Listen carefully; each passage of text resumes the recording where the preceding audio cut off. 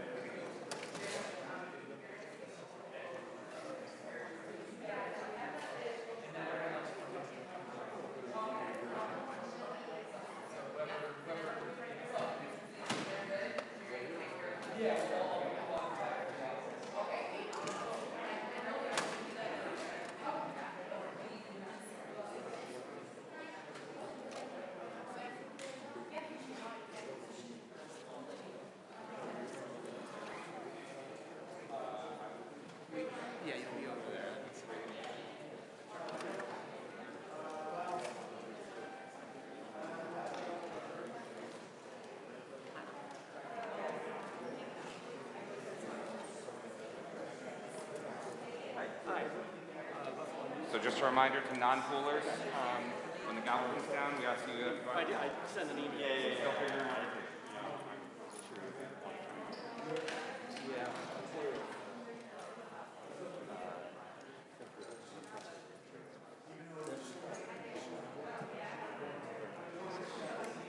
Oh, okay. If I can just grab that right there. So this is in the back. Okay, thank you.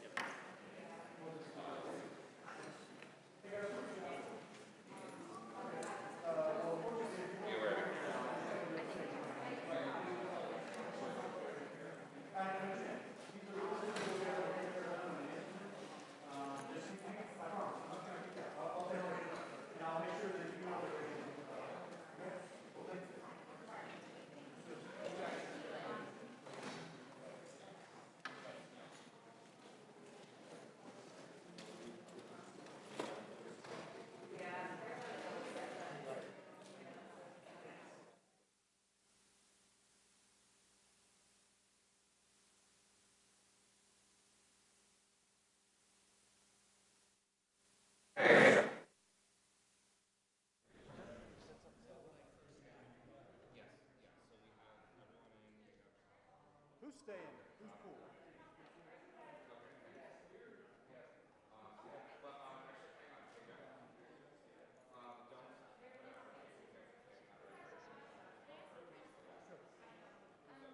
We don't have any extension cords to plug in. Oh, really? Okay. We'll work out. Yeah, we'll work out. Hey, Lisa, do you have a seat?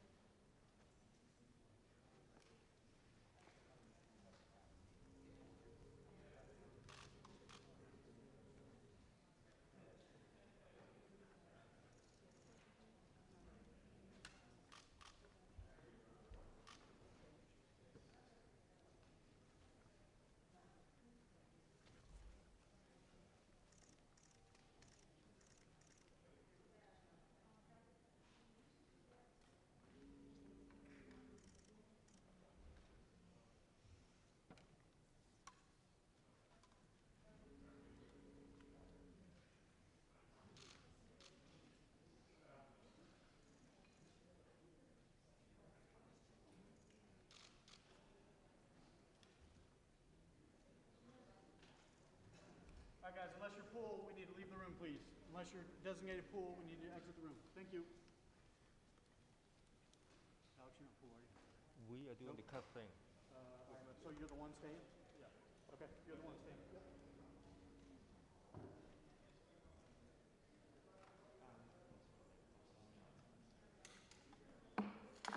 Welcome, everybody, to today's hybrid hearing. Pursuant to House rules, some members will appear in person and others will appear remotely via Zoom. For members appearing remotely, I know you are all familiar with Zoom by now, but let me remind you. First, the House rules require that we see you, so please have your cameras turned on at all times. Second, members appearing remotely who are not recognized should remain muted to minimize background noise. Third, I will recognize members verbally, but members retain the right to seek recognition verbally in regular order. Lastly, if you want to be recognized outside of regular order, you may identify that in several ways. You may use the chat function to send a request, you may send an email to the majority staff, or you may unmute your mic to seek recognition. We will begin the hearing in just a moment when they tell us they are ready to begin the live stream.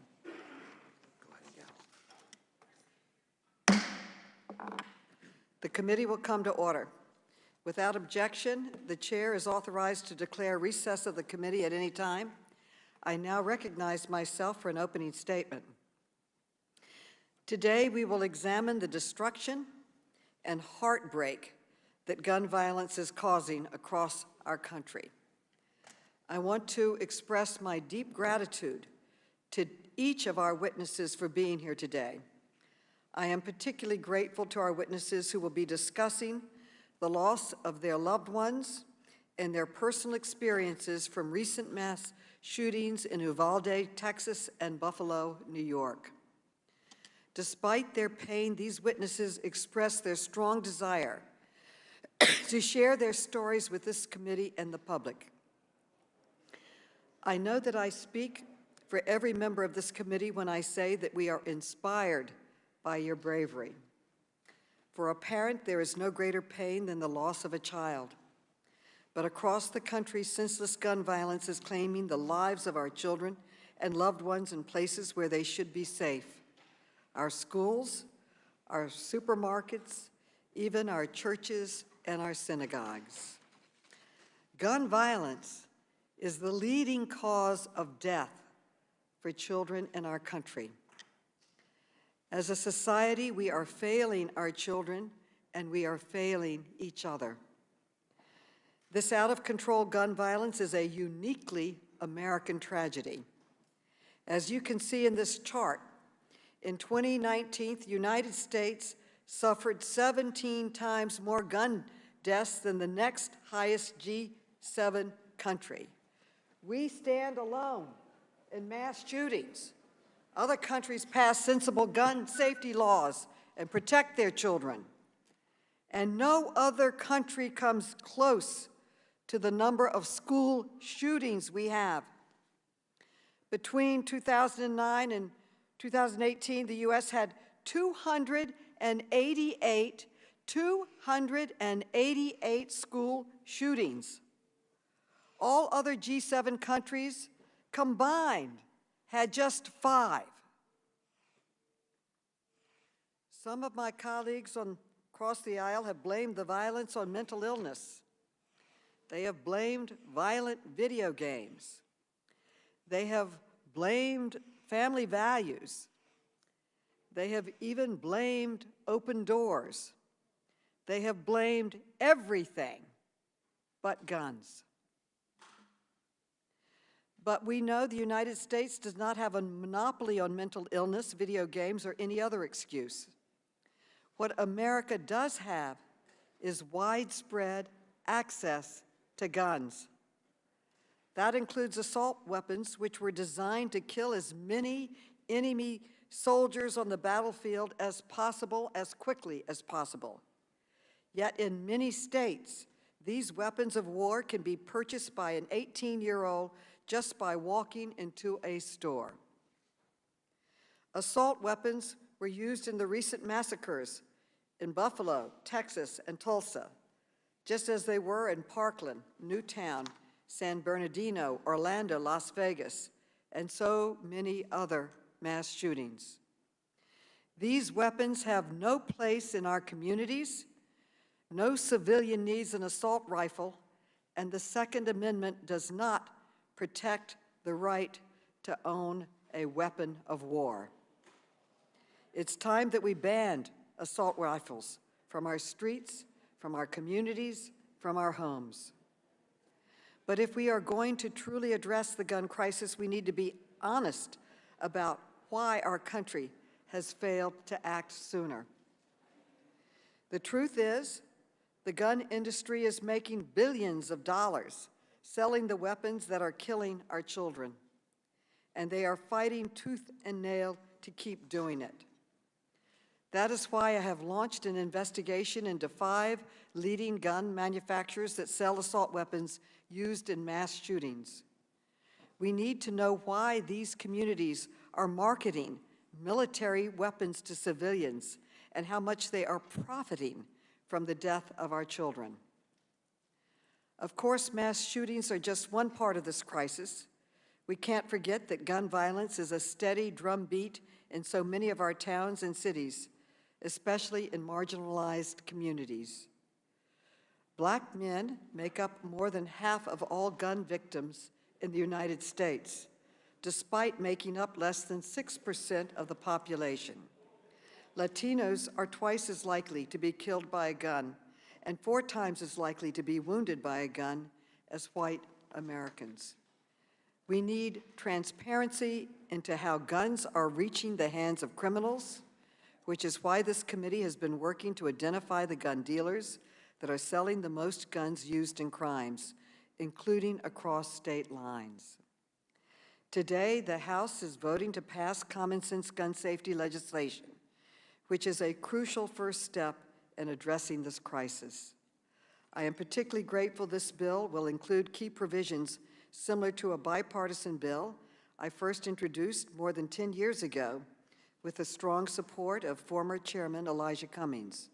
My bill will make gun trafficking a federal felony and strengthen penalties for straw purchasers, which will help stop the flow of guns into the hands of criminals.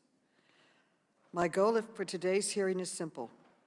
I am asking every member of this committee to listen with an open heart to the brave witnesses who have come forward to tell their stories about how gun violence has impacted their lives.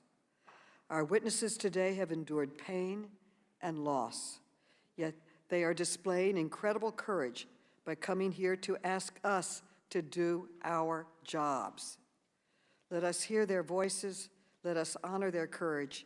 Let us find the same courage to pass common sense laws to protect our children. I now recognize the distinguished ranking member, Mr. Comer, for an opening statement.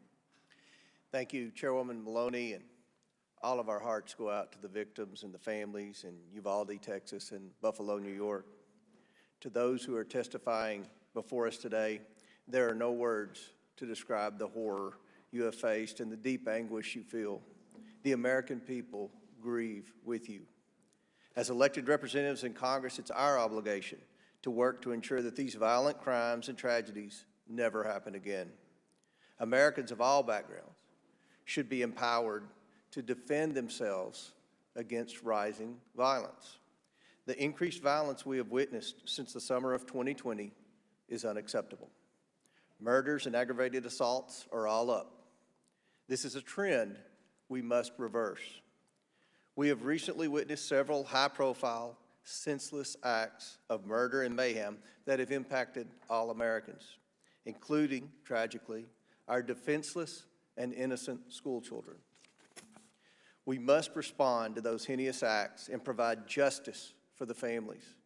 At the same time, we recognize that violence occurs in many of our communities on a daily basis, impacting Americans across the United States from every background. Too often, tragedies are politicized for partisan gain, and we have seen many seek to leverage these crimes and their victims to push for radical left-wing policies or to buttress their campaigns to get elected. Instead of rushing to score political points at the expense of our justice system working properly, We must learn from these senseless acts of violence and take concrete action to reduce violence in the future. We owe it to the families of the victims. They deserve justice, and we owe it to the American people. We must and can prevent similar tragedies.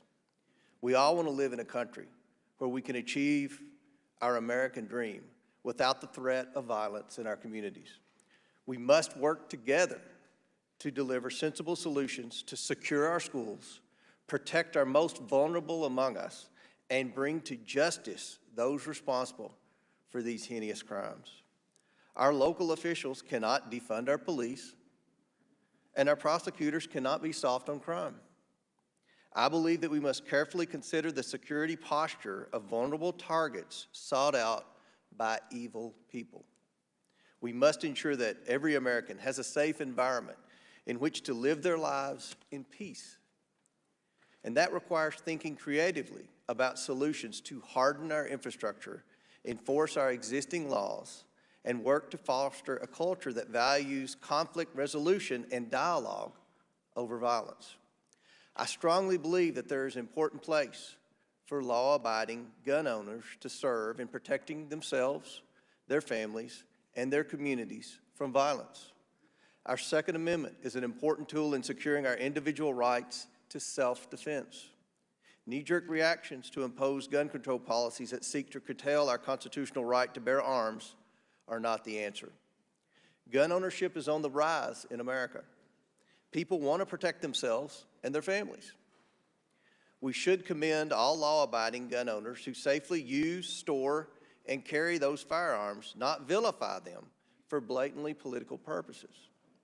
I also believe we must continue to empower our law enforcement professionals to serve and protect our communities honorably. As I said before, defund the police and soft on crime prosecution policies have been a failure across the board. Efforts to divert violent criminals out of the criminal justice system have failed, leading to the victimization of the very communities those policies were promised to help. Violent criminals should be in jail, not back on the streets to reoffend and terrorize. We must recommit ourselves to pursuing justice and keeping violent criminals off our street. Thank you, Chairwoman Maloney, and I yield back. The gentleman yields back. I want to clarify that I support the Second Amendment. I support law-abiding gun owners. I don't support lax gun laws that allow guns to get into the hands of criminals and unstable people. I now recognize the gentlelady from California, Ms. Porter, for an opening statement. I represent a community in mourning. Less than 1 month ago in Laguna Woods, a gunman locked the doors to the Geneva Presbyterian Church and opened fire on my community's tight-knit Taiwanese congregation. This shooting was an undeniable tragedy, but under different circumstances, it could have been an unimaginable massacre. Unlike the shooters in Uvalde and Buffalo, the shooter in Laguna Woods did not carry an assault rifle equipped with high-capacity magazines. He was armed with 9mm handguns that forced him to reload. That difference gave a hero, Dr. John Cheng, a chance to stop the carnage. He sacrificed his life to stop the shooter, and his bravery was remarkable. But we cannot depend on a hero's bravery to save lives. Law enforcement has determined that the gunman was ready to kill every person in the church. Had he been armed with a military-style assault rifle, he may have done so. There is no telling how many more lives would have been lost. Shootings involving assault weapons are 6 times as deadly as shootings involving handguns. And when assault weapons are equipped with high-capacity magazines or bump stocks, the death toll rises even further. California has banned these weapons for years. Our laws have saved lives, including members of Geneva Presbyterian Church. Congress must follow Californians' lead. I yield back. The lady yields back. I now recognize the gentleman from Louisiana, Mr. Higgins, for an opening statement. Thank you, Madam Chair. It's a sober day in Congress as we reflect upon the challenges our nation faces. In 2005, as a young cop, I was dispatched to reports of a man down in the street in part of the city that was crime-ridden and dangerous. I found the victim, a teenager, and I held the mortal wound in the back of his head, whispered prayer into his ear as his life flowed from his body.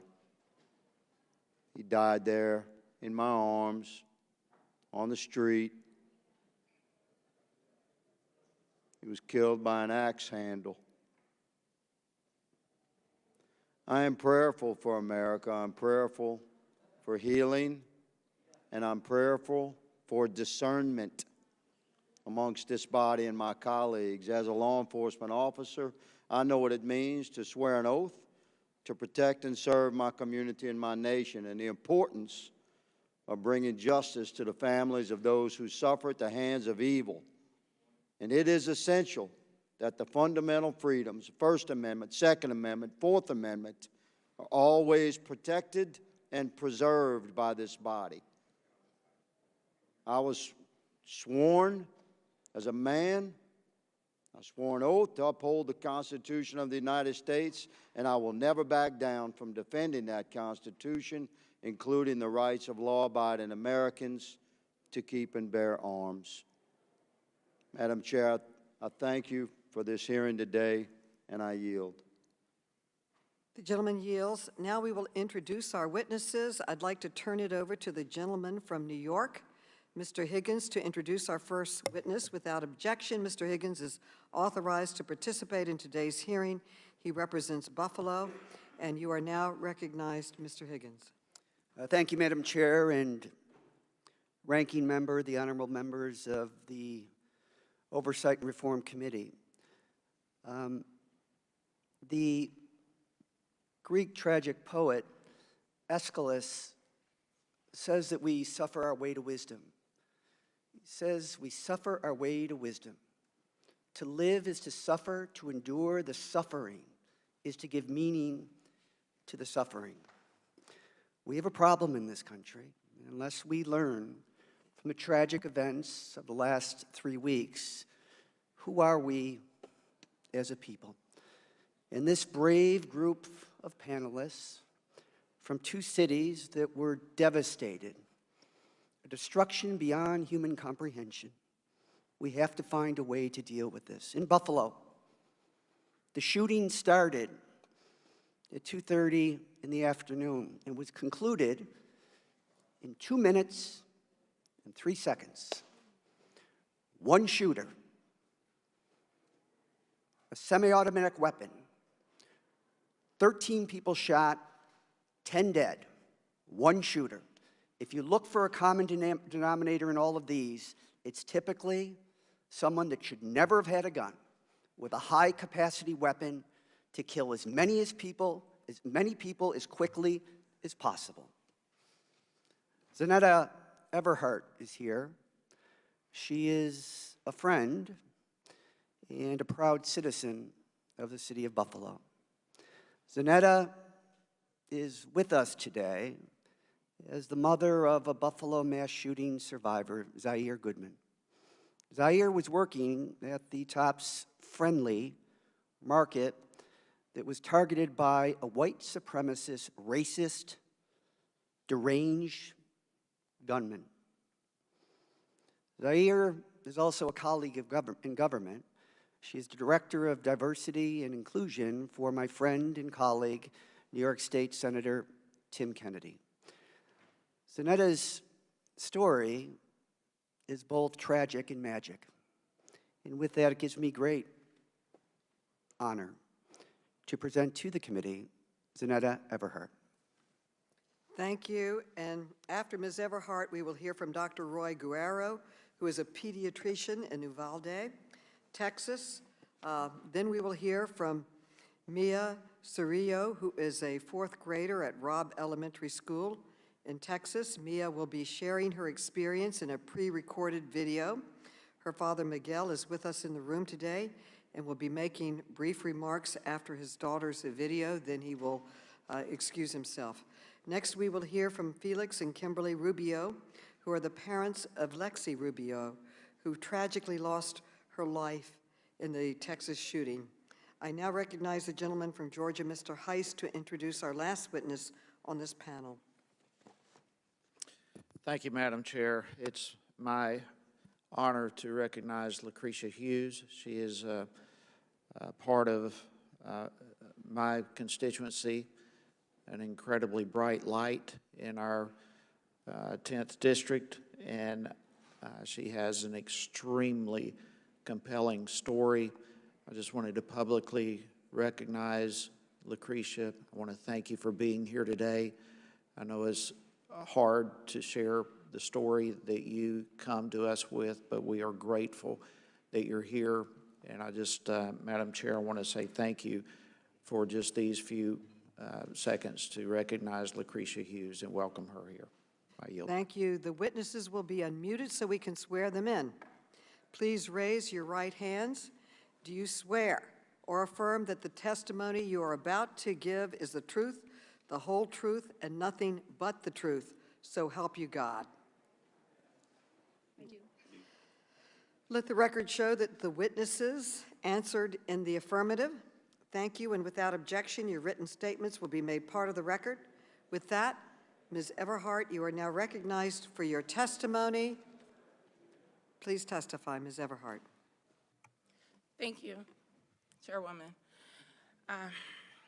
Zaire Myson Goodman, my son, or as I like to call him, the kid, was shot and injured by a domestic terrorist on Saturday, May 14, 2022, at the Tops grocery store where he was an employee in a historically Black community on Jefferson Avenue in Buffalo, New York. Zaire, the kid, is now a 21-year-old man. He's pure joy. He's everything that is good in this world. And as I sit here before you today, I can hear my son telling me to stop being extra and get to the point.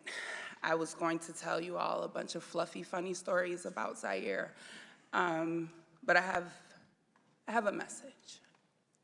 So I'll get to the point. As Director of Diversity and Inclusion with New York State Senator Tim Kennedy's office, stories of gun violence and racism are all too familiar, but now these stories are Zaire's stories. These problems literally knocked on my front door. These are issues that as a country we do not like to openly discuss.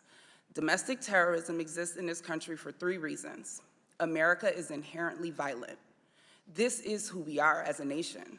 The very existence of this country was founded on violence, hate, and racism, with the near annihilation of my Native brothers and sisters. My ancestors brought to America through the slave trade were the first currency of America. Let me say that again for the people in the back. My ancestors, the first currency of America, were stripped of their heritage and culture, separated from their families, bargained for on auction blocks, sold, beaten, raped, and lynched. Yet I continuously hear after every mass shooting that this is not who we are as Americans and as a nation. Hear me clearly. This is exactly who we are. Education. Majority of what I have learned about African American history, I did not learn until I went to college, and I had to choose those classes. Why is that? Why is African American history not a part of American history? African Americans built this country from the ground up. My ancestors' blood is embedded in the soil. We have to change the curriculum in schools across the country so that we may adequately educate our children. Reading about history is crucial to the future of this country. Learning about other cultures, ethnicities, and religions in schools should not be something that is up for debate. We cannot continue to whitewash education, creating generations of children to believe that one race of people are better than the other. Our differences should make us curious, not angry. At the end of the day, I bleed, you bleed. We are all human. That awful day that will now be a part of the history books, hopefully, let us not forget to add that horrific day to the curriculum that we teach our children. Guns. The 18-year-old terrorist who stormed into my community armed with an AR-15, killing 10 people and injuring 3 others, received a shotgun from his parents for his 16th birthday. For Zaire's 16th birthday, I bought him a few video games, some headphones, a pizza, and a cake. We are not the same. How and why? And what in the world is wrong with this country? Children should not be armed with weapons. Parents who provide their children with guns should be held accountable. Lawmakers who continuously allow these mass shootings to continue by not passing stricter gun laws should be voted out. To the lawmakers who feel that we do not need stricter gun laws, let me paint a picture for you. My son, Zaire, has a hole in the right side of his neck, 2 on his back, and another on his left leg, caused by an exploding bullet from an AR-15. As I clean his wounds, I can feel pieces of that bullet in his back. Shrapnel will be left inside of his body for the rest of his life. Now I want you to picture that exact scenario for one of your children. This should not be your story or mine.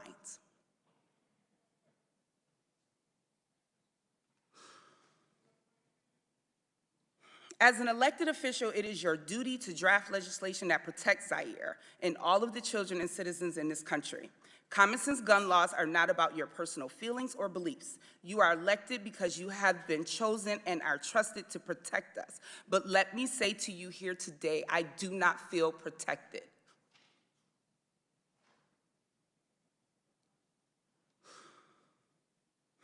No citizen needs an AR-15. These weapons are designed to do the most harm in the least amount of time. And on Saturday, May 14th, it took a domestic terrorist just 2 minutes to shoot and kill 10 people and injure 3 others. If after hearing from me and the other people testifying here today does not move you to act on gun laws, I invite you to my home to help me clean Zaire's wounds so that you may see up close the damage that has been caused to my son and to my community. To the families of Ruth Whitfield, Pearl Young, Catherine Massey, Hayward Patterson, Celestine Cheney, Geraldine Talley, Aaron Salter, Andre McNeil, Marcus Morrison, and Roberta Drury, I promise that their deaths will not be in vain.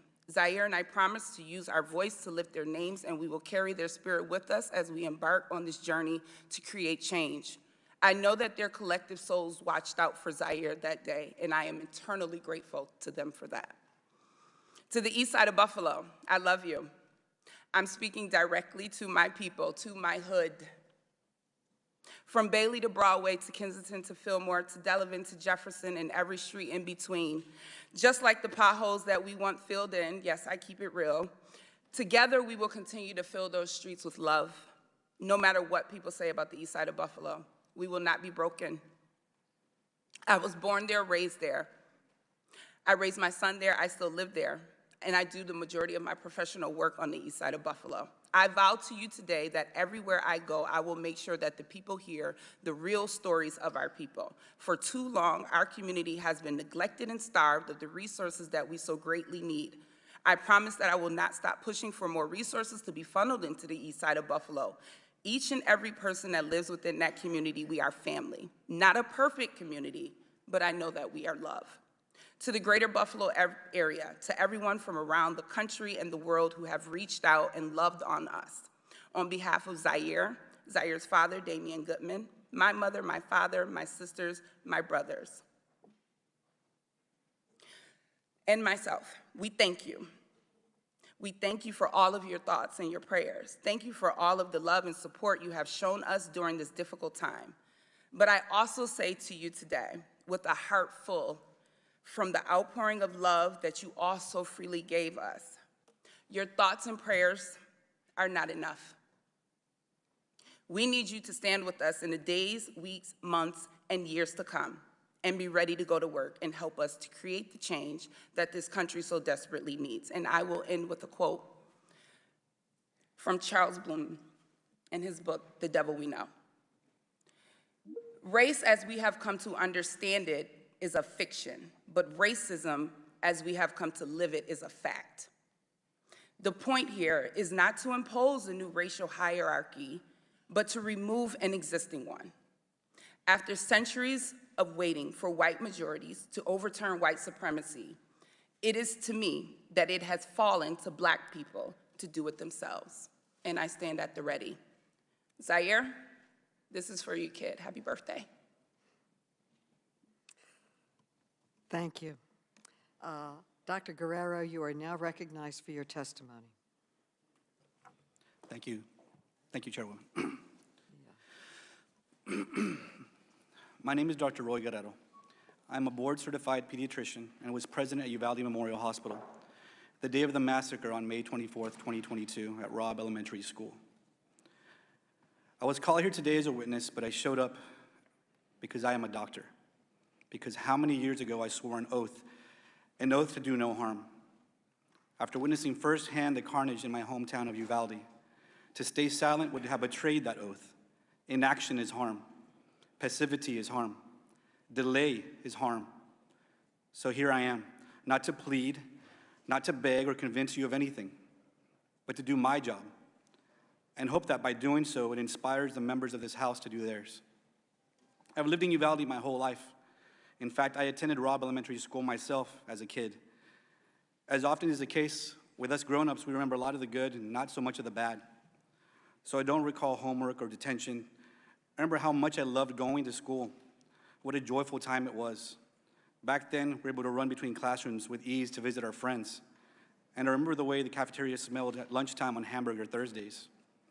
It was right around lunchtime on a Tuesday that gunman entered the school through a main door without restriction, massacred 19 students and 2 teachers, and changed the way that every student at Robb and their families remember that school forever. I doubt they'll remember the smell of the cafeteria or the laughter ringing in the hallways. Instead, they'll be haunted by the memory of screams and bloodshed, panic and chaos, police shouting, parents wailing. I know I will never forget what I saw that day. For me, that day started like any typical Tuesday in our pediatric clinic. Moms calling for coughs, boogers, sports physicals, right before the summer rush. School was out in 2 days. Then summer camps would guarantee some grazes and ankle sprains, injuries that could be patched up and fixed with a Mickey Mouse sticker as a reward. Then at 12:30, business as usual stopped, and with it, my heart. A colleague from a San Antonio trauma center texted me and said, "Why are pediatric surgeons and anesthesiologists on call for a mass shooting in Uvalde?" I raced to the hospital to find parents outside yelling children's names in desperation and sobbing as they begged for any news related to their child. Those mothers' cries I will never get out of my head. As I entered the chaos of the ER, the first casualty I came across was Mia Cerrillo. She was sitting in the hallway. Her face was still clearly in shock, but her whole body was shaking from the adrenaline coursing through it. The white Lilo and Stitch shirt that she wore was covered in blood, and her shoulder was bleeding from a shrapnel injury. Sweet Mia, I've known her my whole life. As a baby, she survived major liver surgeries against all odds. And once again, she's here as a survivor, inspiring us with her story today and her bravery. When I saw Mia sitting there, I remembered having seen her parents outside. So after quickly examining 2 other patients of mine in the hallway with minor injuries, I raced outside to let them know that Mia was alive. I wasn't ready for their next urgent and desperate question. Where's Elena? Elena is Mia's 8-year-old sister, who was also at Robb at the time of the shooting. I had heard from some of the nurses that there were 2 dead children who had been moved to the surgical area of the hospital. As I made my way there, I prayed that I wouldn't find her. I didn't find Elena. But what I did find was something no prayer will ever relieve. 2 children whose bodies had been pulverized by bullets fired at them, decapitated, whose flesh had been ripped apart, that the only clue as their identities was a blood-splattered cartoon clothes still clinging to them, clinging for life and finding none. I could only hope these 2 bodies were a tragic exception to the list of survivors. But as I waited there with my fellow Uvalde doctors, nurses, first responders, and hospital staff for other casualties we hope to save, they never arrived. All that remained was the bodies of 17 more children and the 2 teachers who cared for them, who dedicated their careers to nurturing and respecting the awesome potential of every single one, just as we doctors do. I'll tell you why I became a pediatrician, because I knew that children were the best patients. They accept the situation as it's explained to them. You don't have to coax them into changing their lifestyles in order to get better or plead them to modify their behavior as you do with adults. No matter how hard you try to help an adult, their path to healing is always determined by how willing they are to take action. Adults are stubborn. We're resistant to change, even when the change will make things better for ourselves, but especially when we think we're immune to the fallout. Why else would there have been such little progress made in Congress to stop gun violence? Innocent children all over the country today are dead because laws and policy allows people to buy weapons before they're legally old enough to even buy a pack of beer. They're dead because restrictions have been allowed to lapse. They're dead because there are no rules about where guns are kept, because no one is paying attention to who is buying them. The thing I can't figure out is whether our politicians are failing us out of stubbornness, passivity, or both. I said before that as grown-ups, we have a convenient habit of remembering the good and forgetting the bad. Never more so than when it comes to our guns.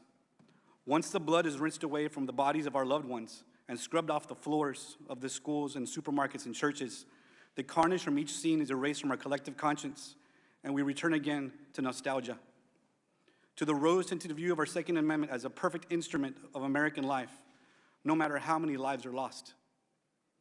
I chose to be a pediatrician. I chose to take care of children. Keeping them safe from preventable diseases, I can do. Keeping them safe from bacteria and brittle bones, I can do. But making sure our children are safe from guns, that's the job of our politicians and leaders. In this case, you are the doctors, and our country is the patient. We are lying on the operating table, riddled with bullets like the children of Robb Elementary and so many other schools. We are bleeding out, and you are not there. My oath as a doctor means that I signed up to save lives. I do my job. And I guess it turns out that I am here to plead, to beg, to please, please do yours. Thank you. We will now play the video from Mia.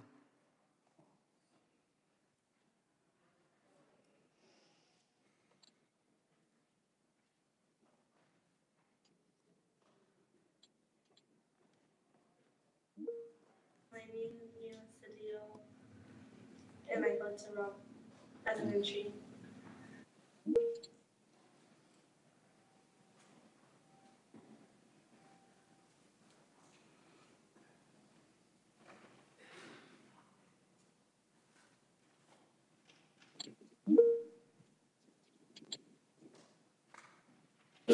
We were just watching a movie, and then she got an email, and then she went to go lock the door, and he was in the hallway, and they made eye contact, and then she went back in the room and she told us, go hide, and then we went to go hide behind my teacher's desk and behind the backpacks, and then he shot the little window, and then he went to the other classroom, and then he went, there's a door between our classrooms, and he went through there and shot my teacher and told my teacher goodnight and shot her in the head.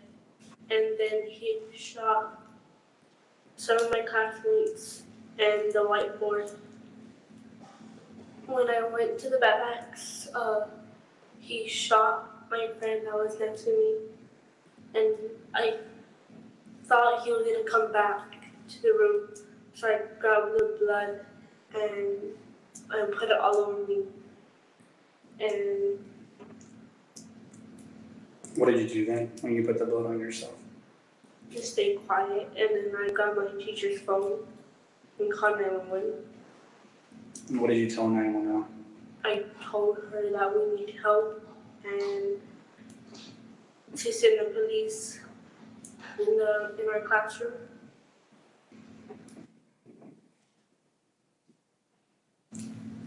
If there was something that you want people to know about that day and about you, right? Or things that you want different, what would it be? To have security. Do you feel safe at school? Why not? Because I don't want it to happen again. And you think it's going to happen again?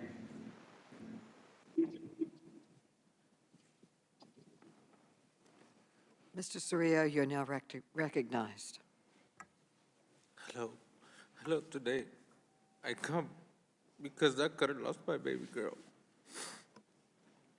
She is not the same little girl that I used to play with, hang around with, and do everything, because she was daddy's little girl. I have 5 kids, and she's the middle child. I don't know what to do, because I think I would have lost my baby girl.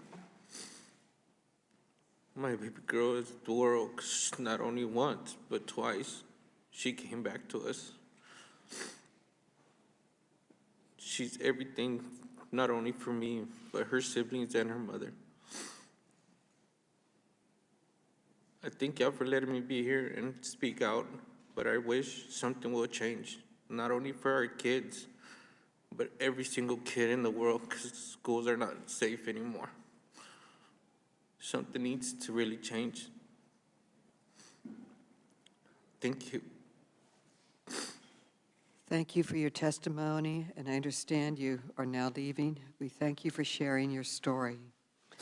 Thank you, and Mr. and Mrs. Rubio, you are now recognized for your testimony. I am Kimberly Rubio. This is Felix Rubio. We're the parents of Alexandria Anaya, best known as Lexi Rubio, and 5 other children who all attended Uvalde Public Schools during the 2021 to 2022 school year.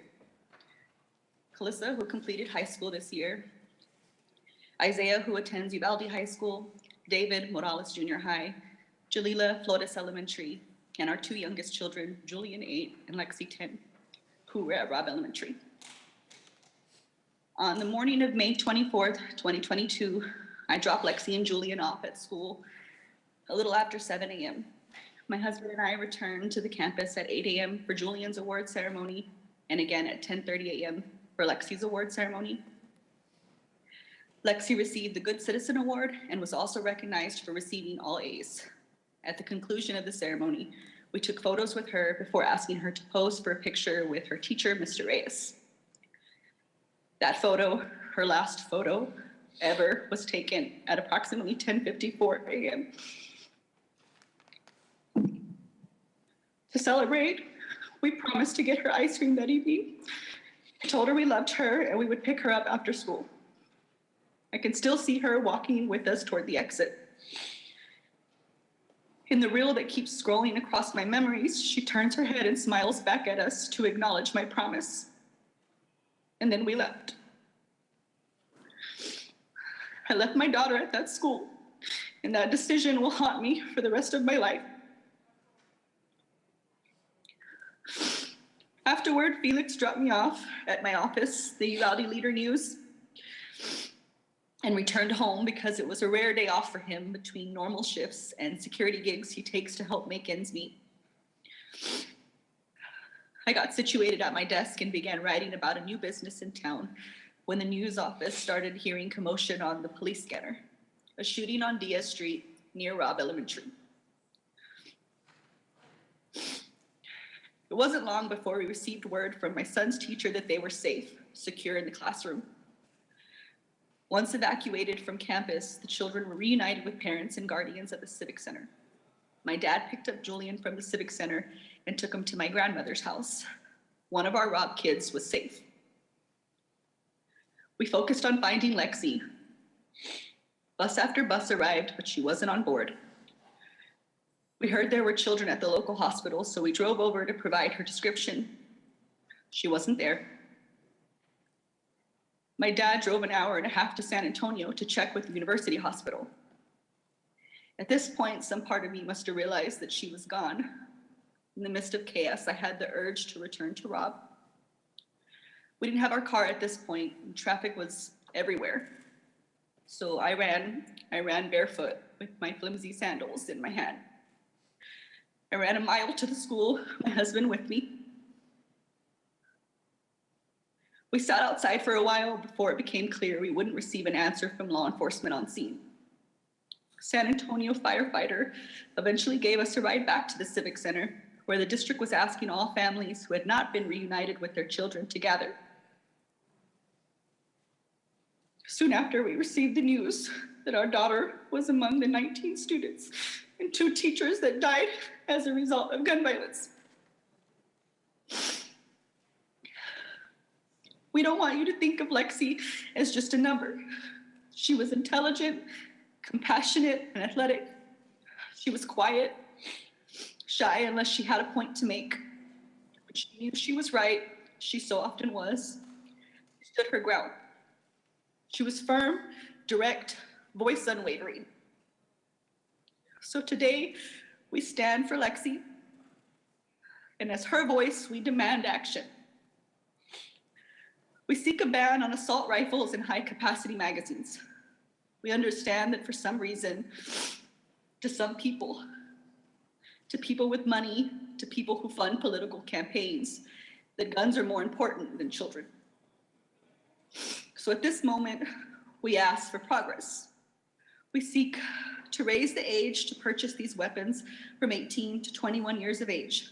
We seek red flag laws, stronger background checks. We also want to repeal gun manufacturers' liability immunity.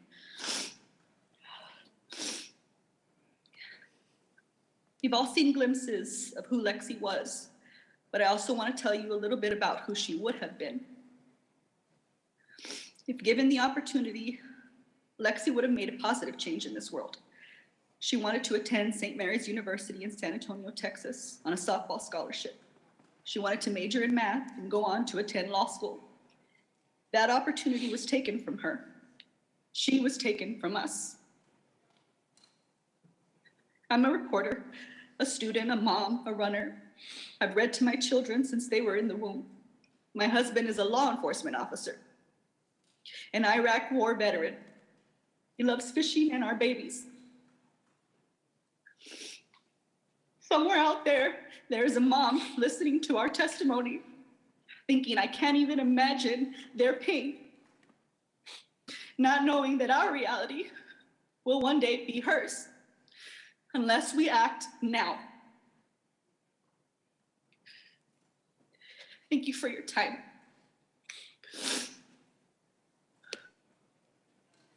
Thank you for your testimony. Ms. Hughes, you are now recognized for your testimony.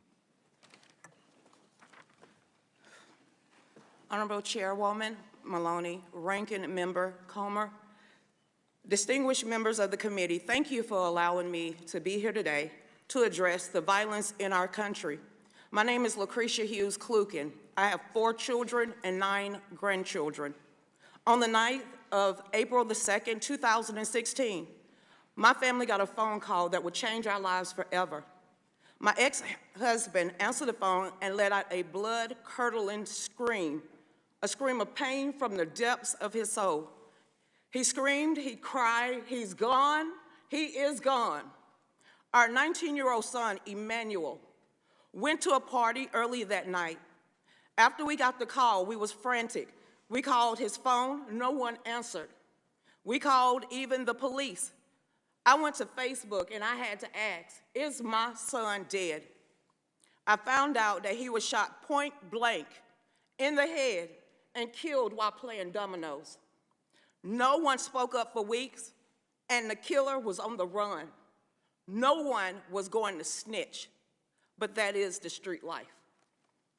Words can't describe how hard it is to bury a child. I ache for anyone and all who have done the same. My son's death was a result of a criminal with an evil heart and a justice system failing to hold him accountable for the laws he had already broken. You see, a convicted felon killed my son with an illegally obtained gun. Our gun control lobbyists and politicians claim that their policies will save lives and reduce violence. Well, those policies did not save my son. The laws being discussed are already implemented in cities across this country. We have decades of evidence proving they do not work. St. Louis, New York, Chicago, Washington, Atlanta are gun control utopias, and they are plagued with the most violence. 10 more laws, 20 more laws, 1,000 more won't make what has already illegal more wrong or stop criminals from committing these crimes. And y'all are delusional if you think it's gonna keep us safe. I am a walking testimony of how the criminal justice system and the gun control laws, which is steeped in racism, by the way, have failed the Black community. By the age of 25, I had already went to 18 young Black men funerals at the age of 25. I have one Black man in jail, one Black man in the grave, and my young grandson gonna be raised without a father. And it's a curse on the Black community and everyone else's. Something has to change. Thoughts and prayers and calls for more gun control isn't enough. How about letting me defend myself from evil? You don't think that I'm capable and trustworthy to handle a firearm? You don't think that the Second Amendment doesn't apply to people that look like me? Who and you who would call for more gun controls are the same ones that are calling to defund the police. Who is supposed to protect us? We must prepare to be our own first responders to protect ourselves and our loved ones. I am a legal, law-abiding citizen, and I don't need the government to save me. I teach people how to use a firearm. I empower others to look at me to understand the Second Amendment is their right. I am a proud member of the DC Project, Women for Gun Rights. We believe that education is the key to safety, not ineffective legislation. We support meaningful solutions that will actually save lives. We support the Safe Student Act, H.R. 7415, which would immediately make schools safer. In hindsight, of Parkland, we saw failure of the government at every level failing the students. Students saw something and they said something, and the school did not act. Police were called to his residence over 30 times, and they did not act. And finally, the police did not go into their school that fateful day and failed to protect those kids. We need to secure our schools, and we gotta secure this building, or like y'all do. What's the difference? We call on Congress to ban gun-free zones, fund nonpartisan firearm education programs like Kids Safe Foundation and non-governmental mental health organizations like Hold My Guns. And in closing, I claim that nothing in these bills do anything to make us safer or address the mental health crisis in this country. Despite living with the heartache of losing my son on a daily basis, I believe it is our God-given right to defend ourselves from any act of violence. Making it more difficult or even more expensive for me and people that look like me and other law-abiding citizens will not make us safer. It will embolden the criminals. Gun owners are not the enemies, and these gun control policies are not the solution. Thank you, thank you. Thank you. Thank you all for your powerful and meaningful and gut-wrenching testimony. We will now pause. You are excused, and we will pause while we seat the next panel for their testimony.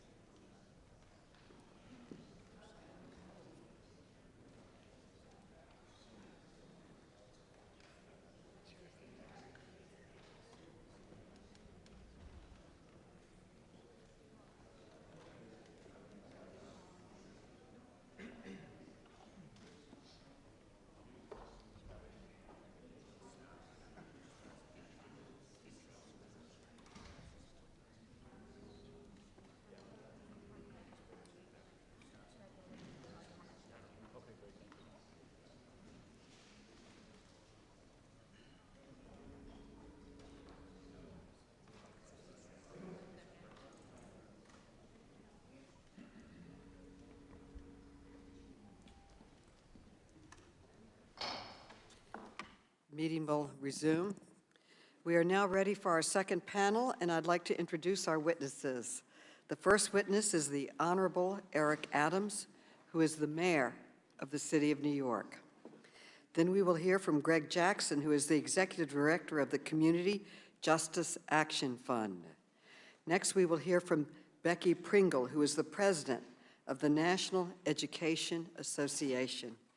Next, we will hear from Joseph Grumalia, who is the police commissioner of Buffalo, New York. Then we will hear from Nick Suplina, who is the senior vice president for law and policy at Everytown for gun safety. Finally, we'll hear from Amy Swearer, who is the legal fellow at the Edwin Meese Center for Legal and Judicial Studies in the Heritage Foundation. The witnesses will be unmuted so that we may swear them in. Please raise your right hands. Do you swear to affirm that the testimony you are about to give is the truth, the whole truth, and nothing but the truth, so help you God? Yes, I do. Let the record show that the witnesses answered in the affirmative. Thank you. Without objection, your written statements will be made part of the record. With that, Mayor Adams, you are now recognized for your testimony. Thank you for coming. Turn on your mic. Thank you. Thank you very much. Again, I want to thank you, Madam Chairwoman Maloney, for the invitation to testify today. I also want to thank all the members of the House Committee on Oversight and Reform, members from the New York City congressional delegation, and everyone who has testified today, especially those who have so bravely shared their stories of losing loved ones to gun violence. I was particularly touched by hearing the husband and wife that lost their baby girl. As a father with one son, it was extremely impactful to all of us. I am Eric Adams, and I am honored to appear before you today as the 110th mayor of the great city of New York to discuss the ways we can protect public safety and prevent gun violence. Ladies and gentlemen, it is high noon in America. Time for every one of us to decide where we stand on the issue of gun violence. Time to decide if it's more important to protect the profits of gun manufacturers or the lives of our children. Time to decide if we are going to be a nation of laws or confederation of chaos, and we must do it now. It is high noon in America, our country, the country I love. The clock is ticking every day, every minute towards another hour of death. I'm here today to ask every one of you and everyone in this Congress to stand with all of us to end gun violence and protect the lives of Americans. We are facing a crisis that is killing more Americans than war, a crisis that is now the #1 cause of death for our young people, a crisis that is flooding our cities with illegal guns faster than we can take them off the street. The New York City Police Department has taken over 3,000 illegal guns off our streets this year alone, but the guns just keep coming. This is a crisis that transcends party lines and affects both rural and urban communities. I know this firsthand as the co-chair of Everytown's nonpartisan coalition on Mayors Against Illegal Guns. No matter what our party affiliations, we are united in our mission to stop crime, save lives, and bring an end to gun violence. Because this isn't about blue versus red. This is about right versus wrong. Whether it is on the street wearing a badge or in these chambers taking a vote, we must stand for what is right. First, we need Congress to take the handcuffs off the Bureau of Alcohol, Tobacco, Firearms, and Explosives, known as ATF, and let them do their jobs. That means confirming President Biden's nominee as soon as possible. And we must work together to dam all the rivers that lead to the sea of violence. Common sense gun reform must become the law of the land. I'm pleased that today the House will vote on H.R. 7910, the Protecting Our Kids Act, and I urge swift passage of the gun violence prevention package for consideration in the Senate.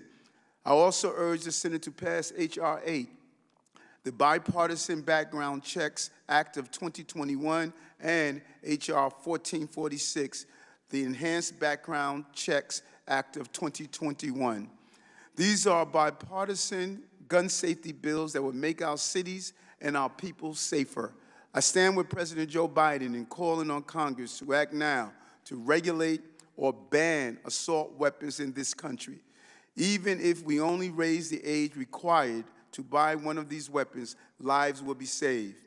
And we need Congress to direct federal aid to localities and states that support not just law enforcement and violence prevention, but also access to high-quality health care, child care, education, and housing.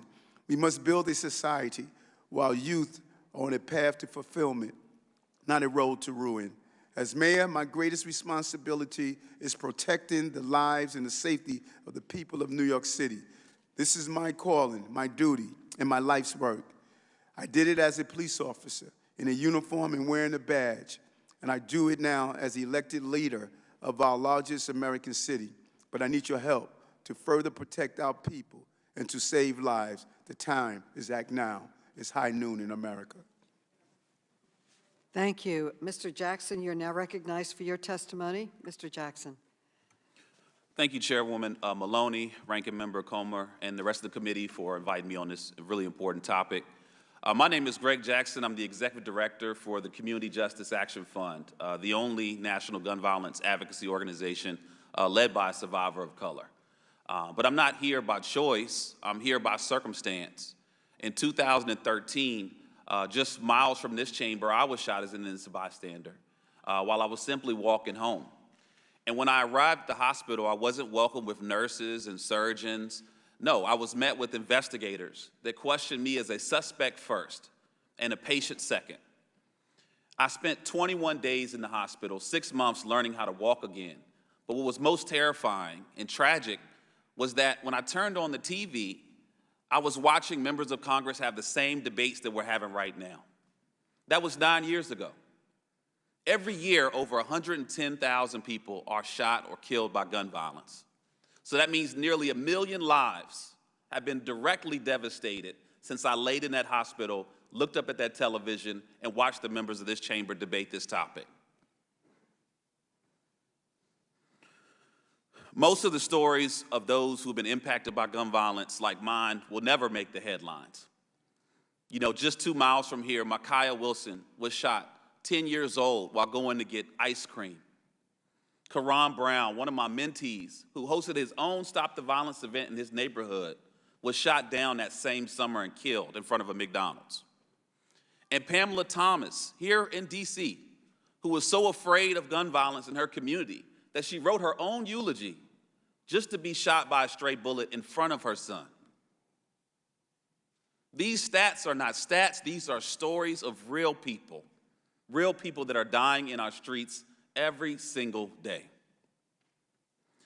Every day, 110 Americans are killed with guns and 200 are shot or wounded. And we've talked a lot about this being the #1 cause of death for all youth, surpassing car accidents, drug overdoses, and COVID-19.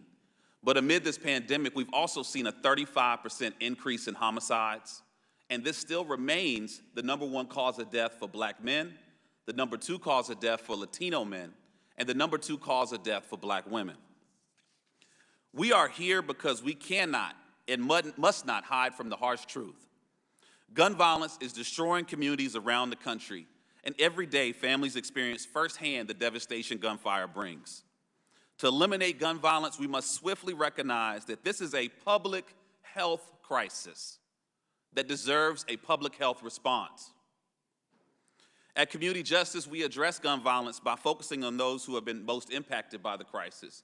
And we urge Congress to invest in community-based solutions that we know can address those public health risk factors, that can reduce the risk factors of those impacted by gun violence, but also address the root causes. But we also strongly urge that any supply-side approach not only focus on the shooter, but on the supplier and the source of firearms that are flooding into our communities. In moments of crisis, Congress has proven to be as resilient as the American people and take action. When coronavirus struck our country, Congress authorized bipartisan legislation to provide resources and regulations to save lives.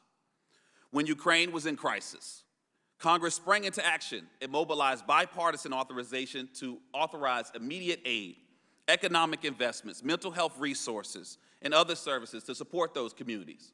But I'm here to say that we are in crisis in America today.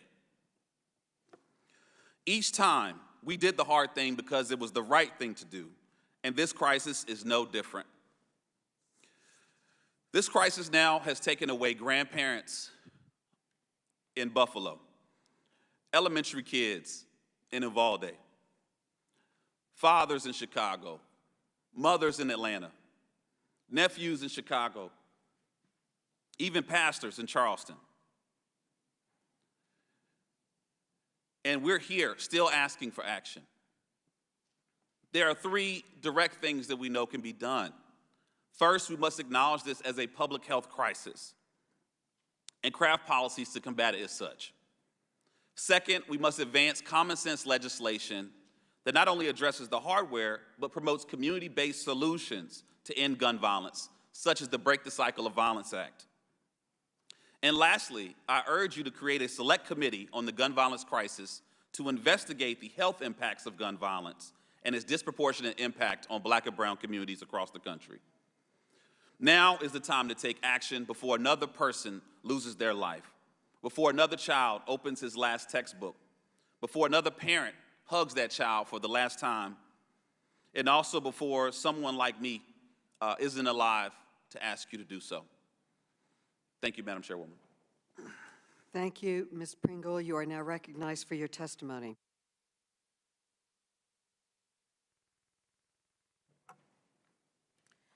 Good morning, Chairwoman Maloney, Ranking Member Comer, and committee members. I appreciate the opportunity to offer testimony on behalf of the 3 million members of the National Education Association and all devoted educators who teach and nurture and protect our students. As a teacher with 3 decades of experience, I am frustrated, I am heartbroken, I am angry that this is where we are 23 years after Columbine. On April 20th, 1999, I had been a middle school science teacher in Pennsylvania for 23 years. No experience or training had prepared me for the questions my middle-level learners asked me. As I joined my fellow teachers in shock and disbelief of the carnage that ended the lives of 12 students and 1 teacher, the only thing that comforted us was the belief that this society would never let it happen again. But the list continued to grow, didn't it? Virginia Tech, Sandy Hook, Marjorie Stoneman Douglas, and now Robb Elementary. Kids were celebrating at the end of a successful school year. For 19 children and 2 teachers, it would be the last days of their lives. These massacres occurring in suburban, urban, and rural schools are not isolated incidents. Tallying up the number of killed or wounded children does not begin to tell the full horrific story. Camille, a student who survived Sandy Hook, experienced severe panic attacks for years. She is one of the more than 311,000 students exposed to gun violence since Columbine. Their trauma will likely endure for the rest of their lives. Students across our country are writing goodbye notes and wills just in case. Unfortunately, their fear is perfectly rational. Here in America, we are 25 times more likely to die by gun than people in other developed nations. So the question we must ask, is this who we are? Is it? Our country has already experienced nearly 240 mass shootings in 2022 alone. But that number does not begin to capture the scope of this epidemic. Every day, gun violence kills 111 people. That means that we can expect 22,255 more deaths by guns this year. Inaction equals acceptance of the unacceptable. And this crisis is worse in Black and Latino communities, where 78% of adults or their loved ones are victims of gun violence. The evidence is clear. Where there are more guns, more people are killed by guns. Every single day, the politicians who fail to take action ignore the majority of Americans who want stricter gun laws. You tell our children protecting them matters less than protecting the status quo. A high school teacher in Arlington, Texas, survived a workplace shooting in a corporate setting, only to experience school shootings himself and countless lockdowns. He is now leaving our profession with these words: "As much as I love teaching, I can't fully represent and protect my students. I am not going to be the educator they need." Enough with so-called solutions that do not address the problem. We cannot place enough armed guards at every school building in America to protect our babies. We cannot ask educators to carry weapons and wear body armor while teaching and nurturing our students. Because by the time someone has shown up with a military weapon, it is already too late. We need for our students more resources, not more revolvers. You can help us to not only heal, but to hope. Pass common sense gun control legislation so that not one more community is shattered and not one more anguished parents, like we heard today, has to lay a precious child to rest.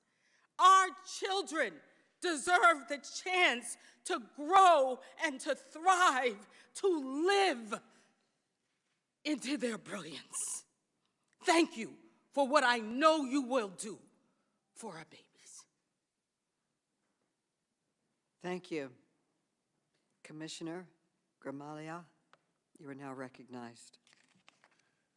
Chairwoman Maloney, Ranking Member Comer, and distinguished members of the committee, thank you for the opportunity to participate in today's hearing.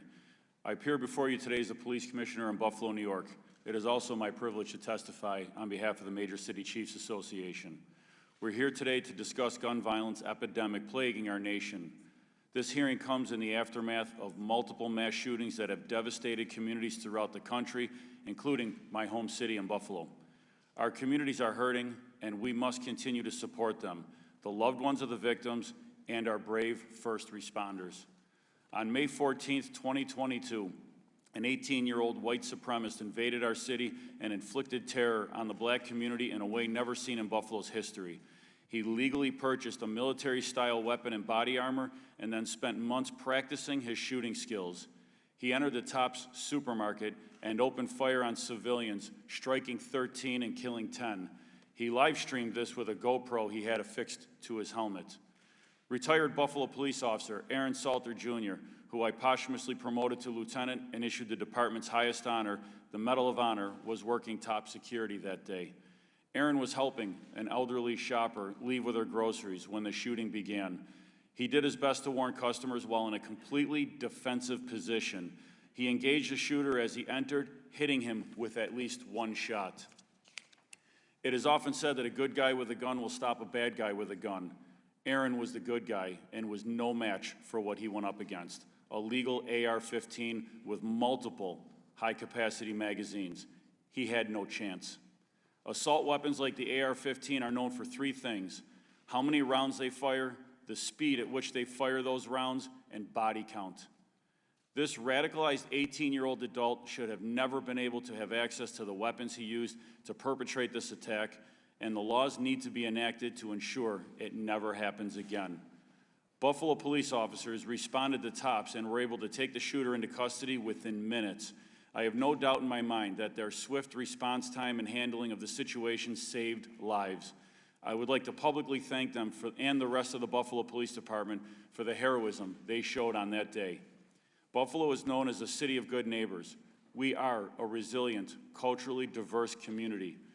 We came together after this horrific tragedy, and we will continue to heal together. However, no city should have to go through this. And it is time to make changes to a system that is leaving blood on the sidewalks of our communities every day. In 2018, the MCCA adopted a firearms violence policy that would help mitigate the threat of gun violence without infringing on the constitutional rights or weakening due process. These reforms include requiring universal background checks, strengthening NICS definitions, and improving access to records, supporting the use of extreme risk protection orders, aggressively prosecuting straw purchasers and prohibited possessors, and banning assault weapons and high-capacity magazines. Polling shows the majority of Americans support these common-sense reforms, and Congress must act immediately to close the loopholes in our current system and the gaps that allow easy access to military-style weapons. Events like the Buffalo Massacre, the shooting in Uvalde that took 21 lives, including 19 children, and the mass shootings in Laguna Woods and Tulsa are the situations that capture headlines. However, we must remember that gun violence epidemic extends well beyond these events. The grim reality is that shootings have become a daily occurrence in America's cities. Emerging trends like ghost guns and guns modified with switches continue to pose a challenge for law enforcement. Congress must update our laws to account for these new threats and carnage that has accompanied them. It will be nearly impossible to address the gun violence epidemic without first addressing the underlying violent crime problem. Unfortunately, the proactive policing that helps drive down violent crime has become a luxury for many departments. Law enforcement needs additional resources to bolster its response to violent crime. An overall lack of accountability for violent offenders is contributing to rising gun violence. In some major cities, DAs are not prosecuting serial firearm offenders, and judges continue to release offenders on low or no bond. To address these challenges, Congress must provide resources for U.S. attorneys' offices to support additional federal prosecutions as appropriate. Police chiefs see the horror of gun violence every day. Members of Congress share our solemn duty to protect the public. The MCCA will continue to call on elected representatives to eschew politics and take the necessary steps to address the gun violence epidemic. Your leadership is needed now more than ever. Thank you. Mr. Suplina, you are now recognized for your testimony. You want to turn on your mic, please? Good morning, Chairwoman Maloney, Ranking Member Comer, and distinguished members of the subcommittee. My name is Nick Suplina. I am Senior Vice President for Law and Policy at Everytown for Gun Safety. We're the largest gun violence prevention organization in the country. I'm honored to be here today and grateful for the spotlight you're shining on America's gun violence crisis. Once again, we are grieving. Frequent public mass shootings terrorize the country and are a uniquely American problem. Mass shootings often focus the public's attention and our grief, and with good reason, but they represent a small fraction of all gun deaths in this country, which include other homicides, suicides, and unintentional shootings. Every single day, some 110 Americans are killed with a gun, and 200 more are physically wounded. We estimate that 1/2 of all Americans have been touched by gun violence, either directly or someone they care for. In other words, we are a nation of gun violence survivors. To be clear, this burden is not being borne equally. I'm talking about our children. Guns are now the leading cause of death for children and teens. I'm talking about people of color. Black Americans experience 10 times the homicides of their white counterparts. Clearly, we're in the middle of a serious public health crisis, one that is crying out for sensible gun policy solutions, especially at the federal level. And while gun deaths are hitting all-time highs, the gun industry is breaking profit records year after year.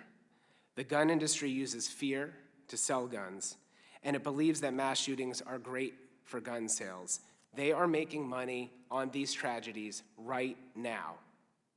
So when we talk about the shootings in Uvalde and Buffalo, when we talk about the toll of gun violence on our children, when we talk about the disproportionate impact on Black Americans, when we talk about how gun violence costs taxpayers, survivors, families, employers, and communities $280 billion a year, we need to also talk about how the $9 billion civilian firearms industry is shielded from the scrutiny and accountability that has led other industries to better and safer practices.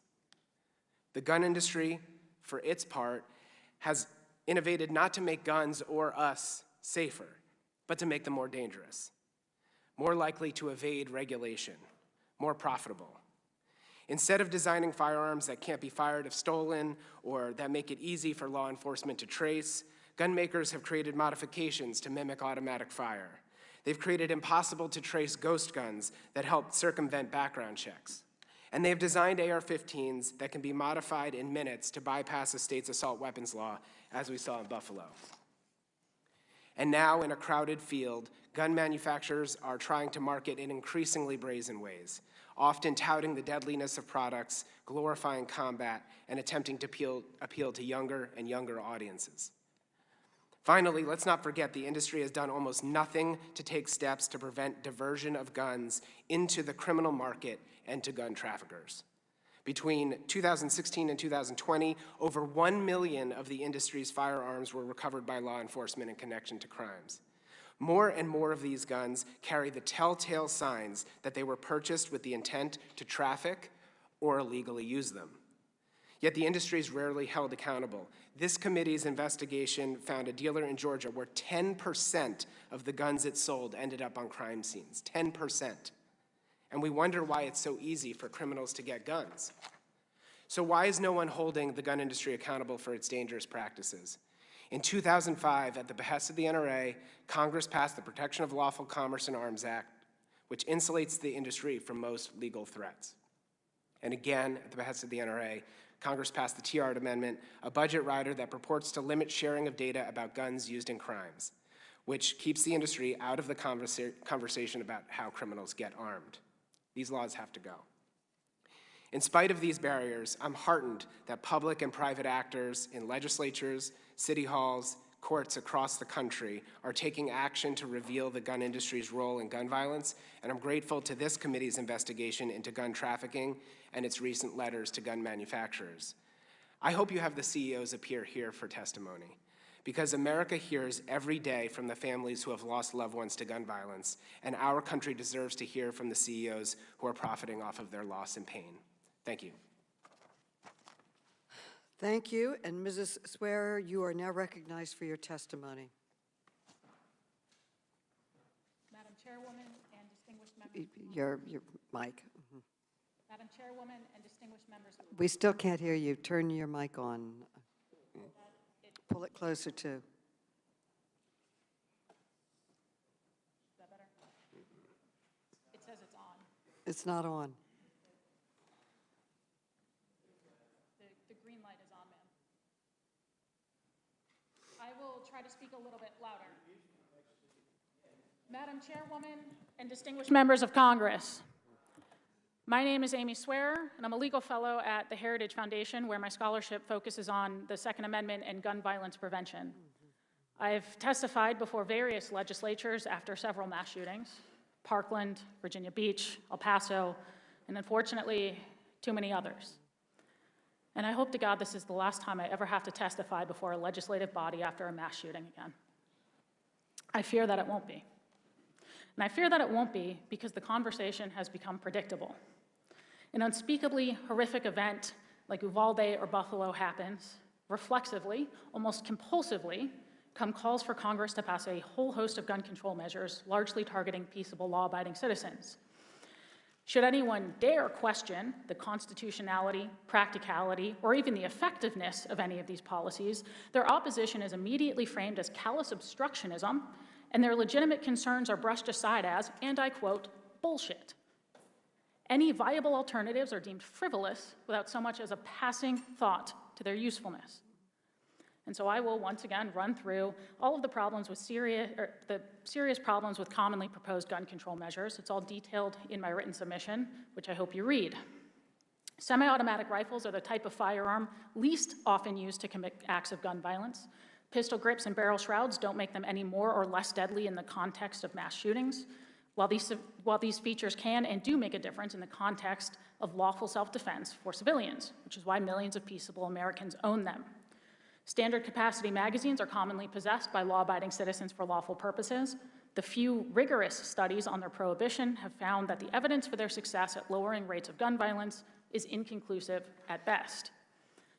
The context in which mass public shootings occur renders magazine limits effectively useless at saving lives. 18 to 20-year-olds are legal adults otherwise endowed with all of the rights and duties of citizenship, including the right to keep and bear arms. Even if it were constitutionally appropriate to punish a mass of responsible young adults because a handful of them committed atrocities, the vast majority of mass public shooters are 21 or older. And then I'll repeat the same viable alternatives that would be far more effective in a far more immediate way, again detailed in the written submission that I hope you read. Take violent crime seriously under existing federal laws and encourage your state and local counterparts to do the same. Authorize schools to shift the over $100 billion in unused COVID relief funds to physical security improvements, the hiring of armed trained staff, and the hiring of licensed mental health professionals. Promote responsible gun ownership without simultaneously imposing financial burdens on gun owners or hindering their ability to immediately respond to violent threats. Invest in the nation's mental health infrastructure to combat the 2/3 of gun deaths that are suicides. And the list goes on. Now, Congressman, I am fully aware that when you are burying your child, nuanced policy discussions are irrelevant. It doesn't matter, it shouldn't matter to a 4th grader hiding under her desk, covering herself in her dead classmate's blood, whether the real problem here is a barrel shroud or the several dozen missed opportunities to intervene along the way. But it should matter to you, because you are the ones making public policy decisions. Many of you are the ones implying that a lot of victims would be alive today but for a mass shooter's pistol grip and a background check that he already passed. Many of you are the same ones mocking anybody for, quote, talking about doors, when a single locked door in Uvalde would likely have saved 21 lives, and when all of us just walked in here today into this building with its limited public access points, its one-way locking security doors, and its plethora of armed officers. What happened in Uvalde and in Buffalo is horrific. It is horrifying. No one should ever have to experience that type of unfathomable trauma. And I cannot even begin to imagine what those families are going through right now. Everybody with a soul has it shattered over acts like this, and we have seen it shattered every single time, from Columbine to Parkland to Uvalde. We did not somehow, this didn't get easier for us. We did not grow numb somewhere along the way to the reality of this. It's not as though our family members don't also teach 4th graders, or we don't also send our kids to school. It's not as though we don't also shop in grocery stores or go to country music festivals or work in hospitals, as though we don't also feel the tremendous, horrible weight of these tragedies somewhere deep inside of our souls, because we do. No, we oppose these policies precisely because the lives of these victims mattered. Because the grief of their loved ones is real. Because we all want thriving communities where families are flourishing instead of burying their children. The opposition has always been, and is still today, a genuine concern that these policies suffer from serious constitutional and practical defects, that they will not have the impact you promise people they will.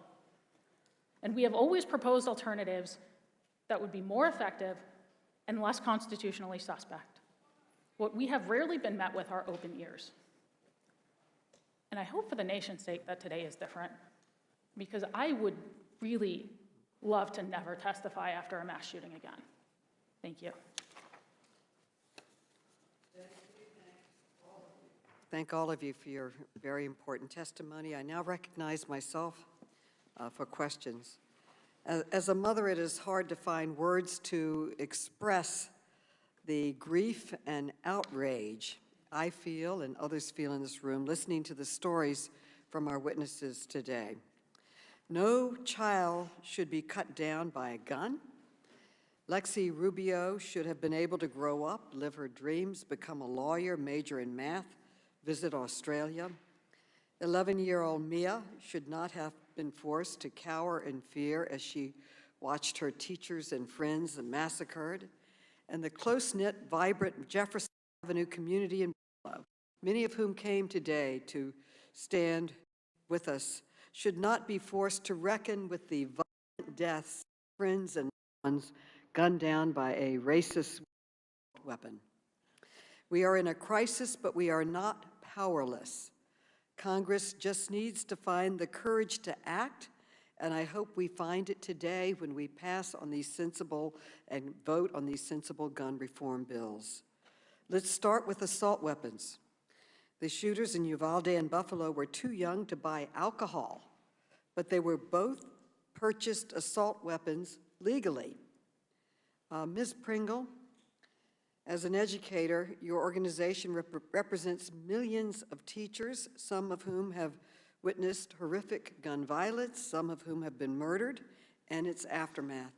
Would banning assault weapons save the lives of teachers and students? It absolutely would. There are many other common sense steps that we can take. We can strengthen background checks, raise the minimum age to buy a gun, require waiting periods. Commissioner Grimale, you are on the front lines against gun violence every day in Buffalo. Would these common sense measures save the lives of police officers and others in your community? They absolutely would. Mayor Adams, New York City already has adopted many gun safety measures, and you have moved quickly to take further action. But guns from other states with lax gun laws keep flowing into New York. Why is it so important that we pass federal gun safety laws? As we indicated, we removed 3,000 guns off our streets.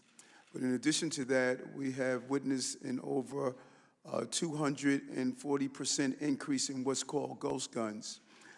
If we don't have a combined effort with the intervention items we're putting in place, the prevention, and also stop the flow, many of the guns that we're witnessing are purchased or stolen from outside our state. One gun in particular, a suspect was found with a gun and was stolen in July 27, 2020.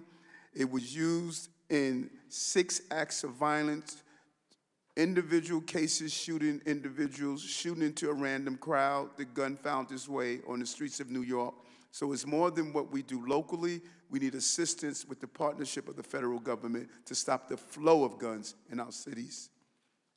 Other countries have taken common sense steps to keep guns away from criminals, and they have succeeded in saving countless lives. We stand alone in the world with the number of mass shootings and deaths from guns.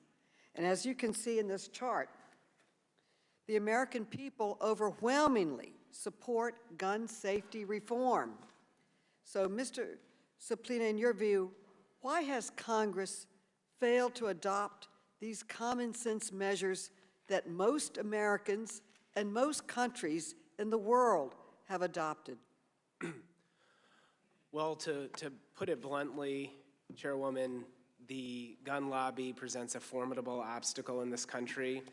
Oftentimes, and you've heard it already today, the Second Amendment is used as a reason to not advance common sense gun reforms, even while the court has not said that the very reforms that you're proposing would violate. Quite the opposite, the courts have upheld over and over and over again.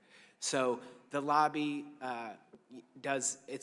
what it sees as its job to make every gun law one step closer to confiscation, which is a lie. Conspiracies abound about the government coming to take your guns. And that gets into the head of well-meaning lawmakers who are afraid that people will believe that those myths are true. They're not true. We can do an awful lot to save American lives by passing these laws. We have lost too many lives to gun violence. It's long past time for Congress to act. I now recognize the gentleman from Georgia, Mr. Clyde. Mr. Clyde. Thank you, Chairwoman Maloney, and Ranking Member Comer for holding this hearing today so we can highlight the need for additional school security to protect our children. I join the nation in mourning for the 19 children and 2 adults who senselessly lost their lives due to an evil act committed about 2 weeks ago. While every loss of life is a tragedy, no one should weaponize or politicize the abhorrent acts to punish law-abiding citizens. For almost 250 years since the founding of our nation, countless hundreds of thousands of men and women have sacrificed their lives to provide the freedoms we enjoy today. Indeed, those freedoms were bought at a very high price and must be guarded continuously so they can be passed on to future generations. If we allow emotion to drive our actions, actions that have constitution-altering consequences, we will destroy the very foundation of our country and break faith with those who gave everything that we would be free. Evil deeds do not transcend constitutional rights. It's the other way around. Constitutional rights are the ones that transcend evil deeds. What occurred in Uvalde and other communities like Sandy Hook and Parkland was nothing short of heartbreaking tragedies and evil deeds. Heartbreaking and evil for the loss of innocent life, but also because from what I have seen in the news about Uvalde, I believe it was mostly preventable.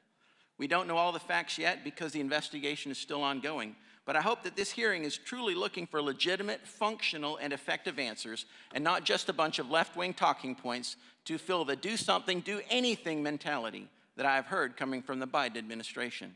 The White House press secretary, Ms. Jean-Pierre, said on Tuesday, May 31st, that President Biden is uninterested in pursuing tighter security at schools in the aftermath of the Uvalde tragedy. And I quote, "I know there's been conversation about hardening schools. That is not something that he believes in," said Ms. Jean-Pierre. One of the things I've learned during my 3 overseas tours of military combat was that the harder the target you are, the less likely you will be engaged by the enemy. That's a proven fact and just common sense that applies across multiple aspects of life. For that to not be a part of the administration's focus just shows how seriously out of touch the Democrat leadership is with reality. You know, I want to echo Mrs. Hughes' remarks from the previous panel. Schools should be hard targets. Violent criminals should never, ever have been able to gain access to the inside of these schools. That means schools across the nation should implement sensible security measures, like keeping doors locked, a single point of entry, better security technology, and a volunteer force of well-trained and armed staff in addition to a school resource officer. And where a school staff person has additional responsibility, they should receive additional compensation. A retired military officer from my district, an Army colonel, sent me an email a few days ago, and I want to read a short section of it, and I quote, "I'm absolutely convinced that the single most effective method to eliminate school shootings is to take away all the signs that declare all schools are gun-free zones and do away with all laws that require such postings. Replace those signs with signs using these words or similar words. We love our children and will do anything to protect them. Accordingly, selected teachers and staff are armed and trained to protect our children. Proceed at your own peril, you will be stopped." The rationale for this dramatic change in policy is really quite simple. Gun-free zone signs don't protect anyone. They take away the law-abiding citizen's capability to be a force in helping to protect the children, and they protect the would-be shooter because they believe they will be unopposed. From June 1950 through June 2019, 94% of mass shootings occurred in gun-free zones. If a would-be school shooter doesn't know who is armed and who is not, they would likely move to a more vulnerable target. Most potential school shooters are cowards at heart. They do not want to face a challenge to what they're trying to do. They want to be in control with no opposition. They do not like to be confronted by someone who would face off against them because that confrontation would preclude a school shooter wannabe from being able to take any unopposed action. To those who say that teachers or staff will likely not take up arms to protect their students, I say they will. There have been too many documented cases where teachers have heroically given their lives to protect their students. It's time to give them the tools and help them to better protect those children so they have a fighting chance to survive an encounter with someone who is bent on harming them. And for the record, if someone is intent on harming someone else, they will use whatever is available to do the job, be it a hammer, a knife, or whatever. There's a lot of insight in the words of this Army colonel. He also knows the difference between a hard target and a soft, easy target, and he knows the advantage of that difference. Ms. Ware, you were involved in Heritage Foundation's School Safety Initiative, which was developed after the 2018 Parkland shooting, correct? Yes, sir. In your opinion, what do you believe should be done to secure our schools from violent criminals to ensure that our students have a safe place to learn? Well, I think there are, as I mentioned in my testimony and then again in my written submission, there are several avenues that can be taken, including physical security improvements. You know, again, it has become popular to mock people for talking about doors and those sorts of things, but these are basic security components of the rest of our everyday lives. We see them in apartment complexes. We see them in the building we walked into today. We see them in most corporate buildings that we walk into in any given day. You know, in terms of having a quicker armed response, I think schools should have the flexibility to decide how that happens. If you look in my written submission, in a footnote, there are, just from the last couple of years, a good number of examples, and it's just a smattering of them because I didn't want the footnote to be 12 pages, of armed responses saving lives, whether from school resource officers or from, including in one case, from an armed staff member who stopped a kidnapping and then prevented an armed individual from entering the school where other children were. And I think, again, a key component of this is not just looking at physical security, but also, you know, as plenty of witnesses have mentioned, having the adequate mental health resources. You know, we're not talking about blaming mental illness, but we are talking about, when you look at, one, what it means for human The flourishing. gentleman's time has expired. I would end by saying looking at licensed mental health professionals in schools.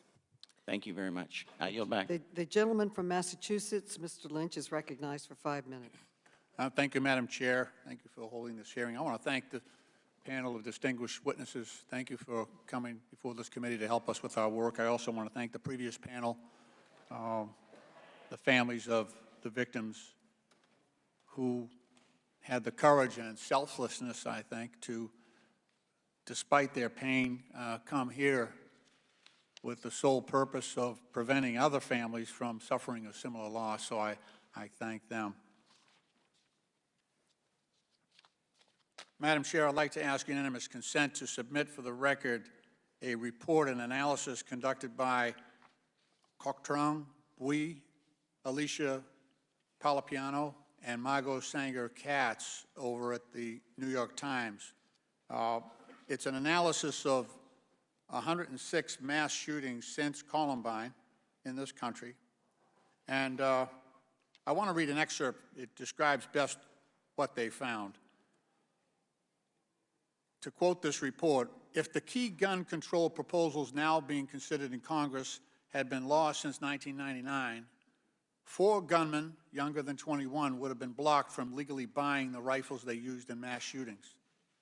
At least 4 other assailants would have been subject to a required background check instead of slipping through a loophole. 10 others might have been unable to steal their weapons because the efforts required to encourage safer gun storage. And 20 individuals might not have been allowed to legally purchase the large capacity magazines that they used to upgrade their guns, helping them to kill on average 16 people each. Taken together, those 4 measures might have changed the course of at least 35 of those 106 mass shootings, a third of such episodes in the United States since the massacre at Columbine High School in Colorado. That New York Times analysis has found. And those 35 shootings killed 446 Americans.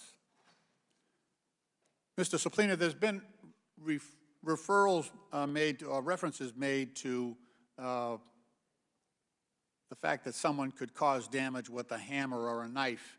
I would wonder if you could talk about AR-15 style firearms and their ammunition and how different they are and the greater vulnerability it creates in society. You talk about, I know you've written on this in the past, And if you could go over that for a bit, just to educate people who are not familiar with that type of weapon. So this type of weapon, which is derived from a military military weapon, presents increased risk, as I believe the commissioner said earlier, because of their speed of bullet, their handling, their ability to accept high-capacity magazines, and they are designed and are advertised to be able to inflict a mass amount of damage in a short period of time. They are also unique in the damage that is done to the human body when you use one of these. A handgun, even at a sometimes larger caliber, won't do the damage to human tissue. I'm not a physician, but you did hear from one earlier who described in great detail what a semi-automatic rifle with multiple rounds can do. So these are unique threats. There's a reason why they are used in mass shootings, because those shooters want to inflict maximum damage. Thank you. I do want to add a quote from a trauma surgeon at the University of Arizona who agrees with your assessment. He said that the damage for an AR-15 on the body, quote, looks like a grenade went off in there. Madam Chair, I am so sorrowful for the loss of Lexi Rubio and so many others, and so many we've heard in previous mass shootings, that I will support the package of restrictions that we will consider in the next couple of days here in Congress to restrict the use of assault weapons and high-capacity magazines, and I'll vote for the background checks that I think are necessary. And I respect my colleagues' rights to defend the Second Amendment. But I will note when in defending the Second Amendment, you have to go to military experts and battlefield commanders for advice on how to protect our kids while they're in school. We got a problem. We've got a problem. Think about that you're going to military battlefield commanders, combat veterans, for advice on how to protect our kids while they're sitting in school trying to learn. I just urge my colleagues to think hard on this and consider supporting the package of bills that we have before the Congress this week. Thank you, and I yield back. The gentleman yields back. The gentleman from Texas, Mr. Sessions, is now recognized. Madam Chairman, thank you very much, and I want to thank the gentleman from Kentucky, the ranking member, for really what I think is a thoughtful opportunity for us to handle what is a difficult circumstance. I'm a Texan, and I was about some 100 miles from Uvalde. I know Uvalde very well. I spent a good bit of time in San Antonio growing up. As soon as I heard about what happened, I immediately went about convening some 10 counties worth of superintendents, mayors, county judges, law enforcement people, sheriffs, deputy sheriffs, school resource officers. I did not sit back and wait to find out what this hearing might develop. I did not wait to find out what someone else thinks is a good idea. I tend to think that back home, people have the best answers. I say it differently. I think Texans have answers for Texas problems. Madam Chairman, I do not want to chastise anybody today. I want to thank each of our people who have showed up, not only from Buffalo, but from New York City and others who have taken time to be here today. I do not wish to challenge anyone, but Madam Chairman, I would like to enter into the record an article from the Christian Science Monitor Weekly, June 11th, and also an article which I have provided to you from 538, which is a website that they present information. For the panel, the 538 article said, "We've known how to prevent a school shooting for more than 20 years. Okay, without objection. Thank you, Madam Chairman. In fact, as I went about looking at this, which I had not previously, I did a good bit of review myself, and I found out that there is the National Center for School Safety. It's at the University of Michigan in the School of Public Health. And they state this before and still, and I quote, The information that we do have access to, these studies, seem to be saying that yes, by developing a positive school climate, by educating students on how to say something and speak up or find a trusted adult, is having a positive effect, not just on attitudes, but also self-efficiency, something we need to approach as we talk about behavior. We learned at my meeting that I had in Waco, Texas, that this is not a decision that these shooters, by and large, make that's a snap judgment. They go about this planning effort and plan these school shootings out. They happen to people who have become isolated in school, have been picked on, been made fun of, have been bullied, and these people go off into, by and large, a deep hole where they are not able to effectively balance their lives. This is a public issue problem in our schools of mental health issues. I go to schools probably every 2 weeks, and my observations that I have publicly stated are that I have seen our schools, there are a lot of children, a lot of young adults who are tested in ways where I think they're reaching out for help. I think one of the things that we should go to is looking at these studies that have been out here, and I would hope our schools and our experts that are on these panels today, including you, Chief, and including you, Mayor, would include these studies and go back to the schools and let's identify in our schools where there is something we can make better. This article also says a work in progress, and it talks about how talking to students every day.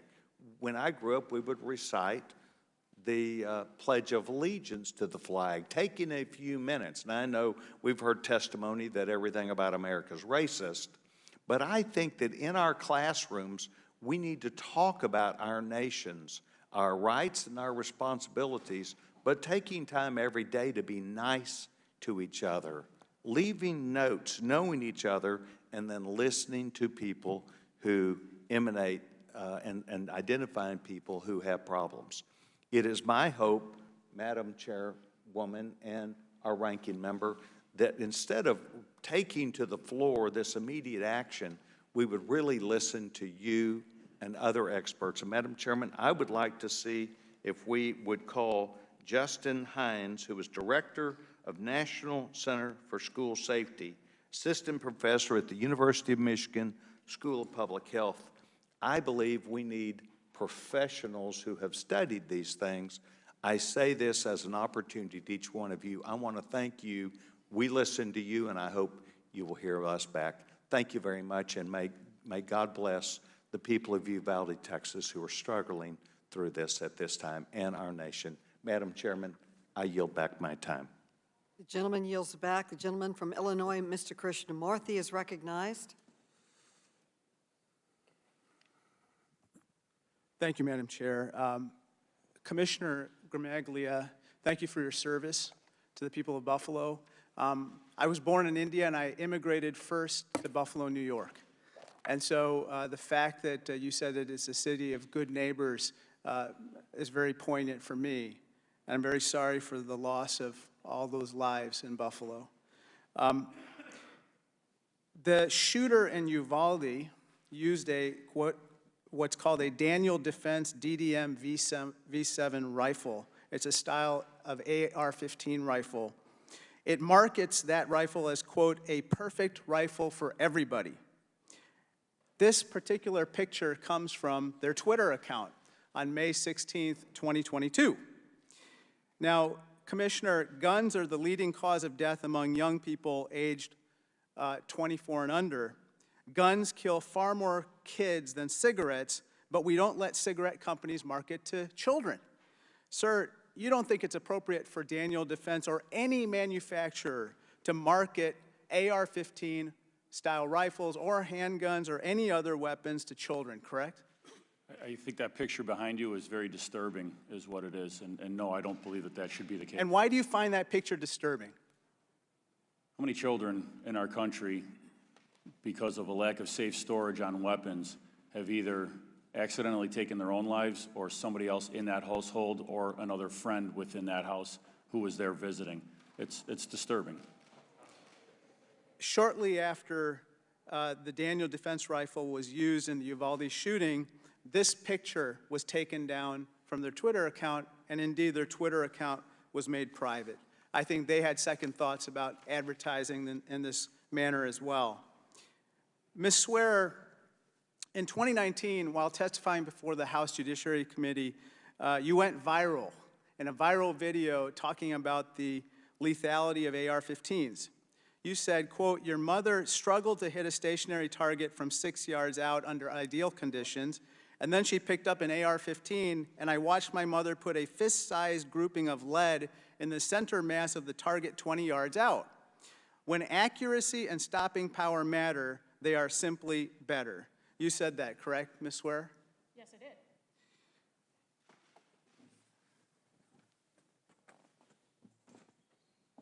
This is a picture of the 19 children and 2 teachers who died in Uvalde, Ms. Swearer.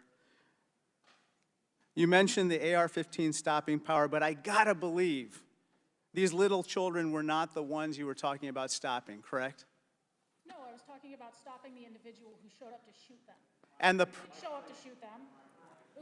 up to shoot that individual was a bunch of law enforcement officers with an AR-15.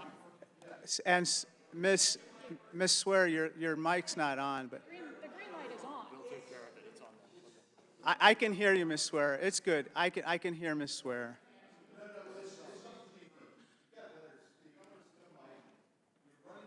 Perhaps you could switch with Mr. Sapolina for a minute if his mic is working. Can you please suspend the time? The witness needs to be heard. Restore the time, please. Thank you. Congressman. Can I repeat the question, and then you can say the answer? Yeah, and if we could just stop the clock for a minute, because we lost some time there. Could Go we ahead. change the placards too, Mr. Chairman?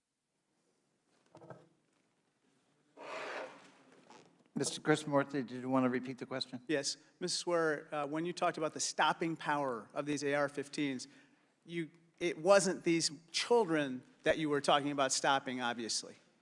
No, I was referring to individuals like the one who went into that building and spent 78 minutes shooting them, and I hope, as was the case in Uvalde, that the people who show up to stop shooters like that have the AR-15 precisely for its stopping power, and that is exactly what happened in Uvalde. That is why cops are routinely exempt from these prohibitions. This man to confront legally civilian purchased threats these AR-15 in a civilian rifles, context. correct? And in this particular case, the shooter had legally purchased these AR-15 rifles and was able to stop and obviously end these lives forever. Yes, now, and if you Commissioner remove his pistol grip, he would have done Gramaglia, the same thing. I want to address you again, Commissioner. You know, guns are often billed as essential to maintaining the freedoms we enjoy in America. They are an iconic part of America to a lot of people, but cars have long been central to American life as well. And what we've seen, interestingly, is that here's a picture of traffic deaths versus deaths from firearms. And at one time, traffic deaths far exceeded firearms in 1950, but over time, traffic deaths have gone down, while firearm deaths have remained relatively constant. Now, of course, with regard to the right to bear arms, that's in the Constitution, but it's not an absolute right. That's why we outlaw machine guns and we regulate firearms in other ways. Sir, with regard to traffic deaths in cars, the imposition of rules and regulations and laws, along with private industry adopting safer ways to drive and devices to make them safer, have led to a reduction in traffic deaths. But the same cannot be said for firearms. Isn't that right? I believe you're correct, yes. In looking at the traffic deaths going down, regulations both in vehicle safety, airbags, speed enforcement, other things of that nature have led to safer roads. And what would that lead you to believe should happen with regard to firearms? Some sensible regulations to limit the carnage that's happening on our streets. Thank you, Commissioner. Thank you. Gentlelady from North Carolina, Ms. Fox, is recognized for her 5 minutes of questioning. Thank you, Mr. Chairman. The horrific and heartbreaking tragedies that occurred in Uvalde and Buffalo have shaken the nation. We're all made in God's image, and I continue to pray for our society and for the families of the men and women and children who were senselessly murdered. We must be thoughtful in how we discuss and address this issue. When the federal government acts in haste, the room for error is exponentially compounded. This problem should be diagnosed in its entirety before we endeavor to place proposals on the table. The simple truth is that top-down legislative actions from Washington do not provide the states the due deference they deserve. The latitude of the states to make decisions that best suit their constituencies must be respected.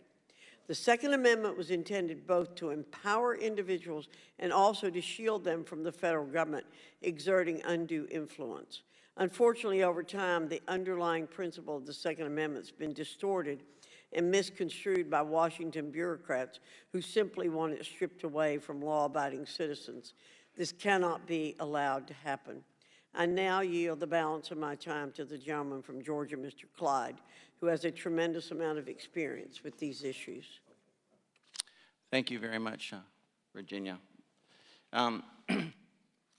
I would like to ask Mr. Gramaglia, in your sworn testimony, you say of retired Buffalo police officer Aaron Salter, Jr., his service weapon was no match for the military-style weapons and armor the perpetrator was equipped with. Yet your Buffalo police officers responded to Tops a minute after receiving the 911 call and were able to take the shooter into custody within a minute of arriving at the scene. That's impressive. That's very impressive that your officers were able to do that. And this gentleman armed with an AR-15 style rifle. What is the Buffalo officer's standard service weapon? A Glock 40 caliber. A Glock 40 caliber pistol. Yes. So they responded with a Glock 40 caliber pistol and were able to subdue this gentleman in 1 minute. They were able to do that because as he exited the store, he had the AR-15 pointed up underneath his chin, and then through what I thought was very calm de-escalation language, he surrendered his weapon and put it down. Had he pointed it at the officers, we think we would have had a different scenario here. Okay, but that 40 caliber weapon is completely capable of stopping someone with an AR-15, correct?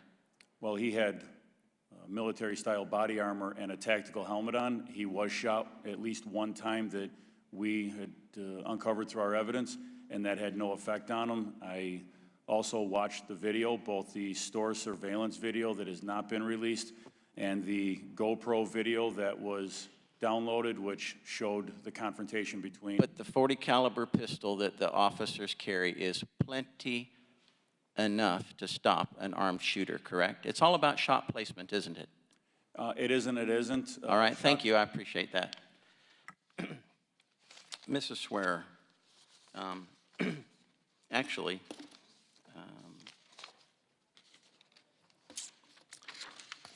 have mass shootings or school shootings been carried out with other weapons other than AR-15s? Yes, Congressman, they have. Okay. What other weapons? And what's the primary weapon, if you will? So the primary weapon is actually a plurality are handguns alone. Another sort of larger segment are several variations of firearms, some combination of rifles, handguns, shotguns, and then a smaller percentage are rifles alone. Okay, thank you very much. So handguns are still very, very potent firearms. Madam Chairwoman, I would like to introduce this article into the record, and I request unanimous consent. It's a Fox News article, May the 28th, 2022, and it's entitled, "West Virginia Woman with Pistol Shoots Kills Man at Graduation Party, Saves Several Lives." Without objection. All right, thank you. You know, what happened in Uvalde was an incredible tragedy, and it had a very terrible ending. But something very similar happened the very next day, that Wednesday, in Charleston, West Virginia. And a particular woman in West Virginia fatally shot a man who had begun firing an AR-15 rifle into a crowd of dozens. The woman was attending a West Virginia party. She drew her pistol and fired on the convicted felon. No one at the party was injured. and the gentleman obtained his weapon illegally. Criminals will obtain their weapons however they want. They will get them illegally. More gun laws are not going to stop that, not in any way, shape, or form, because criminals simply do not obey the law. The gentleman's time has expired. Madam Chair. I yield back. I'd like to ask permission to insert into the record an article, Why Do Something Won't Work, from the Wall Street Journal, Thursday, June 2nd, 2022. Thank you. Without objection. The gentleman from Virginia, Mr. Conley, is now recognized. I thank the chair, and I thank our witnesses for being here today. I was the chairman of Fairfax County when the Virginia Tech massacre occurred. At that point in American history, that was the worst gun massacre in our history. I buried 6 young children, students, that week. 6. I'm still in touch with many of the families years later. And the emptiness in their hearts and souls cannot be filled. It is a tragedy that lives with them forever. Those children were killed by a mentally ill person who should not have had access to weapons, but did. He wasn't a criminal. He was mentally ill. We hear excuse after excuse that gun laws don't work. The Australian experience would suggest otherwise. After a series of massacres in that country, Australia adopted some strict gun laws. They don't have the massacres weekly we do. It changed behavior because it changed access to weapons and ammunition. We've heard the answer is arm our teachers. That would be the solution. Ms. Pringle, you deal with teachers.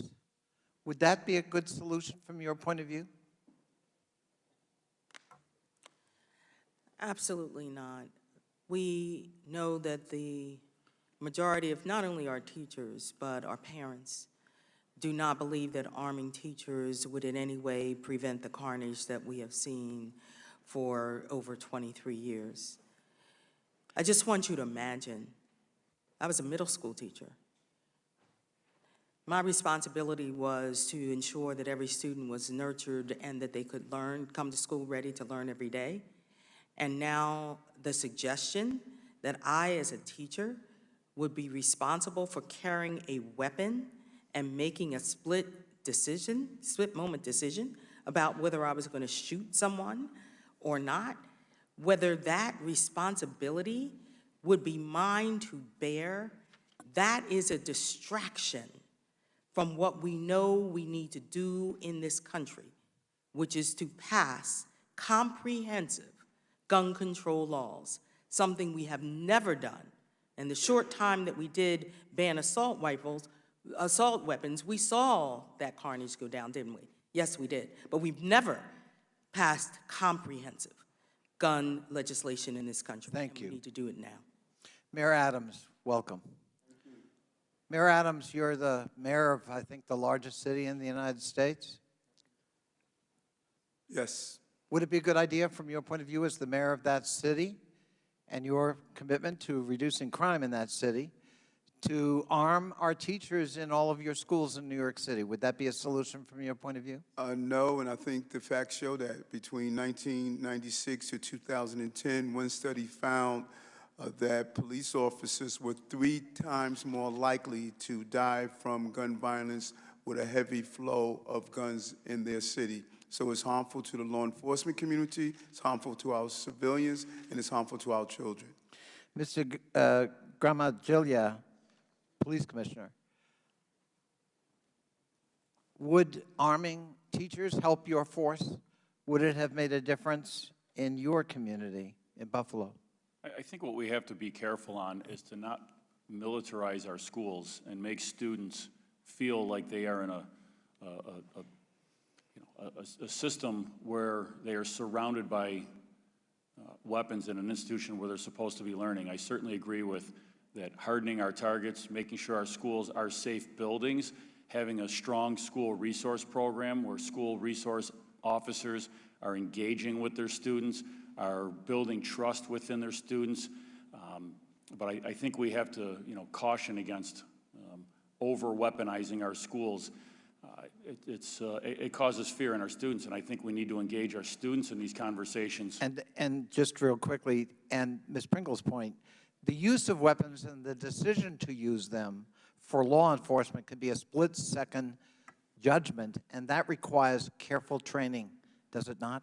It's a considerable amount of training for absolute split-second decisions that are second-guessed for years on. Thank you. I yield back. The gentleman yields back. The gentleman from Georgia, Mr. Hines, is recognized for 5 minutes. Mr. Hines. Thank you, Madam Chair. Just for the records, from what I can research and understand, there are some 300,000 or so crimes committed every year, violent crimes in which guns are a part of the situation. There are between 500,000 and 3 million incidences a year where guns prevent violent crimes from taking place. So let's clarify here, the issue is not gun violence. Guns are not the issue. We have a people violence problems who misuse guns and other means whenever they intend to harm individuals. And the answer to this situation, when you have violent people, the answer is not defunding the police. The answer is not pitting one group of Americans against another, which we see far too often these days. The answer is not ignoring the rule of law. The answer is not releasing criminals into our streets or allowing them into our country. The answer is not a lack of consequences for those who commit crimes and being soft on crime for those who commit violent crimes. We have got to look at the problem, which is violent people. And at some point in this country, we've got to recognize that there is great value in upholding the rule of law. We've got to recognize and teach that there is a such thing as moral absolutes, not the least of which is respecting one another and respecting life. We've got to, in the midst of this conversation, I believe, embrace religious beliefs. Look, there are risks that come with a free society. We all understand that. But we have a moral and a spiritual crisis in this country right now, and that is reflected in violent people that we see more and more. But it is impossible for us to have a system of government, which we have in this country, where we have limited government and maximum freedom, if we do not have a citizenry that is capable of self-governing their own lives with an authentic understanding of right and wrong. And so for us to take out of the equation any mention of moral absolutes or the role that our founders mentioned and described as indispensable supports to our system of government, which is morality, religion and morality, then I believe we're making a mistake in all of this discussion. These things cannot be ignored. Mayor Adams, let me real quickly begin with you, and if we can go quickly. New York City is certainly one of the leading examples of gun restrictions and gun restrictive measures in the United States. Yes or no? Your mic was off. Yes, I'm sorry, yes. And yet, we all know New York has continued in recent years to see a rise in crime. Yes or no? Yes. Okay. In January of this year, you released in a press statement regarding your blueprint to end gun violence in New York City. You had in that a quote that says this: "It is illegal to carry a gun in our city, yet police officers take them off the streets every day in record numbers." You made that statement correct? Yes, many comes from Georgia. Right. And so here we still have, in a city that has the greatest, among the greatest gun restriction laws in the country, a rise in crime and guns being carried off the streets in record numbers every day, it doesn't appear that the attempts that are produced by the gun restrictions are having any effect of keeping bad people from getting guns, and taking the constitutional rights away from American citizens only helps criminals, is I guess what I'm getting to. Ms. Swearer, let me come to you. If we continue down this path of restricting gun rights from American citizens, making it easier for criminals to have targets, knowing that there will not be guns by legal citizens there to defend themselves, what kind of impact will that have in the long run? First, I want to make sure that, is my mic still not on? Can we put a pause? No, Use your neighbor's mic. Use your neighbor's mic. Maybe that'll work better.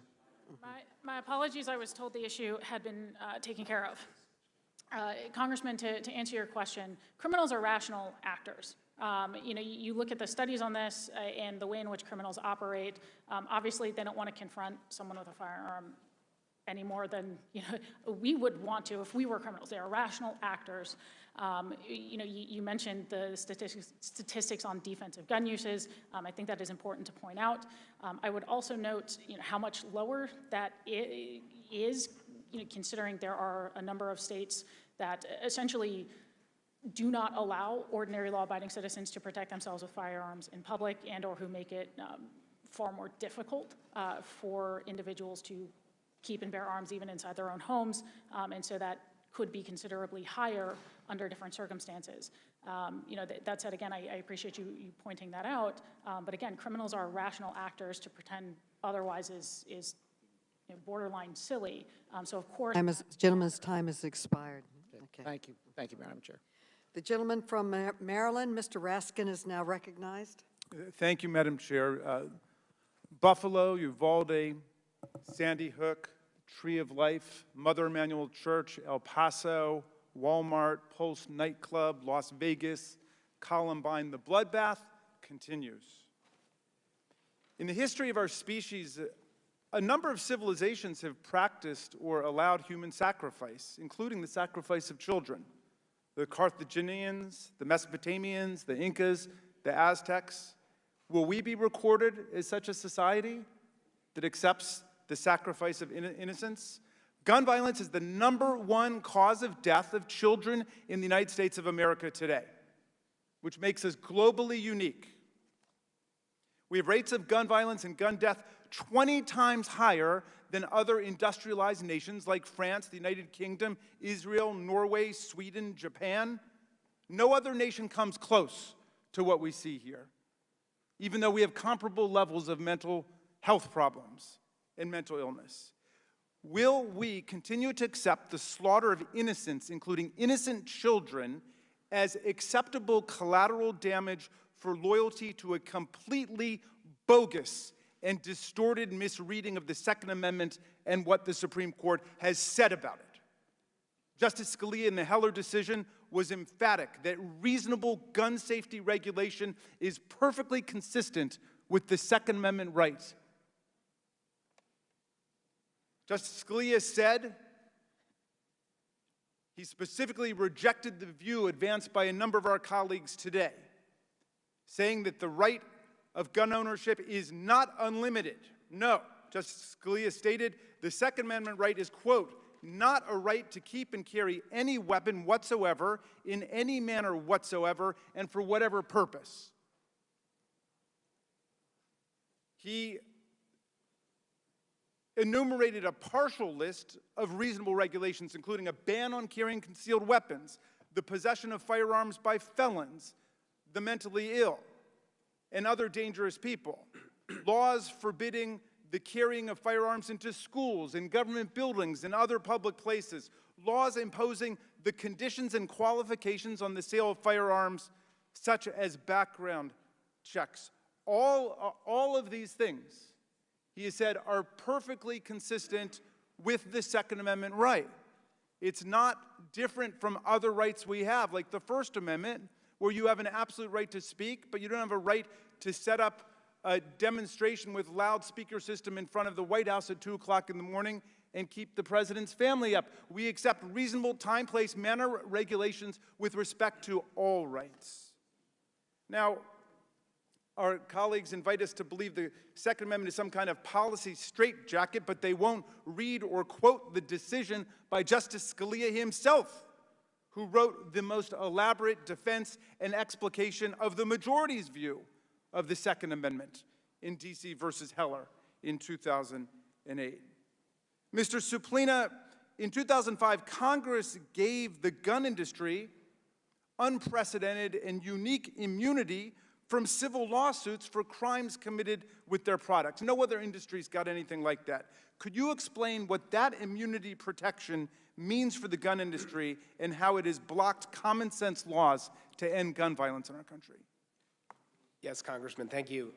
The law of PLACA, which you cite, has given near blanket immunity to the gun industry, and the result has really had a profound impact on what we know about the gun industry's role in gun violence, as well as any accountability for the industry. So acts that would have led to either litigation that would have exposed truths like happened with the tobacco industry, or accountability like happened in the automobile industry, safety practices that would have improved at these manufacturers because there was a risk of doing nothing, just simply does not exist with the gun industry. What reckless marketing and sales practices has the gun industry engaged in because of this blanket of immunity that has been bestowed upon them?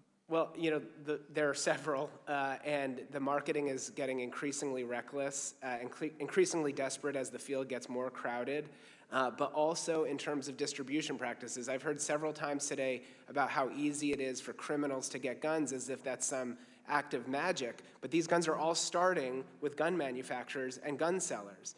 We know that certain gun manufacturers are fueling gun shops that are selling disproportionately into illegal markets. And the gun industry is protected by PLACA because they say, oh, we're following the law. Well, the numbers speak for themselves. Okay, and then finally, Chief, you were interrupted before. What do you make of this claim that we shouldn't have laws governing, for example, a universal criminal background check because criminals don't follow the law? Is that an argument against having any law against murder, rape, assault, because criminals by definition don't follow the law? The gentleman's time has expired, but the gentleman may answer. So the universal background checks is a simple process that's going to have those that want to legally obtain their guns with their constitutional rights to obtain those guns. Criminals absolutely are not going to follow that. But the more guns that we keep flooding in without background checks, without proper adherence to get those guns through straw purchases and other manners, that's how we're flooding the market so that criminals can obtain those guns. And Justice Scalia emphasized that there could be regulations on gentleman's time commercial has sales. expired. Thank you. I yield. The gentleman from Texas, Mr. Fallon, is now recognized. Thank you, Madam Chair. You know, we hold hearings on all sorts of topics for all sorts of reasons. Sometimes for political reasons, or even worse, sometimes for political theater aimed at attaining political currency which will then be spent on winning an upcoming election. Other times, hearings are held to actually solve a problem. We're here today because of the tragedies in Buffalo and the horrific loss of life in my home state of Texas and Uvalde, which is a beautiful American community ripped apart by a troubled and evil coward. Now, when lives are lost and innocence is stolen, particularly when children are the victims, it's natural to want to assess and focus blame. Who did this and how did this happen? And I'm no different than any American. I'm heartbroken and I'm furious. Those innocent children are gone, and the indescribable suffering of the families is beyond words. We have a president that says continually that he must do something. We must do something. Many Democrats are arguing that. We must do something. No, we need to do something effective that will keep our children safer. As I mentioned, when a senseless tragedy like this happens, blame's thrown around. Some people want to blame guns. Some people want to blame gun manufacturers. Some people want to blame, believe it or not, the Constitution. Some people want to blame an entire political party. And all this couldn't be more misplaced. The shooter is the only one to blame. So when the president and many Democrats are claiming that guns are the problem and the readily available supply is the culprit, Well, the more guns in America, the argument goes, the more dangerous America becomes. But the actual facts belie this thinking. In 1969, so about 50 years ago, there were 180 million firearms in this country. Today, it's about double. In 2019, it was about 365 million. Yet the murder rate back then was 9.6 per 100,000. The murder rate now is 5, or in 2019 anyway, it was 5 per 100,000. So twice the number of guns, and yet murder rate was cut in half. The truth is that guns have always been readily available in this country. But mass shootings, and in particular mass shootings of schools, were non-existent, or at least extremely rare, until they became a grisly recent phenomenon. So what's changed in the last 50 years? There's been a noticeable breakdown of the family, there's been an erosion of faith, and there's been a seismic drop in social interactions in large measure due to the overuse of these dang smartphones and the proliferation of social media, which is probably better described as anti-social media. Senseless mass shootings are not committed by well-adjusted, successful, socially polished people. They're committed by disturbed, unstable loners with mental disease. By the end of the year, so we started. Madam Chair, Madam Chair, can I get my time back? Yes. Thank you. Rule out what we don't want. Thank you. Senseless mass shootings are committed by unstable, disturbed loners with mental disease. Refusing to address better mental health services, especially for young people, is to do a disservice at best, and it's a dereliction at duty at worst. The focus, sadly, by the Democrats is to restrict guns or prohibit their legal possession entirely. A Democratic member of Congress in a committee hearing just recently said, and I quote, "We will not rest until we have taken weapons of war out of circulation in our communities." So, do restrictive gun laws or prohibitions work? The most dangerous nations on the planet, according to the World Bank and the UN, are El Salvador, Jamaica, Venezuela, and Honduras. And what else do they have in common? It's also nearly impossible for an average citizen to own a firearm, and yet they are terribly perilous places to be. Believe it or not, some Democratic-controlled cities in our country with restrictive gun laws are even more dangerous than the aforementioned countries. St. Louis has a higher murder rate than El Salvador. Baltimore does as well, and Detroit is a more lethal and dangerous place to go and visit or live than Venezuela. So does passing prohibitions, I mean, it just simply doesn't work. Doing something doesn't work. Doing something effective is the path that we should and must take. History's shown us when you disarm law-abiding citizens, you create not more safety, but more peril. The inconvenient truth for some on this committee and in this chamber is that more firearms in the hands of law-abiding citizens make us all safer. So let's talk some real solutions. We must harden our schools with controlled access and single point of entry with a tiered entry procedures. The main office should be located directly by the front door, which is single access entry.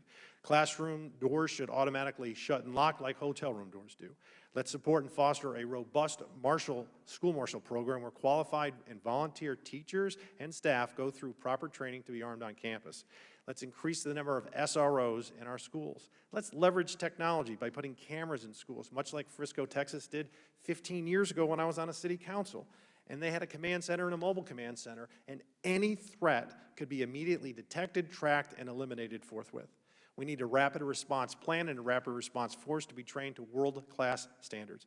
And also, law enforcement doctrine must change, so when there is a threat, the schools aren't besieged, but rather our heroes in blue advance, using honed techniques and teamwork and technology, and eliminate the threat as soon as possible. Our goal should be to protect our children. No parent, educator, citizen, legislature, or nation has a higher calling. Let's look at real and effective solutions and shelve the divisive rhetoric, because American children deserve nothing less. Thank you, Madam Chair, I yield back. Thank you. The gentleman from California, Mr. Rokan, is now recognized. Thank you, Madam Chair.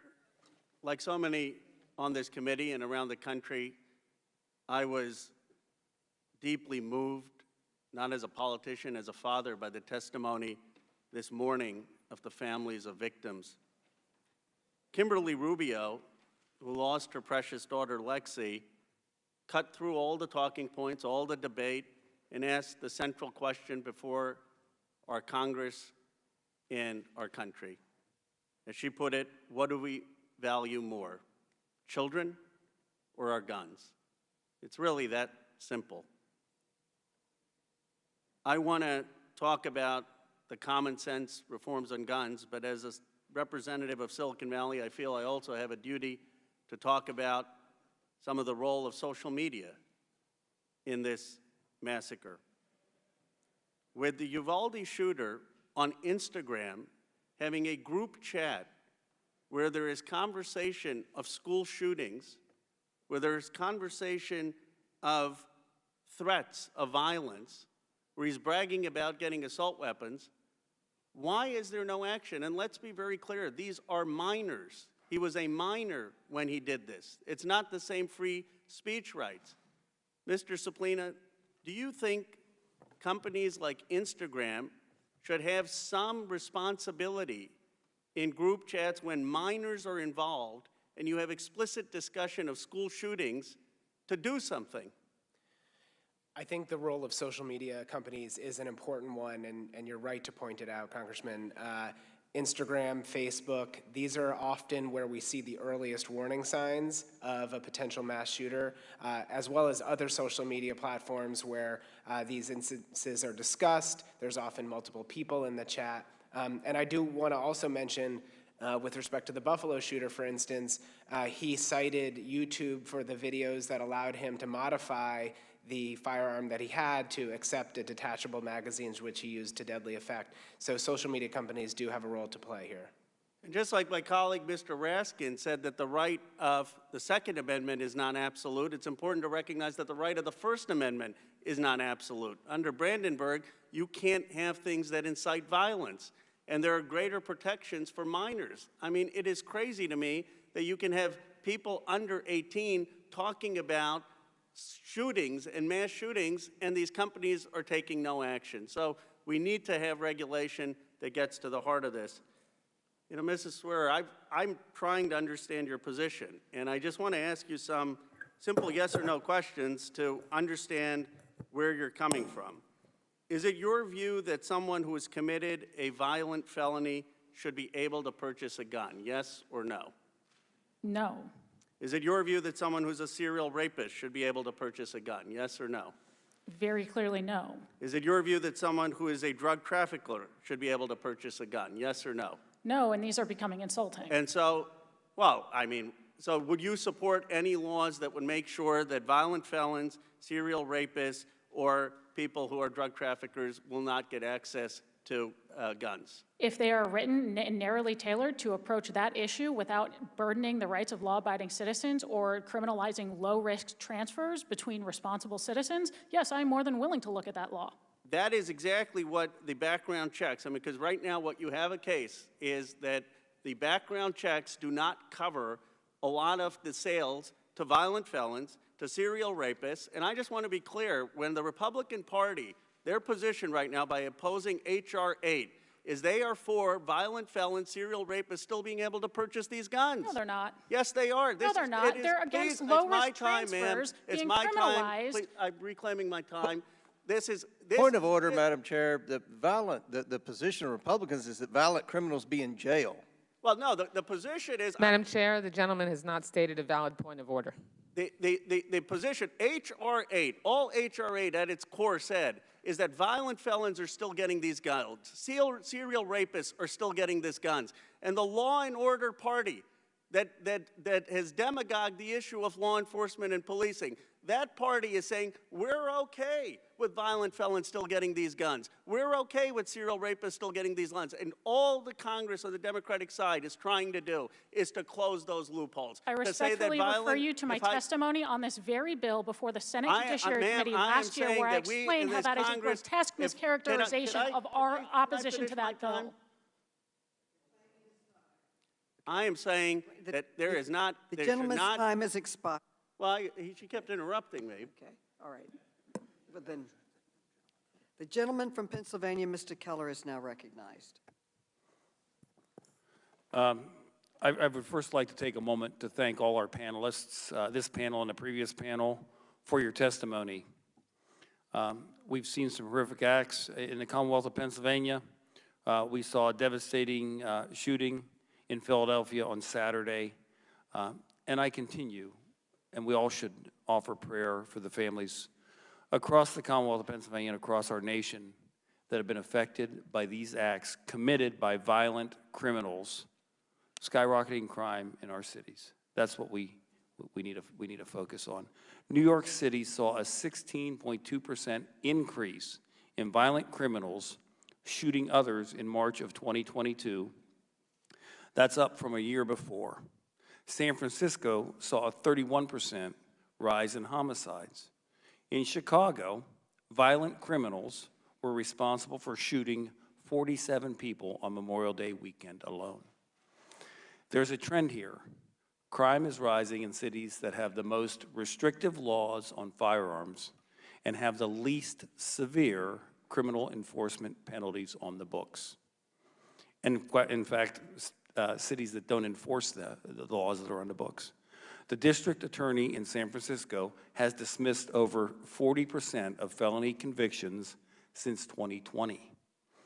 And in Philadelphia, homicides have increased 58% during District Attorney Larry Krasner's tenure. However, only 21% of crimes when violent criminals shot another person since 2015 have led to criminal charges, and less than 1/10 of those incidents resulted in convictions. Philadelphia police are making record amounts of arrests for crimes committed by violent people with guns. Yet Krasner's office has dismissed or withdrawn more violent cases every year he has been in office.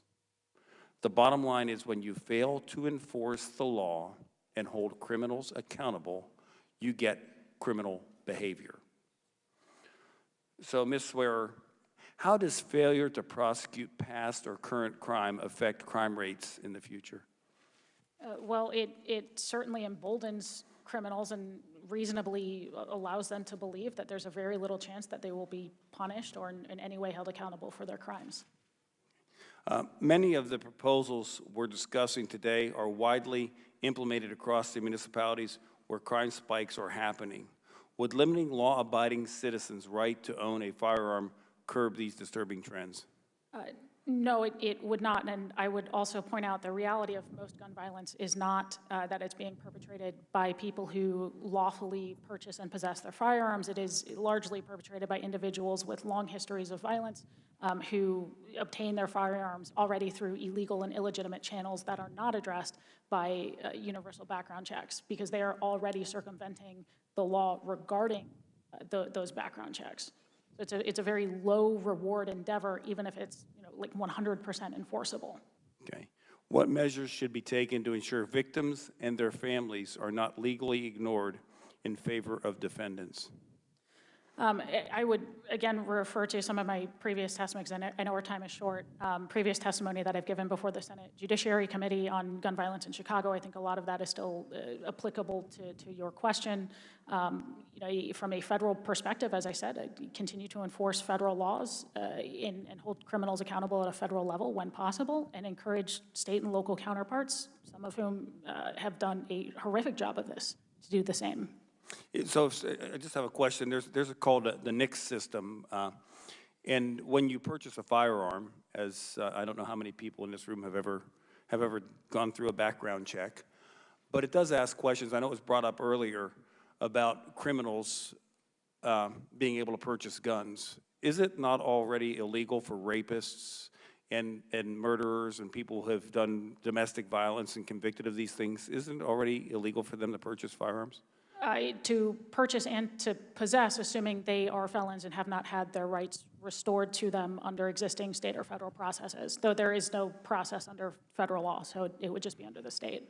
Okay, but the point is, it's already, we're not saying that criminals should have laws. We're saying criminals should be put in jail, and law-abiding citizens should be allowed to lawfully possess firearms. That is certainly what I'm saying, and that is my understanding of what every member who has opposed H.R. 8 is saying as well. Thank you, and I yield back. Gentleman yields back. The gentleman from Maryland, Mr. Mfume, is recognized for 5 minutes. Thank you very much, Madam Chair. There's an old saying that your pain is where your passion is. And so let me just go back to where we started almost 3 hours ago at the beginning of this hearing and talk for a second about the pain that I felt, as I hope many of you did, listening firsthand to the accounts of witnesses and victims from Uvalde and from Buffalo. Listening to them, I am still stunned and heartbroken. The gun carnage that continues in schools, in supermarkets, in movie theaters, in churches, on the streets of my Baltimore and the streets of cities all over this country is a cross, ladies and gentlemen, that we all bear, whether we want to or not. The gun laws that we hope will be passed today, I hope, are seen as a beginning, not the end, only as a beginning. Otherwise, I really believe that we are doomed in our fight against murderers and their guns and the evil and the pain that they spread. I want to acknowledge and thank the gentleman from Louisiana, Mr. Higgins, the commissioner from Buffalo, and the mayor of New York, all of whom served in law enforcement and saw firsthand how difficult it is to deal with the violence perpetrated by guns, and particularly assault weapons. And I want to associate my remarks with those of Mayor Adams when he said, let the ATF do its job in rounding up so many illegal guns that are on our streets and to finally confirm a nominee. Madam Speaker, Madam Chair, you'll remember 1994. We were members of this body. We worked for a whole year to put together and pass an assault weapons ban. And the only reason it wasn't permanent was because we weren't able to get enough people, members, on the other side of the aisle, unfortunately, to go along with that. And so the compromise was a 10-year ban on assault weapons, which expired in 2004. I'm just shocked that 18 years has gone by and this body has not moved to reestablish that. In 1999, as a president of the NAACP, I filed suit against the gun industry. It took us 3 years to get to court because the NRA did everything they could to keep it from not happening. And finally, in 2003, we went to court. I testified in Brooklyn, New York for over a week, but we didn't have the weight we needed, and the NRA was a bigger force than we could deal with. And so we lost that, but the judge, to his credit, said this does not prohibit the fact that there certainly will be other lawsuits like this. The NRA heard those words and took them to heart and spent the next 18 months putting in place an absolute immunity on the gun industry, and unfortunately was able to get this Congress to pass it and sign into law. It is just unbelievable that we will get absolute immunity to any industry in this country, particularly when there's harm and personal injury. So I think more than anything else, I was stunned a little while ago in hearing the gentleman, my colleague on the other side of the aisle, saying that he had sought out advice from a military commander about how to protect schools and that the advice was harden the target. And Ms. Swear, when you were asked to comment on that, you said absolutely harden the target. Well, that's fine. Except, how do you harden a supermarket? How do you harden a church? How do you find a way to go out and harden movie theaters? If the only answer is hardening the target, we've already capitulated.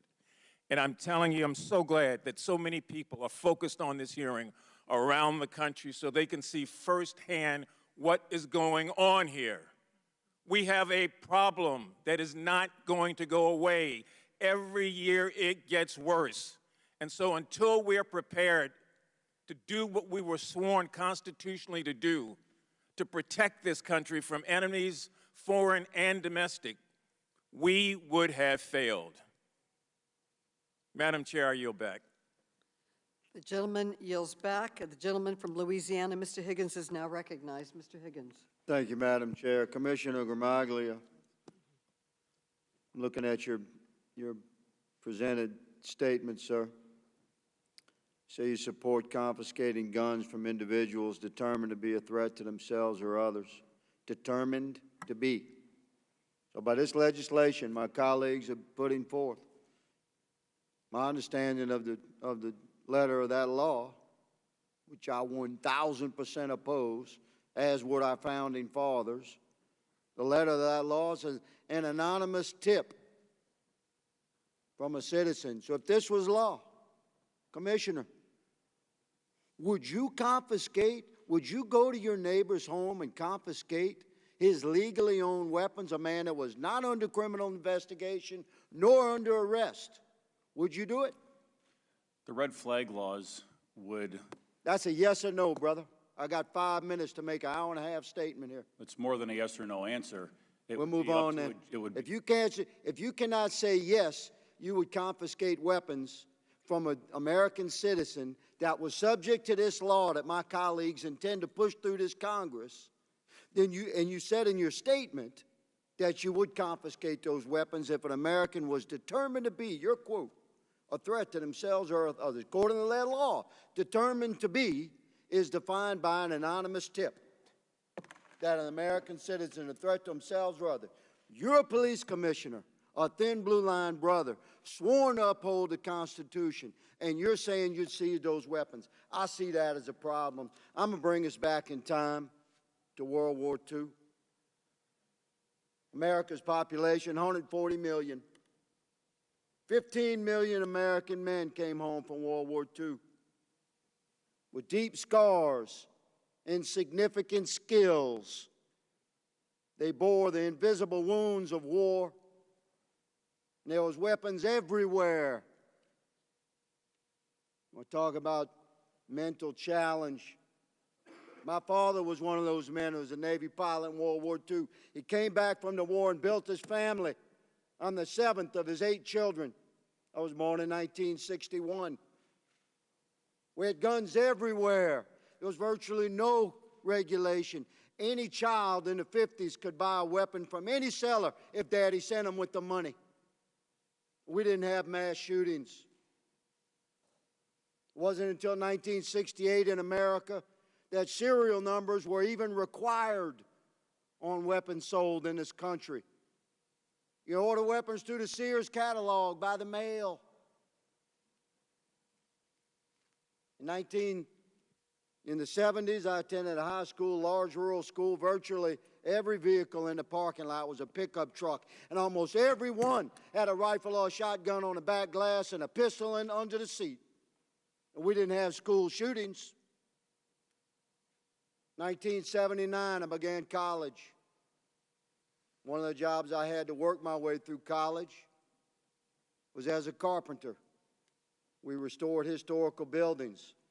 We had to determine in the process of that work what was the original cuts of these homes, residential homes built 75, 85, 100 years ago.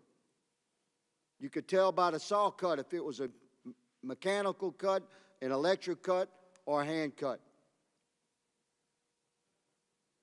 By such observations, we knew exactly how that house was originally built. And to my amazement as a young man, beginning college in Louisiana, working, to my amazement, you know what I discovered, Madam Chair?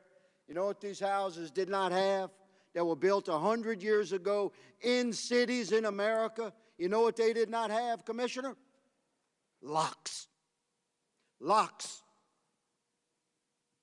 Now I ask you all, what happened to that country, man? A country where homes were built in cities with no locks. A country where guns were everywhere and virtually not regulated at all. Where millions of Americans, 14 million Americans came back. It's 11% of the population at the time after World War II with incredible skills of war and weapons of war, as you called them, everywhere. But we didn't have mass shootings.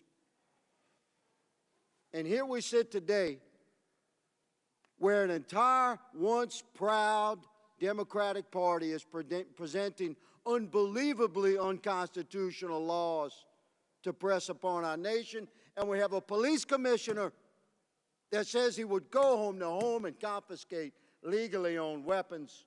if he got a tip. Madam Chair, I yield my speech, but I will not yield my opposition to these unconstitutional laws. The gentleman's time has expired. The gentlelady from New York, Ms. Ocasio-Cortez, is recognized. Thank you, Madam Chairwoman, and thank you to all of our witnesses here today. I apologize if I go quickly. We've just got 5 minutes and a lot of work to do. Let's talk facts here. There was a lot of discussion about New York City. There is no discussion about gun violence in New York City without discussing the iron pipeline that is Florida, Georgia, South Carolina, North Carolina, Virginia, Pennsylvania, and honorary mention to Ohio, where 70% of likely illegal trafficked guns found in New York City come from. There's no discussion about gun violence in Chicago without talking about Indiana. Because the violence and the mothers that we have to comfort are losing children due to the guns and the carnage and the lawlessness unleashed by those states. I move on. Every week in recent memory, we have had at least one mass shooting.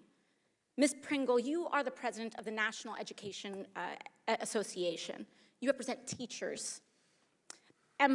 Between 2009 and 2018, how many school shootings did the United States have? 288. 288. Now let's look globally. Our G7 partners, Canada, France, Germany, Italy, Japan, and the United Kingdom, combined, how many school shootings did those countries have? 5. 50 times more. In almost 10 years. 288 versus 5. This is not normal. Not only is it not normal, it is internationally embarrassing and delegitimizing to the United States. Because for all the billions and trillions that this body authorizes in the name of national security, we can't even keep our kids safe from their schools being turned into a war zone. Now let's talk about why. Let's talk about one thing more important to lobbyists and the gun industry than children, than houses of faith, than human beings. Let's talk about profit. Mr. Suplina, in 2020, 22.8 million guns were sold, reflecting a 64% increase from 2019, correct? Correct. In 1 year. And across the board, gun manufacturers and ammunition companies began to see record profits. Is that right? That's correct. Now let's put that into context. In 2020, again, more than 45,000 Americans died by gunfire, reflecting an almost threefold increase from 2015. Are those statistics correct? That's accurate. So in your view, are you seeing a correlation between gun profits and gun deaths in the United States? Yes. This is about blood money. Between 2019 and 2021, 2 years, leading gun manufacturers Sturm and Ruger saw gross profits double to almost $280 million. In fact, during an earnings call, their CEO called the sales boom, quote, historic, ferocious, and that the future was bright. A month after that, an AR-556 pistol murdered 10 people at a supermarket in Boulder, Colorado. Those profit margins, $280 million, go to lobbying. Is that correct? Much of that goes to lobbying, correct? Significant amounts go to lobbying, correct. And can you remind us what the gun industry is lobbying against when it deploys these lobbying resources? They are lobbying against every law that would regulate firearms, period. And can you briefly tell us how gun companies have poured extra profits directly into lobbying against gun reform? And as an advocate in this space, what have you seen? Just rattle off some of the measures that they have, just a few that they have lobbied against. They've lobbied against background checks, which, on all gun sales, which would, in fact, as was mentioned earlier, allow for the would-be criminal to obtain a firearm from a law-abiding citizen without a background check. The criminal would be breaking the law, but we could stop that. They've lobbied against red flag laws, which would temporarily deprive, after due process, firearm from somebody who poses a threat to themselves or others. That is a court adjudication. Thank you. Everything. Thank you very much. And for context, the NRA spent about $250 million in 2020 alone. That's more than twice the entire salary of Congress combined. in 1 year lobbying against gun safety laws.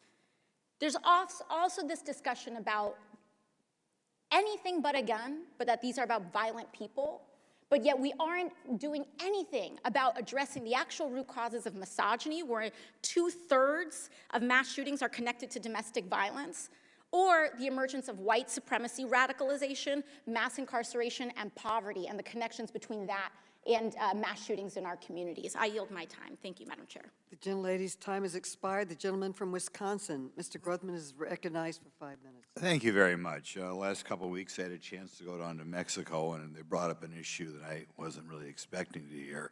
But a couple of Border Patrol guys pointed out to me that that firearms were very, very regulated in Mexico. And you do a little Google search, and you find out, the recent article in the Wall Street Journal, the first 9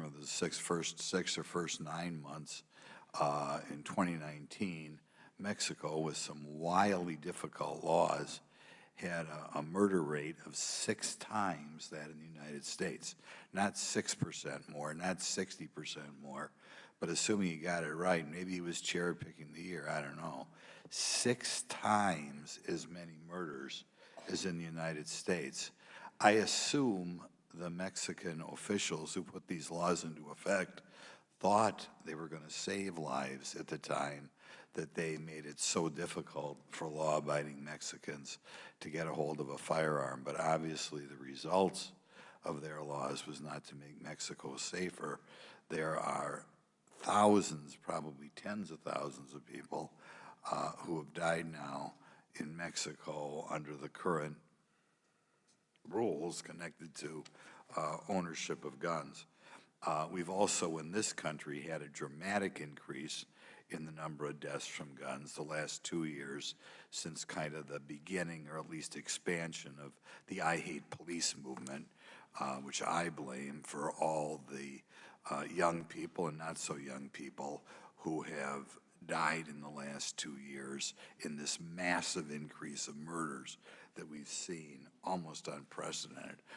First of all, I'd like Mrs. Swear to comment a little bit on that Mexican statistic and comment on the dramatic increase in the number of homicides in this country in the last 2 years. Not because it's easier to own guns, but kind of because rhetoric, a lot of the rhetoric coming out of this building, this anti-police rhetoric. Congressman, I will respectfully refrain from commenting on the statistics you pointed out from Mexico. I'm not overly familiar with any of the underlying causes. I will, to the greater point, say Mexico is, to my awareness, one of the only other countries in the world with a right to, quote, keep and bear arms, which is sort of a misnomer in that country, as you point out. So it's fundamentally different understanding of what that means than clearly in our country. As to, I'm sorry, please remind me of the second aspect. Well, the massive increase in murders in this country in the last 2 years. I think it's hard to pin that down to any one simplistic notion of what is causing that. Certainly, I think problems with policing and calls to defund the police, loss of trust between communities and police members, that all plays a role, as I pointed out in my written submission. Okay. But I think it's a number of things. Yeah, I'll give you another question then. This week I'll be reintroducing something called the Student and Teacher Safety Act, which will allow schools to use existing grants they have, meant in part for improving school conditions and learning, to improve or boost school safety. Following the Uvalde shooting, the White House Press Secretary said that President Biden does not believe in hardening schools to provide more security resources or law enforcement officers. If these measures can be effective in preventing another mass shooting, why do you think the president is not open to hardening schools this way? I cannot read the president's mind, but my guess is he would rather focus on other ways of addressing it. I would also very quickly like to point out, to reference something Congressman Mfume said, to seem to infer that we only care about or have only mentioned one aspect of a greater issue, which is focusing on physical security.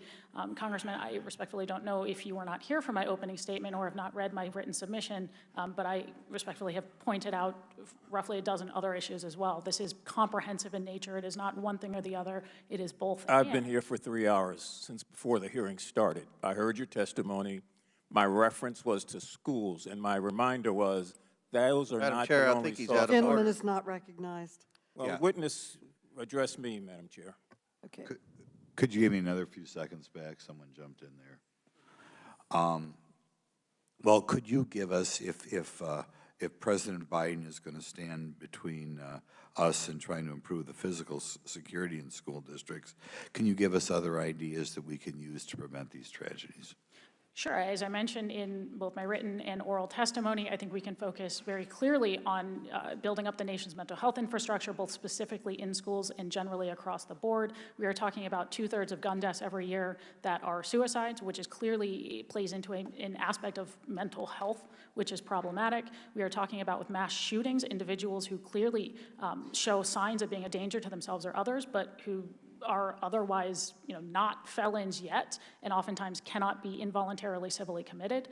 So looking at, targeted interventions with adequate means of due process, and also just behavioral risk assessment. We've talked about Instagram and threats on Instagram. What's concerning to me is that so many people saw so many signs, especially in Uvalde, and it appears that nobody reported them or knew to report them or knew how to report them or didn't think anything would be done about it.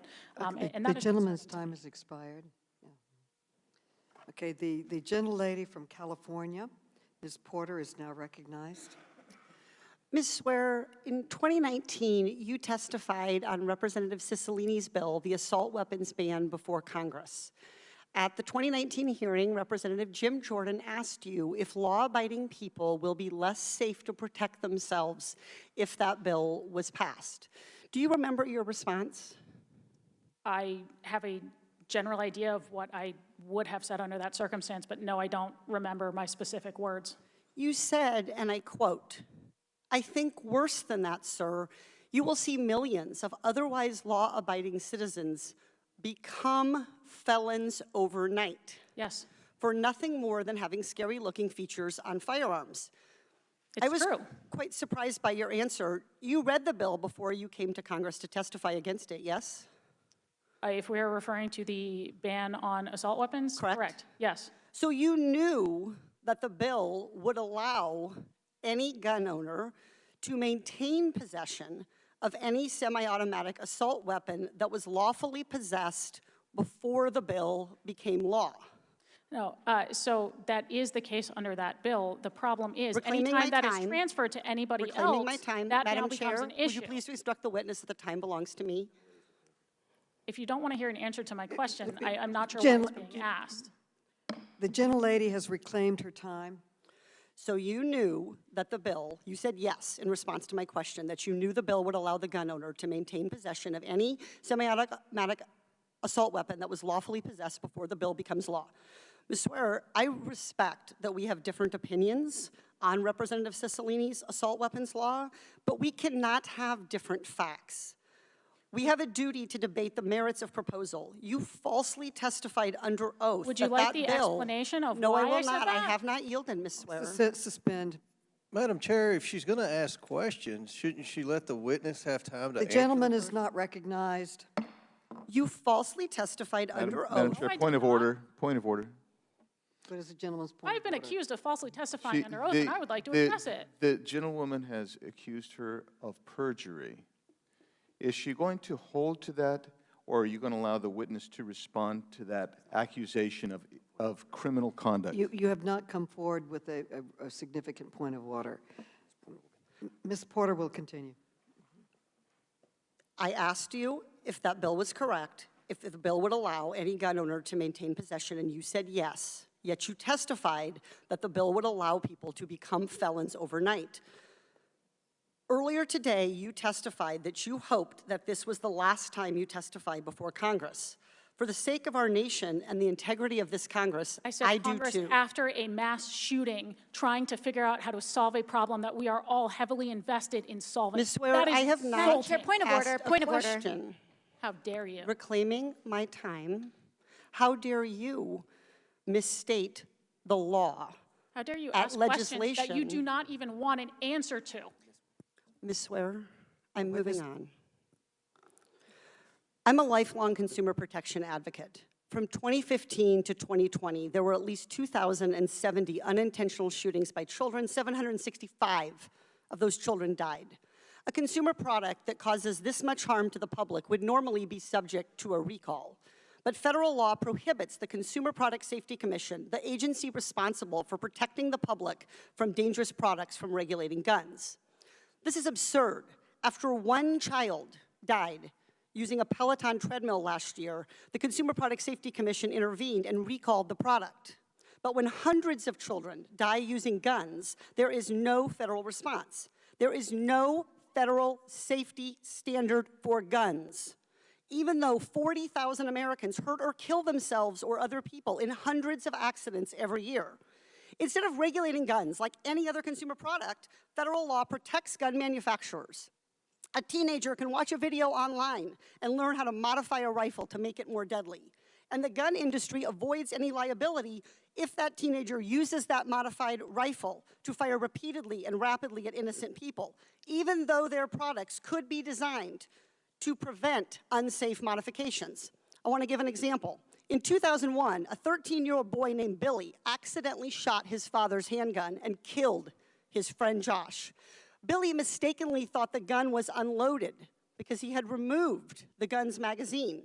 Josh's family sued the gun manufacturer for failing to warn Billy and other consumers that their product could be fired without a magazine. It's a simple case. It should have been decided by a jury, as is provided under the Constitution. Instead, because of the gun industry's immunity, the gun manufacturer was able to dismiss the case without a trial. If a pharmaceutical company failed to warn customers about the known risks of one of their drugs, they could face thousands of lawsuits. But we allow the gun industry to sell weapons without taking any precautions to protect children and families from fatal accidents. Mr. Suplima, do you think the gun industry would do more to protect children if Congress ended their immunity? Absolutely. Would ending the gun industry's immunity put gun manufacturers out of business? No, it would not. In the 1990s, lawsuits forced Big Tobacco to pay for the harm they caused by marketing cigarettes. Just last year, Big Pharma agreed to pay $26 billion for communities devastated by opioids. Madam Chair, Victims time's of gun expired. violence also deserve their day in court. They deserve justice. I yield back. The gentlelady's time is expired. Madam Chair, I have a parliamentary inquiry. The gentlelady's time Madam is Chair, expired. Madam Chair, I have gentle- point of order. Madam Chair, point of order. Again, Ms. Porter accused our witness of perjury. That's a very serious accusation. Accused her of lying before Madam Chair, Congress. the gentleman has not stated a proper No, point I'm of order. stating That is not a no, proper the point of order. point of order is we just had a member Not of a proper Congress point of order, Madam accuse Chair. a witness of perjury and didn't give Madam that Chair, the witness gentleman time is to not respond. stating a proper And it's, point you of know, order. the usual The suspect. gentlelady Ms. will Porter suspend. accomplished her The goal of gentlelady getting her will soundbite suspend. The on gentleman from MSNBC, Texas, Mr. but we're here to Cloud, debate a is serious issue. recognized. Mr. Cloud, you are now recognized.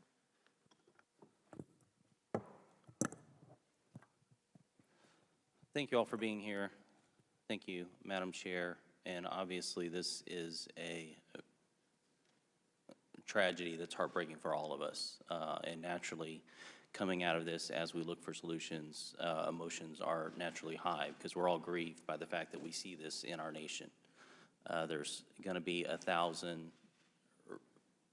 reasons why we're asking. The investigations are ongoing, obviously. Some answers, of course, will never, even the conclusions we could come up with will, of course, never answer the cry of a parent who's lost a child. And I think any of us who have children can understand that. Our hearts just break for what we've seen. As we move forward, we have to continue to figure out how we propose solutions that actually create solutions.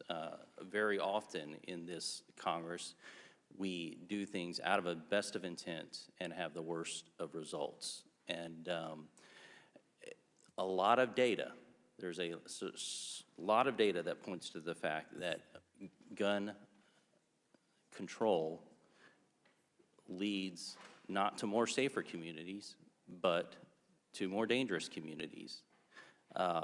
For example, one of the proposals out there right now is to raise the age of being able to own a rifle. And in our federalist society, we have many states, and so we're able to kind of test these things out. And as far as I know, the only peer-reviewed article, study that's been done on that, it was in the Journal of Law and Economics, talked about it and looked at it and said, if anything, there was a 6% increase from states who began to implement age requirements or raised age requirements.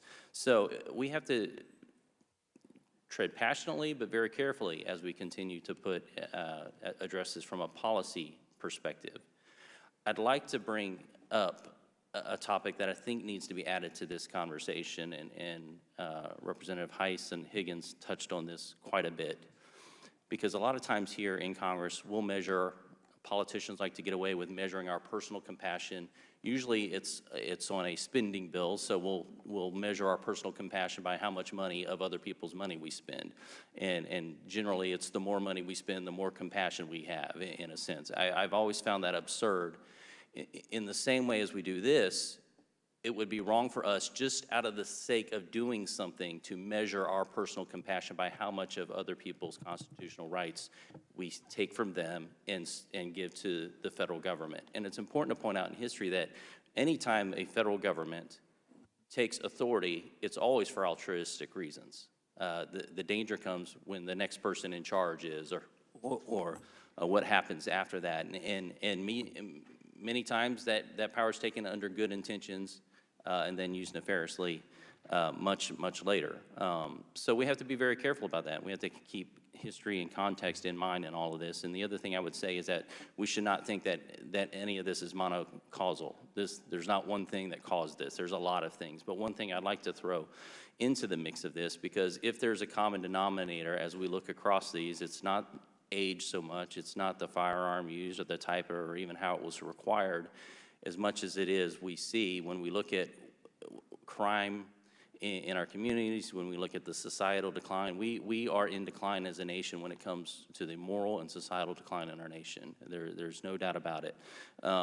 And one of the biggest factors that is a common denominator across much of this is simply broken homes, fatherlessness. A DOJ study from the Journal of Research in Crime and Delinquency reports that the most reliable indicator of violent crime in a community is the proportion of fatherless homes. A 2019 meta-study in the Journal of Psychology, Crime, and Law found that growing up in single-parent families is associated with elevated risk of involvement in crime by adolescents. A 2019 study from the Pew Research Center finds that the U.S. has the world's highest rate of children living in single-parent households.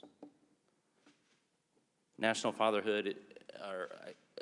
Fatherhood Initiative has compiled some data, and it's adolescents from fatherless homes are more likely to commit crime. They're more likely to end up in prisons. They're more likely to end up in poverty. And so we have to figure out, for a long time, our government has subsidized even and promoted policies that continue to break down the home. And we have to do what we can to make sure we come back to this. And I would just like to give whatever time remains to Ms. Swear to address the perjury charges that have been made against you. The gentleman's time has expired. Oh, my The apologies. gentlelady from Florida, Ms. Wasserman-Schultz, is now recognized. Thank you, Madam Chair. Gun manufacturers didn't always market weapons of war to civilians, and until recently, trade shows didn't make military-style guns available to the general public.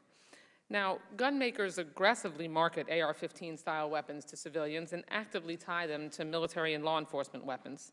Smith & Wesson, America's largest gun manufacturer, even developed a name for this marketing ploy, calling it the, quote, halo effect.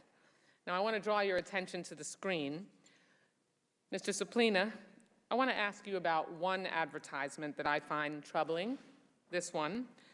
This is an ad for a Daniel Defense MK-18, a high-speed military-style AR similar to the Daniel Defense AR used at the Robb Elementary School shooting in Uvalde.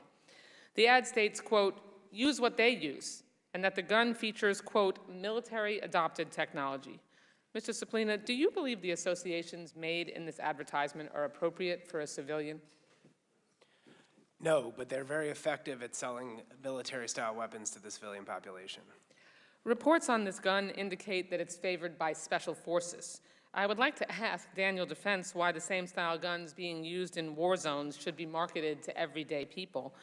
It is clear who gun makers are marketing to. Fred Guttenberg lost his 14-year-old daughter Jamie in the Marjorie Stoneman Douglas High School massacre in my own community.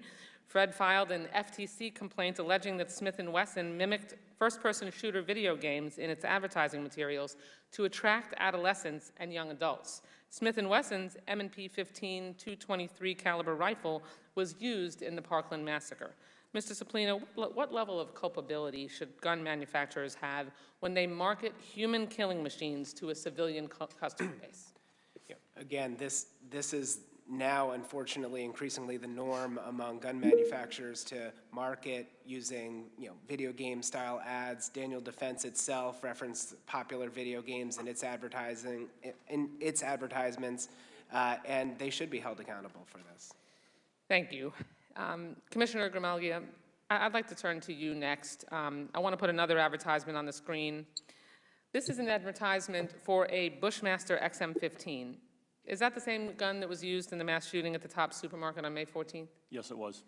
This advertisement shows a soldier with a Bushmaster, and it states, quote, versatility on the range or during patrol. Your officers were actually on patrol that day, and many of them responded to the active shooter scene with far less advanced weaponry. How do you prepare officers to protect themselves and the public from military-grade killing machines every day? I know it was referenced that, it's no problem that they had, adequate weapons to be able to defend themselves. But is that the case? Against this weapon, no. We have active shooter vests that we have in our patrol cars. You can't wear them on a regular basis. They're far too heavy. It's something that you would have to grab and put on if you have the time to do it. Thank you. President Pringle, I want to turn to you. You've worked closely with teachers and students for years on combating gun violence. Without meaningful gun reform, students are forced to practice mass shooting drills. Just this week, and I know we stood together yesterday and you heard me talk about the high school students from my children's high school alma mater to mark the success of their fundraising drive to put Stop the Bleed kits in every classroom on that high school, in that high school campus.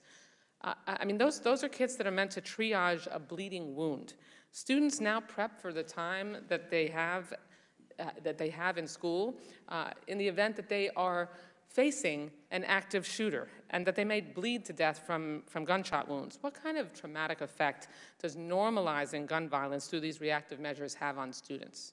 We have seen over the years an increase in anxiety, an increase in the number of students who are seeking additional assistance from our mental health professionals. We are seeing an increase in the amount of students who are coming to our schools with all kinds of social and emotional learning gaps because they have been subjected to overly aggressive drills and looking at social media and TV and seeing other students suffer and die at the hands of gun violence. Marketing mass killing machines to a civilian customer base by using imagery and words that suggest that that's the purpose of their product is gross and immoral, but it's just what gun companies do now in order to profit from a market beyond their older male customer base. The Second Amendment does not absolve gun manufacturers their responsibility to market their products responsibly, and children should not be doing fundraisers for Stop the Bleed kits instead of making sure that they can have a fun prom, doing car washes, having bake sales to make sure that their life on campus as students is improved, as opposed to their life on campus doesn't end and they have to use a Stop the Bleed kit that they've raised money for. Yeah, the gentlelady's time has Thank you. expired. I yield back. As previously was stated at the beginning of the hearing, Mayor Adams has a hard stop at 1:30. Mayor Adams, thank you so much for joining us here today and for your testimony and for your service. You are excused. Thank you so much. Thank you very much. Mr. Biggs is now recognized. Mr. Biggs. Thank you, Madam Chair. You know, last week I thought I'd heard it all when one of the Democrats threatened to end the filibuster, wanted to pack the Supreme Court, and said that they would confiscate guns. In order to do that, they would basically emasculate the Senate as an institution and also emasculate the Supreme Court as well. I thought that was interesting, was pretty bad, but then we have here someone actually accusing a witness and actually taking out of context a witness who testified previously and accusing her of perjury. Following that, though, but I got to tell you, the most egregious thing that the Democrats did today is they took a person, a young person, little Mia, who was traumatized 2 weeks ago, still suffering under obvious PTSD as she testified in that video, and bringing that poor little girl to relive this. And if we're going to hear about how traumatic, and I don't say they're not traumatic, these raising money for Stop the Bleed kits is, then it's particularly pernicious and outrageous to take an 11-year-old child who graphically described how she spread a classmate's blood upon her and feigned her own death to make her relive that. If we're talking about PTSD, you just prolonged the agony of that little child. For what? For your own political gain, your own political purpose. That is despicable. And over the course of more than 9 hours last week, my colleagues on the Judiciary Committee, my Democrat colleagues, made it clear that they don't believe any American should have access to the means to protect themselves and their families. Democrats opposed a Republican amendment that would allow victims of domestic violence to purchase firearms. They opposed a Republican amendment that would allow the spouses of active duty and deployed military to purchase firearms. And, again, they promoted ending the filibuster, impacting the Supreme Court, and confiscating guns from law-abiding citizens. And they gave their entire game away by making clear that neither Congress nor the Supreme Court will stand in the way of their radical mission. Their proposed solutions to the problem of violent crime in this country is to make felons out of law-abiding citizens under the age of 21, to make felons of law-abiding citizens who own firearms in homes with children, and to make felons of law-abiding citizens who own or purchase magazines that hold more than 10 rounds of ammunition. The most common firearm in this country sells 15-round magazines. Their proposed solutions are to force law enforcement officers to ignore due process and to strip law-abiding citizens of the means to protect themselves and their families from threats. And make no mistakes, my Democrat colleagues intend on total infringement on America's Second Amendment rights. Ms. Swearer, before you answer the most pertinent question I think that we're going to hear from you in just a second, I want you to tell me, can you define defensive use? Defensive use, and I'm assuming you mean lawful defensive use. Yes. Would be a use of a firearm that is to defend oneself lawfully against criminal actions by another. How often is lawful defensive use of firearms in this country? According to a 2013 report by the CDC, almost all, with very few exceptions, but the most rigorous studies, and almost all of them, show that it's somewhere between 500,000 and 3 million times a year. I think it's roughly, probably around an average of 1 million myself. Do you believe that firearm use for self-defense, defense of others, or for the protection of property saves lives? Yes, it objectively saves lives. Now, you were accused by someone who took out of context something you testified of in 2019 of effectively committing a crime and committing perjury before Congress. Would you please like to respond to that? Congressman, respectfully, and I appreciate the opportunity, but we've wasted enough time on political games today, and I'd like to get back to the merits of actually talking about solutions. Very good. Now, I'm going to go forward now, and Madam Chair, I'm going to submit, please, the following items for the record. The testimony of Stephen Williford before the Senate Judiciary Committee on May 25, 2021. Mr. Williford is a good guy with a gun who heroically confronted and stopped a mass shooter in Sutherland Springs, Texas. I also submit a 2019 study by John Lott of the Crime Research Prevention Center. His study examines data on the rate of shootings and accidents in schools that allow teachers to carry firearms, which found 0 cases of someone being wounded or killed from a shooting, let alone a public mass shooting at a school that allows teachers to carry firearms.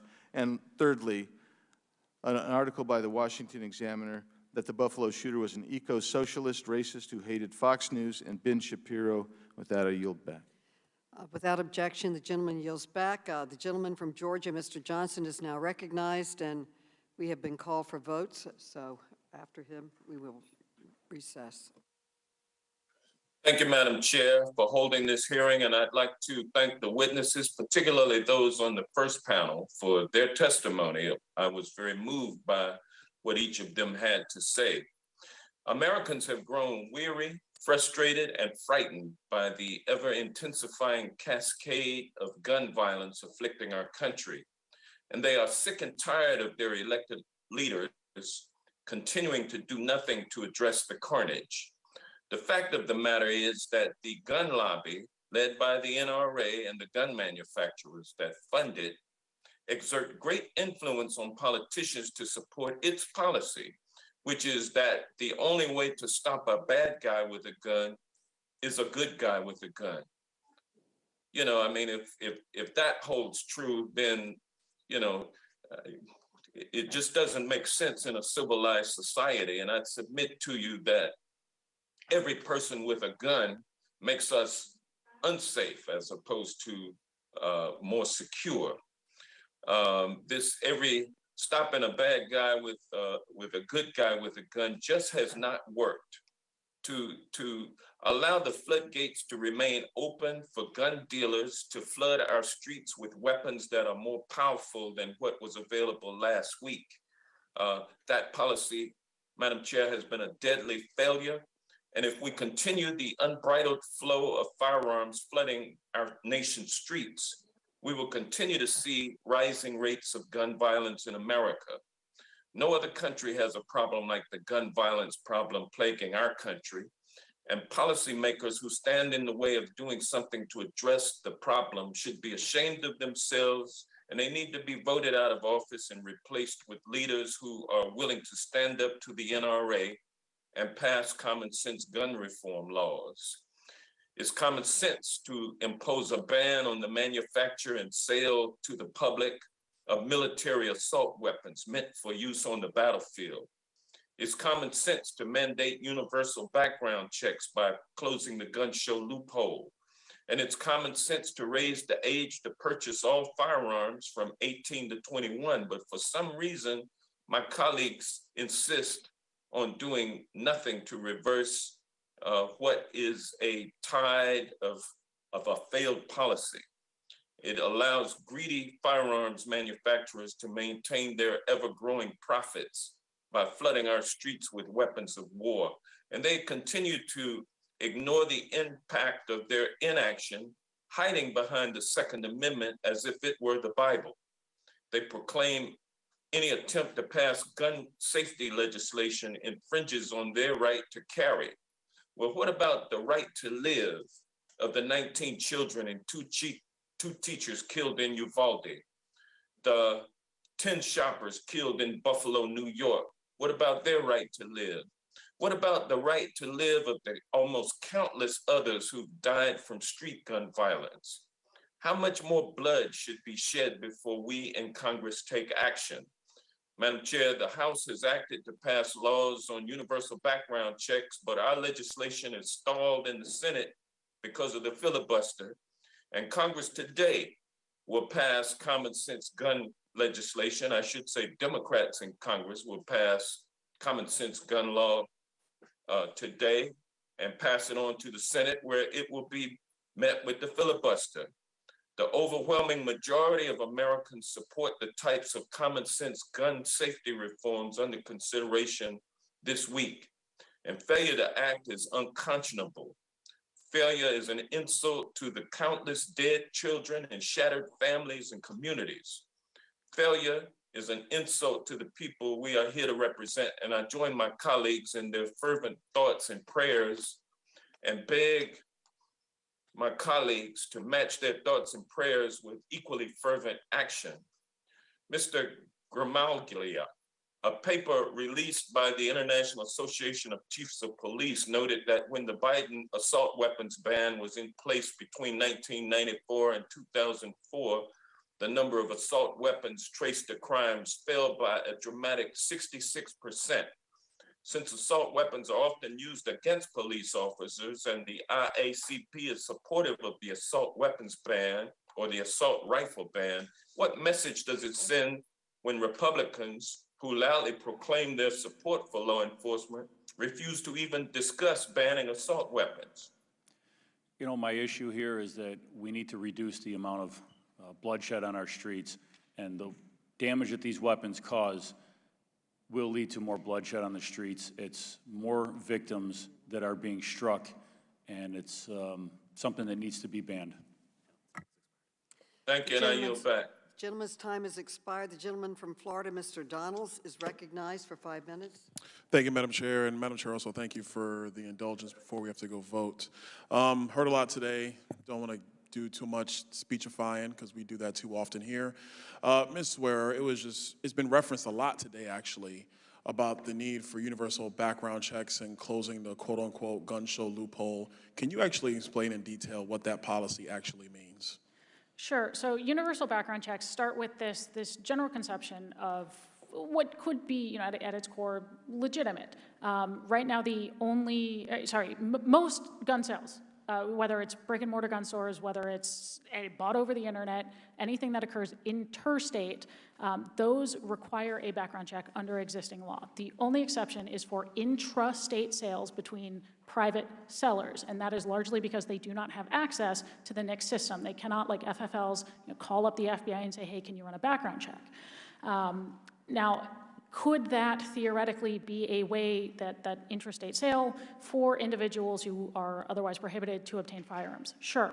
As I point out, the problems with H.R. 8 and all of those other bills is that this is a low reward endeavor. This is already not how most criminals are obtaining their firearms. They are already obtaining them through the black market, through informal channels that are not in any way, shape, or form addressed by interstate private sales. And on top of that, things like H.R. 8 would criminalize a whole host of responsible temporary low-risk transfers between law-abiding citizens, like if your buddy wants to borrow your hunting rifle, or you're going on a month-long trip to Europe and you want your guns to be secured in your friend's safe next door, you'd have to go through a background check, legally transfer title of your guns to that individual, and then legally transfer title back to yourself when you're done.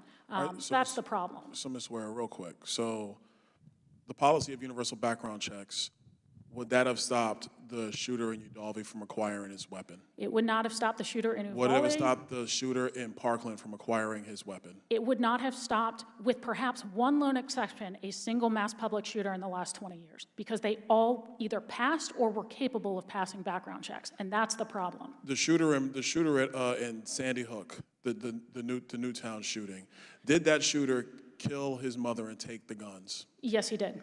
And I think, I forget his age, but he otherwise did not have a disqualifying history. The shooter in Uvalde, did he actually shoot his grandmother in the face before he went to perpetrate the crimes in Uvalde? To my knowledge, yes.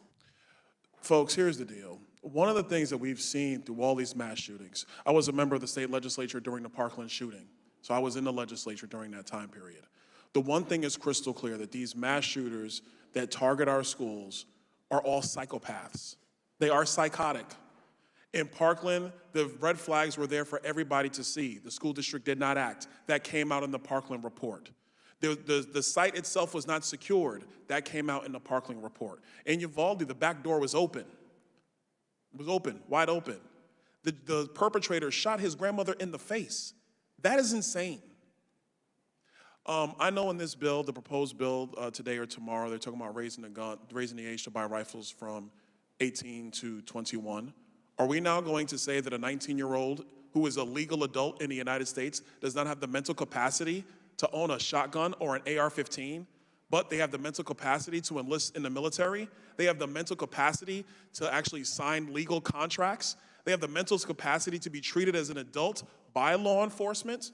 And they also have the mental capacity to vote in the United States, but they don't have the mental capacity to own a shotgun or to own a rifle and not inflict harm on their fellow man? Look, man, I got 3 sons. 2 of them are school age now. When these shootings occur, man, they hurt me because I could only imagine what it is as a parent. I'm a parent. But I also understand that I have a responsibility as a legislator to actually defend the Constitution of the United States. The Constitution, the Second Amendment is there. It is our responsibility to defend it. And if we look at the data from the mass shootings that have occurred in the United States over the last 20 years, the one constant, especially when it comes to schools, is that these shooters are young, they are mentally disturbed, and the vast majority of people who are in their age group would not even think or go down the pathway of committing these atrocities. We don't pass laws because of the quote-unquote 1 or 2 psychopaths. We only pass laws in order to maintain the actual legal momentum of freedom in the United States. The Second Amendment is not there to stop psychopaths. Let's be perfectly honest with it. It is not. That's not its purpose. The purpose of the Second Amendment is clear. It is to protect the constitutional rights of American citizens. These shootings are awful. They're awful. But the data is clear about how to find the people that actually do this. And the measures put in front of us would not have actually stopped these shootings. I'll yield back. The gentleman's time has expired. Votes have been called.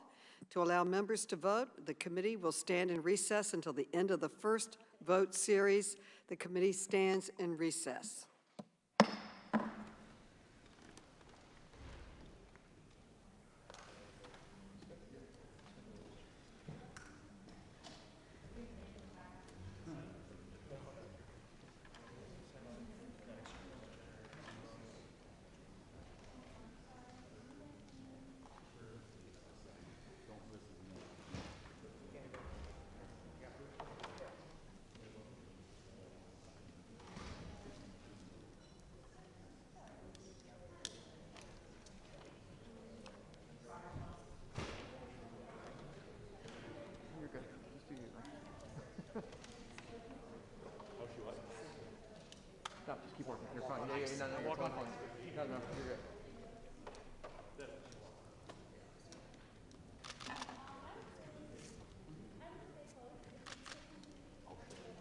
Did Adam speak up there?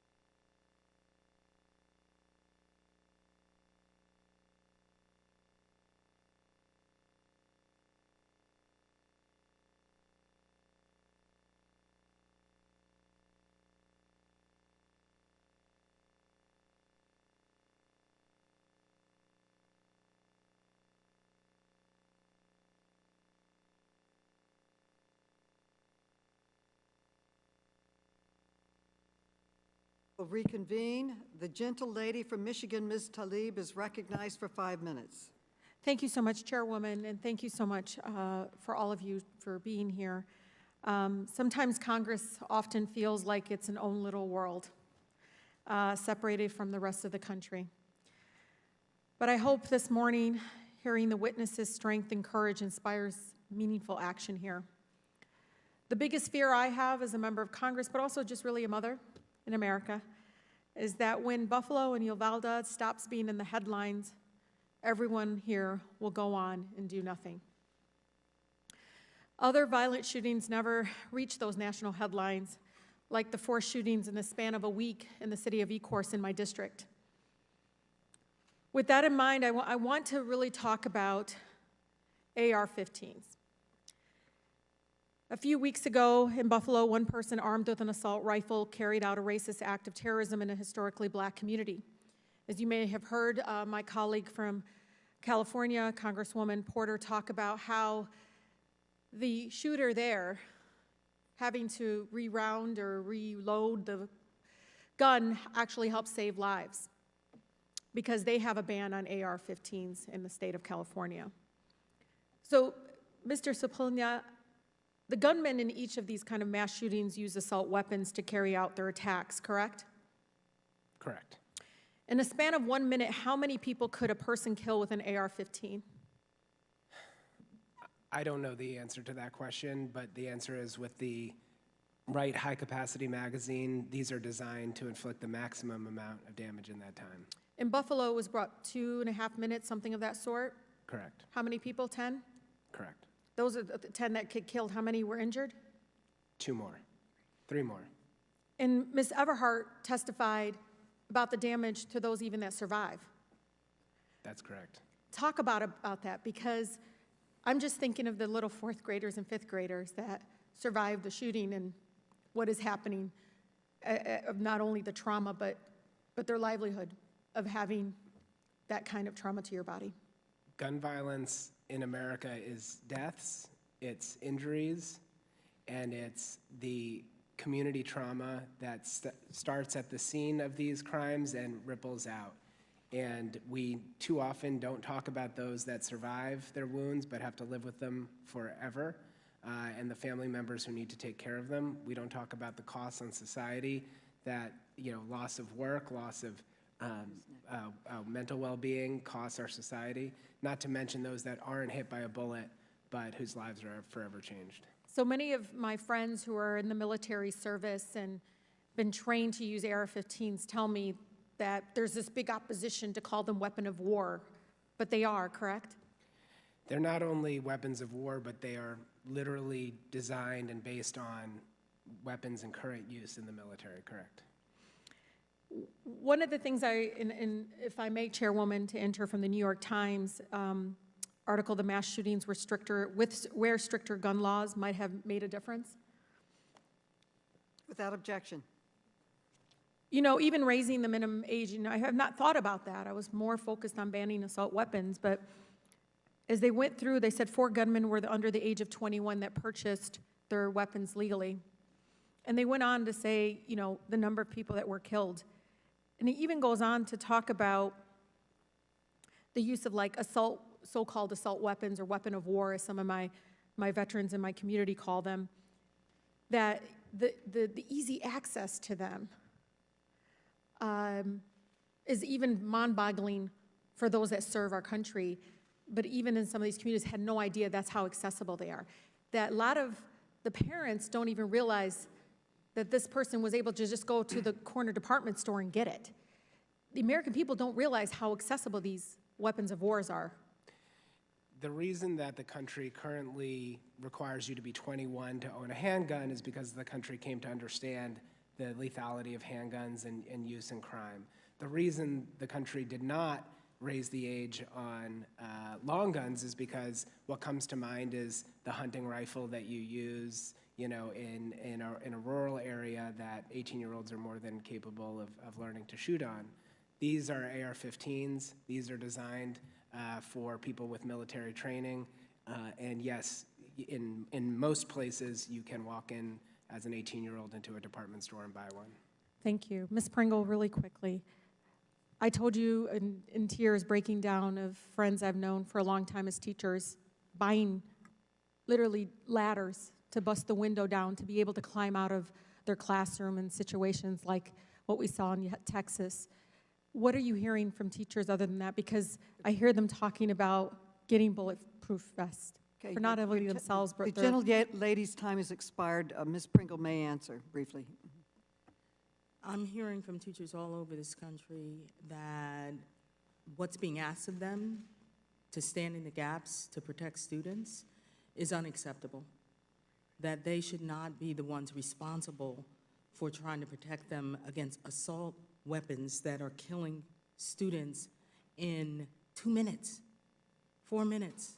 All of the students and the adults were killed in Columbine. We should not bear that burden. That is not our responsibility. Our responsibility is to teach our students. Thank you. The gentleman from South Carolina, Mr. Norman, is recognized. Mr. Norman? Thank you, Madam Chairman. Ms. Pringle, are you familiar with the NEA's section an end to policing in schools? What are you referring to? The provision that basically it's a call to action for police-free schools. The NEA has not taken a position on police-free schools. What we have done is we have taken a position on ensuring that every student, everyone, has access to a quality education and that they attend a safe and supportive and nurturing environment in which every one of them can learn. But as far as it relates to having police officers armed, does that make students safer at the schools, in your opinion, as being head of the NEA? Having police officers armed? Uh-huh. I don't understand your question. You mean generally having police officers armed? In schools, are children more safe if the resource officers and/or armed police are armed? We have school resource officers in our schools where we work and engage in making sure that they have the training and the support that they need. You're not answering my question. So that they can engage with our students, social and emotional and okay, so you learning. do not agree that armed resource officers or police make children safer? We believe that when you are in a school environment. Okay, you're not going to answer the question. I did answer the question. No, you didn't. Yes. Well, let me put it to you again, Ms. Pringle. Do you think trained school personnel who are trained and are permitted to carry concealed weapons are more of a threat to students, or would they keep our students safer? This will be the last question I ask you. Our teachers throughout this country overwhelmingly reject the idea of arming teachers in our schools. More guns in schools mean more killings. Okay, so no teacher with a concealed weapon, and I assume, since you didn't answer, no resource officer ought to have a gun. The only one that should have guns are the people that come in there to do harm, is basically what you're saying. I did not say that. I didn't say that. Well, I don't, well, you did not answer the question. Ms. Swearer, the International Journal of Policing Strategies and Management concluded that the presence of a school resource officer reduces the fear of crime among students. It increases feelings, increases the safety among the students. Is that a true statement? I believe, based on the evidence, that it is. There's no question about that, is it? No, I believe the evidence is pretty unequivocal. And if armed teachers or or really the police had gone in earlier, the carnage would not have been as great, correct? I think especially when you look at the preventable blood loss and the ability to get first aid to students who spent 78 minutes not receiving that first aid, yes, that is incredibly important. And you would think that arming teachers and administrators would have quicker responses to stopping school shooters, right? It is certainly, obviously, we should look at ways of ensuring that we don't get to that point, but yes, when that point has been reached, the armed response and the quickness of that response is at that point the primary thing that matters in terms of saving lives. Just like it's gotten to the point in this country under liberal administrations and the Democrats who want to disarm the police, we've got to have police officers in churches of all places who are armed, which is a sad day in this country. I want to yield the balance of my time to Mr. Clyde. Thank you to my colleague from South Carolina. Mr. Swearer, or Mrs. Swearer, excuse me, Ms. Swearer, Democrats have advocated for a gun buyback program like the one in Australia. Do you think this would work in the United States? No, I think the research on the Australia ban has one of several things that has been greatly mischaracterized today. I think when you look at rates of gun violence generally dropped, but it did so in every developed country around the world during that time, including in the United States, even though our number of guns per capita almost doubled during that time. Additionally, when you look at mass shootings before that ban and after that ban, before the ban, they were very rare in Australia comparatively, especially compared to the United States. Those types of shootings were overwhelmingly not carried out by the types of weapons that were banned. And so there doesn't even seem to be some sort of logical connection, even if you're looking at, again, these very low, statistically low incidences. Thank you. The gentleman's time has expired. The gentleman from Maryland, Mr. Sarbanes, is now recognized. Thanks very much, Madam Chair. I want to thank the witnesses for being here today. I want to acknowledge, as others have done, the powerful testimony that we heard from the first panel today.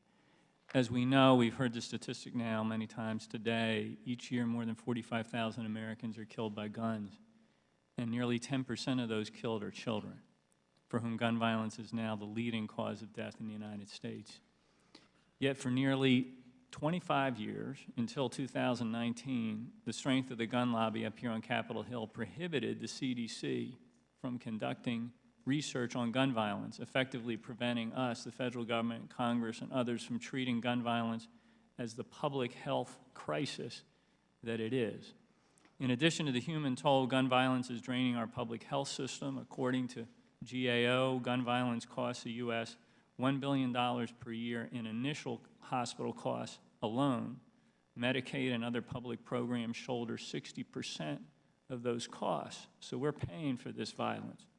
To meaningfully address the gun violence epidemic in our country, as we've been saying again and again, we must pass common sense reforms while also investing in evidence-based prevention strategies and working with communities to address the complex and systemic issues that drive gun violence. And when I say common sense, what I have in mind is many of the measures that we are going to have on the floor today as part of this legislative packet and tomorrow. Common sense to me means when you ask the average person out there in the country, including, by the way, the average law-abiding gun owner, does it make sense to do this? They say, absolutely it makes sense. They do not fear these measures because they know that overall it will create a more rational world and country for us to live in. And we've heard much about the Second Amendment. No one is here to try to upend or take away the Second Amendment rights. The First Amendment is also very important to us, and we know that there are some limitations that are placed there. We don't allow people to yell fire in a crowded theater. So as sacrosanct as these amendments are, we can put rational, common sense measures in place to achieve the right balance. Mr. Jackson, you're a gun violence survivor, as you so compellingly testified earlier, and you're an advocate for reform. Most recently, as I understand, you've been on the ground in Buffalo working to help the community recover from a horrific mass shooting that we saw there a few weeks ago. Can you describe what you've been seeing there in the weeks since the tragedy and what you know, based on your experience, is coming for that community in the weeks and months and years ahead in terms of dealing with this? And speak, if you could, to this sense of powerlessness that so many people feel when they look at Washington. This idea that please do something real that can make a difference, just something. Everyone knows this problem is too complicated to flip a switch on. You can't solve it overnight. But it's this sense of being powerless in the face of gun violence, which I think is so demoralizing to individuals, certainly to many members of Congress, and I'm sure to communities like Buffalo and others that are experiencing this pain. So if you could speak to that, I'd very much appreciate it. Yes, thank you. You know, when I arrived to Buffalo, for folks who don't know a lot about the community, 80% of the African-American community is concentrated in one part of Buffalo. And when we got there, we saw instantly how far-reaching this trauma had impacted people throughout the community. The first vigil I went to, there was over 600 people there, torn apart. Every person you met was either a family member, a neighbor, a church member, went to school with someone, was coached by someone. Ms. Pearl Young was the first lady of her church. So you think about the generations that she touched.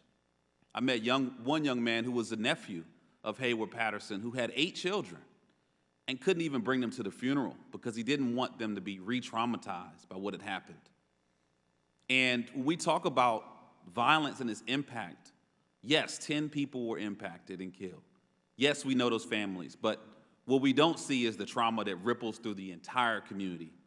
We had people literally on their knees crying. We had folks, senior citizens and walkers, coming to memorials in tears. Individuals screaming at the sky in anger. And while there were hundreds of cameras, there were very little people there to help them. There were very little victim services, support services. There were very little people to provide trauma care for those who have been impacted. And what we're most concerned about now is what does that ripple of trauma look like? We know violence is a disease, but now in Buffalo we have an entire community, and I would argue the entire Black community across the country, who have been exposed to this disease. And I think it reinforces the extent of this public health crisis and why it's so urgent that we take a comprehensive public health approach to support those who have been directly impacted, as well as those who are impacted indirectly by this trauma. The gentleman's time has Thank you for your expired. The advocacy. gentleman from Kansas, Mr. LaTurner, is now recognized. Thank you, Madam Chairwoman. We have 4 children, a preschooler, a 2nd grader, a 4th grader, and a 5th grader. I was heartbroken by what happened in Uvalde and in Buffalo, and I join all Americans in praying for these victims' families. But not just praying for the victims' families, but willing to come to the table to try to find meaningful solutions that can prevent this from happening again. After events like this occur, many lawmakers seek simple solutions to complicated issues. However, Congress must focus on the root cause of violence by prioritizing mental health and school safety resources, and by disincentivizing rising crime in cities. Now is the time to come together, to use and improve on the tools at our disposal and find new ways to ensure that this never happens again, rather than spend time on proposals that will not fix this problem and seeks to rob law-abiding citizens of their rights guaranteed by our Constitution. Ms. Swear, federal school safety grants and programs have become more plentiful and accessible over the past several years.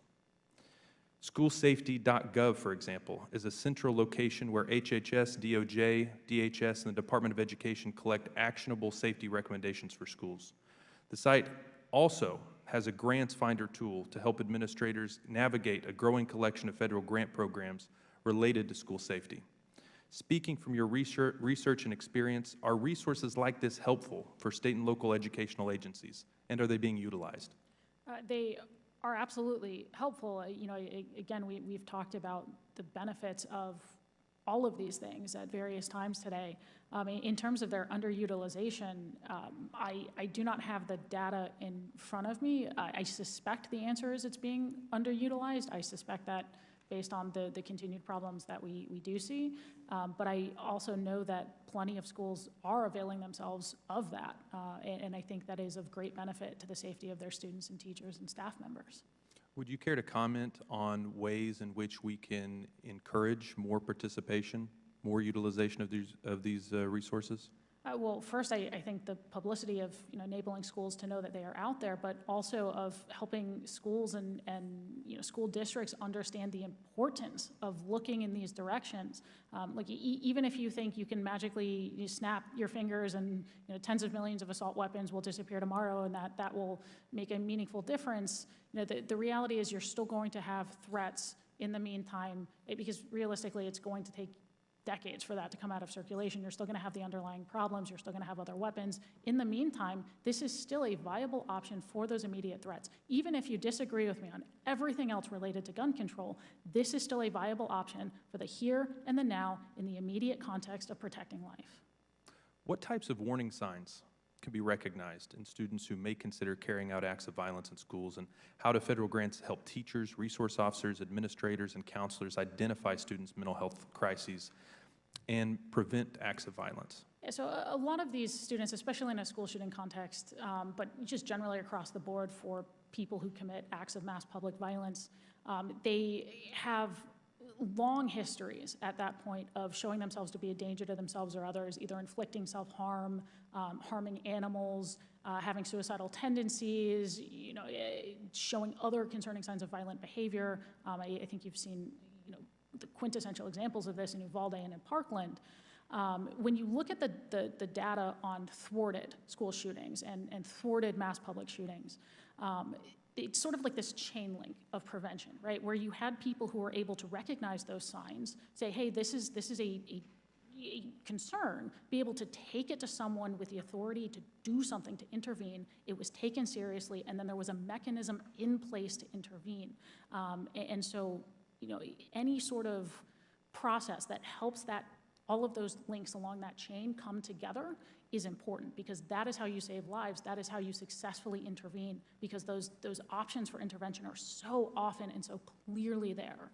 Undoubtedly, you're right that there are ways for to intervene, and we ought to encourage that and incentivize it and provide resources for it at the federal level. What are some ways, that just have a little bit of time left, what are some ways that technology can play a role in improving school safety? I'm not quite sure what you mean by technology, whether you mean social media or... I mean social media, and I mean physical security on campus. Sure, so some of it is just the physical security of being able to buzz people in and out and making sure that there is secure access and security cameras and using best practices for physical safety, some of which involves the best practices for technology. But again, also we've referenced social media. I'm not a big tech expert, but certainly whatever it takes, that when these signs... The gentleman's time has expired. Okay. It's the same, finding the signs of danger wherever they come from, whether it's... The gentlelady from California, Ms. Spires, is now recognized for 5 minutes. Thank you, Madam Chair. Thank you for your leadership. I must say that this has been a very tough hearing to listen to. First of all, let me thank all the witnesses who are here, and the first panel in particular. I'm haunted by what Dr. Guerrero said, that he went into the emergency room and one of the dead children was decapitated. Think about that, decapitated. Commissioner, when you went into the Tops grocery store, I think we spend too much time sanitizing what assault weapons does to the body. Can you give us some descriptions of what you saw on the ground when you got to Tops? I won't just get into that description, but I've been at numerous... No, I want you to. I want us to hear it. Yeah, I want to expand on that. I've been to numerous shootings throughout my career that were the result of high-powered rifles, assault rifles, and the cavernous holes that they leave in bodies. Decapitation is a pretty good explanation for it. Some people couldn't be buried with an open casket. Yeah, the damage was absolutely devastating. And not just in that one, but as I said, in other homicide scenes that I've been to, the devastation is just, it's incredible. I'm a victim of gun violence. I know what it does to a body.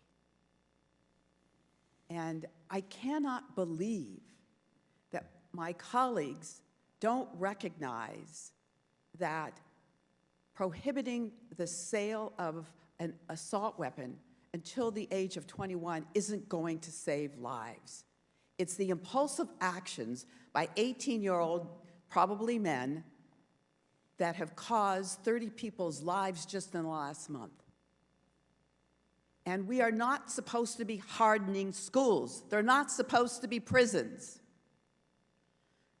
Ms. Pringle, let me ask you, in your conversations with the teachers in the 199 incidents of gun violence on school grounds just last year, and the more than 311,000 students since Columbine that have been victims of gun violence experience, what does that inform you? What do the teachers tell you?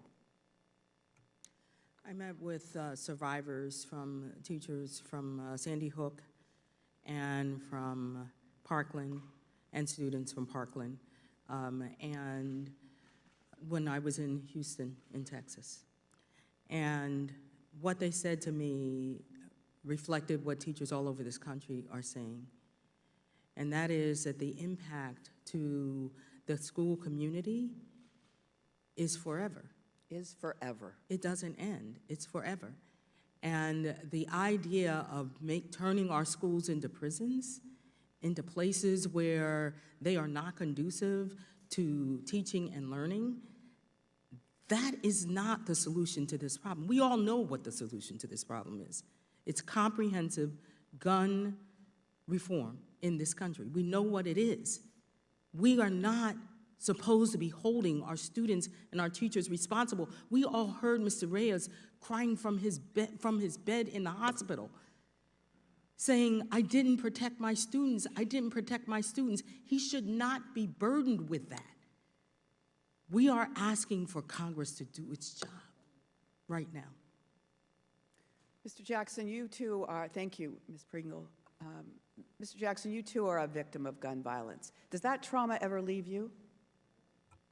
Not one day. Anytime you hear a loud sound, anytime you see an argument or a fight or even a movement of a crowd, I'm triggered over and over again. And I don't even need that. Every day we turn on the news and we see how prevalent violence is in our communities. You know, we say over 100,000 people have been shot or injured by gun violence, but I really think that's a low estimate. Because in my community alone, I know at least 8 people who have been directly impacted. And every morning, I wake up, I have to apply ointment to my wound, I have to watch news that's a reminder of this crisis, and then I also have to listen to politicians in chambers like this make excuses about why they can't take action. All of that is triggering. Thank you, Mr. Jackson.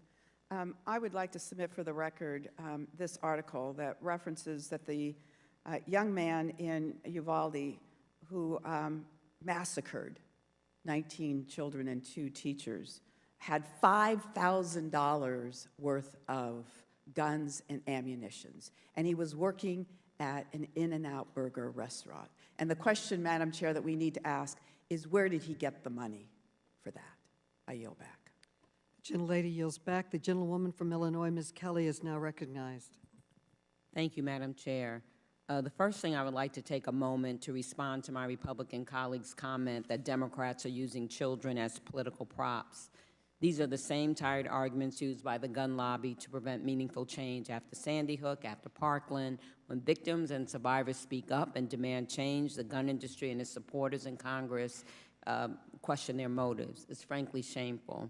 Despite suffering unimaginable pain, our witnesses wanted to share their story. Even the young lady, they have dared to hope that their trauma and heartbreak could be turned into something good. They are pleading with us to do our jobs. All I'm asking my colleagues to do is open your hearts and listen, and I hope we still have enough humanity in this body to do this. We've been talking a lot about mass shootings, and I want to thank all the witnesses. I have long talked about the everyday gun violence that exists in our communities. The city of Chicago faces this every weekend, really every day. Over Memorial Weekend, 42 people were shot and 33 people were shot this past weekend. Tackling this issue will take community-based approaches. Mr. Jackson, thank you for sharing your story and the work we've done together. Your organization used community-based approaches to fight everyday gun violence through community intervention programs. Can you talk about the structural factors that drive gun violence in a community? Yes, thank you. You know, we are big proponents for community-based violence intervention strategies because we know they can reduce the risk factors and address the root causes of violence. Over the course of the pandemic, we saw a 39% increase in homicides in the Black community. And that's not because there were less policing. That's not because sentencing wasn't harsh. That was because the other root causes of violence were intensified. When we look at the lack of access to safe spaces, economic inequality, housing instability, the reinforcement of poverty, all of those fuel violence. And then on top of that, we poured in this flood of guns into our communities. We talked about New York earlier. 84% of the guns in New York come from outside of the state. And that's what our communities are going through every single day. We're being flooded with firearms into the communities that are most vulnerable. And these community-based violence intervention strategies focus on victim services for those who have been impacted, supporting their families, providing therapeutic care for those traumatized, providing intervention tactics that work with folks in the hospitals to prevent them from retaliating. We know that 40% of the people who have been shot within 5 years will be shot again or killed without any form of intervention, and hospital-based violence intervention does this, as well as cognitive behavioral therapeutic programs that work with those who are most at risk, who maybe have had a violent history, and help them shift their lifestyle through therapeutic and behavioral changes. In certain communities, we've seen violence reduced by 60%, and I have a whole list of examples, which I can submit to the record, but we know these programs work. What we also know is that the federal government has not been investing in these efforts, and has not been funding these efforts that we know bring peace to our community, and that's why we've been working together to push such legislation. And hopefully we can change that and get Stephen Horsford's and Senator Booker's legislation passed. Commissioner, you helped your community heal after the horrible mass shooting last month, or you're helping them to heal, but you also see the destruction recurring, gun violence in Buffalo. Can you talk about how your police department works with organizations to implement community violence intervention strategies? I'm a strong believer in the violence interrupters strategy. We work very closely with them. They get out in the community. They can say and do things that we can't because they're credible messengers. We use them a lot in place of where police officers might go to handle a situation. They are also very helpful in getting guns turned in at times. But the problem we have is, as my colleague over here, Mr. Jackson, said, the flood of guns that are coming into our communities, the ghost guns that are coming into our communities. And one of the scariest things I just heard the other day at a gun meeting in my department is that about a half a dozen ghost guns recently were firing fully automatic, not because they had a switch on them, because they were being modified and not modified properly, I guess, if that's a term to use for a ghost gun. But it's the flood of guns that are coming in. Where are they coming from? And we don't want to take guns away from law-abiding citizens. We want to stop the flow of guns coming in. Well, I have a trafficking/short purchasing bill I'm going to run and talk about in a little bit, because representing Chicago, we have the same problem.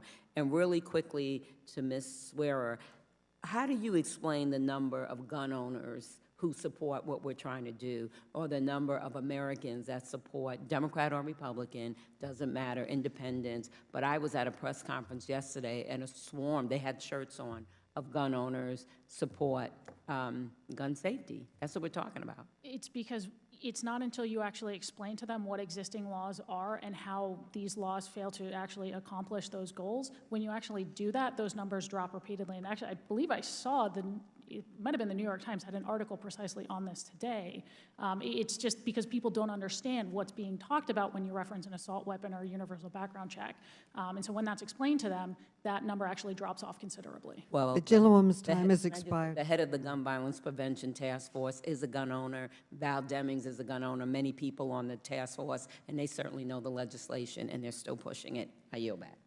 This gentlelady yields back. The gentleman from Kentucky, Mr. Comer, is recognized. Thank you, Madam Chair. And again, I want to thank our witnesses for being here today. This has been a very robust discussion, very difficult issue, brings out a lot of emotion.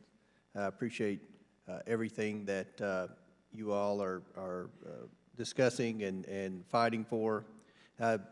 have the opportunity to go first in questions, and I like to go towards the end because I like to listen to the debate, try to learn, listen to what other people say, and pick up some points that people make. And one of the points that Ms. Ocasio-Cortez made was that some of the guns, when we referenced the amount of gun violence in New York City, that a lot of those guns were coming from outside New York City. And I would say that's probably right. We have in Kentucky a fentanyl problem. I think just about every congressional district has a fentanyl problem. Our law enforcement tells us this fentanyl is coming across the border. And it's frustrating for us because we've had 100,000 deaths with fentanyl, and we believe that could be reduced by securing the border.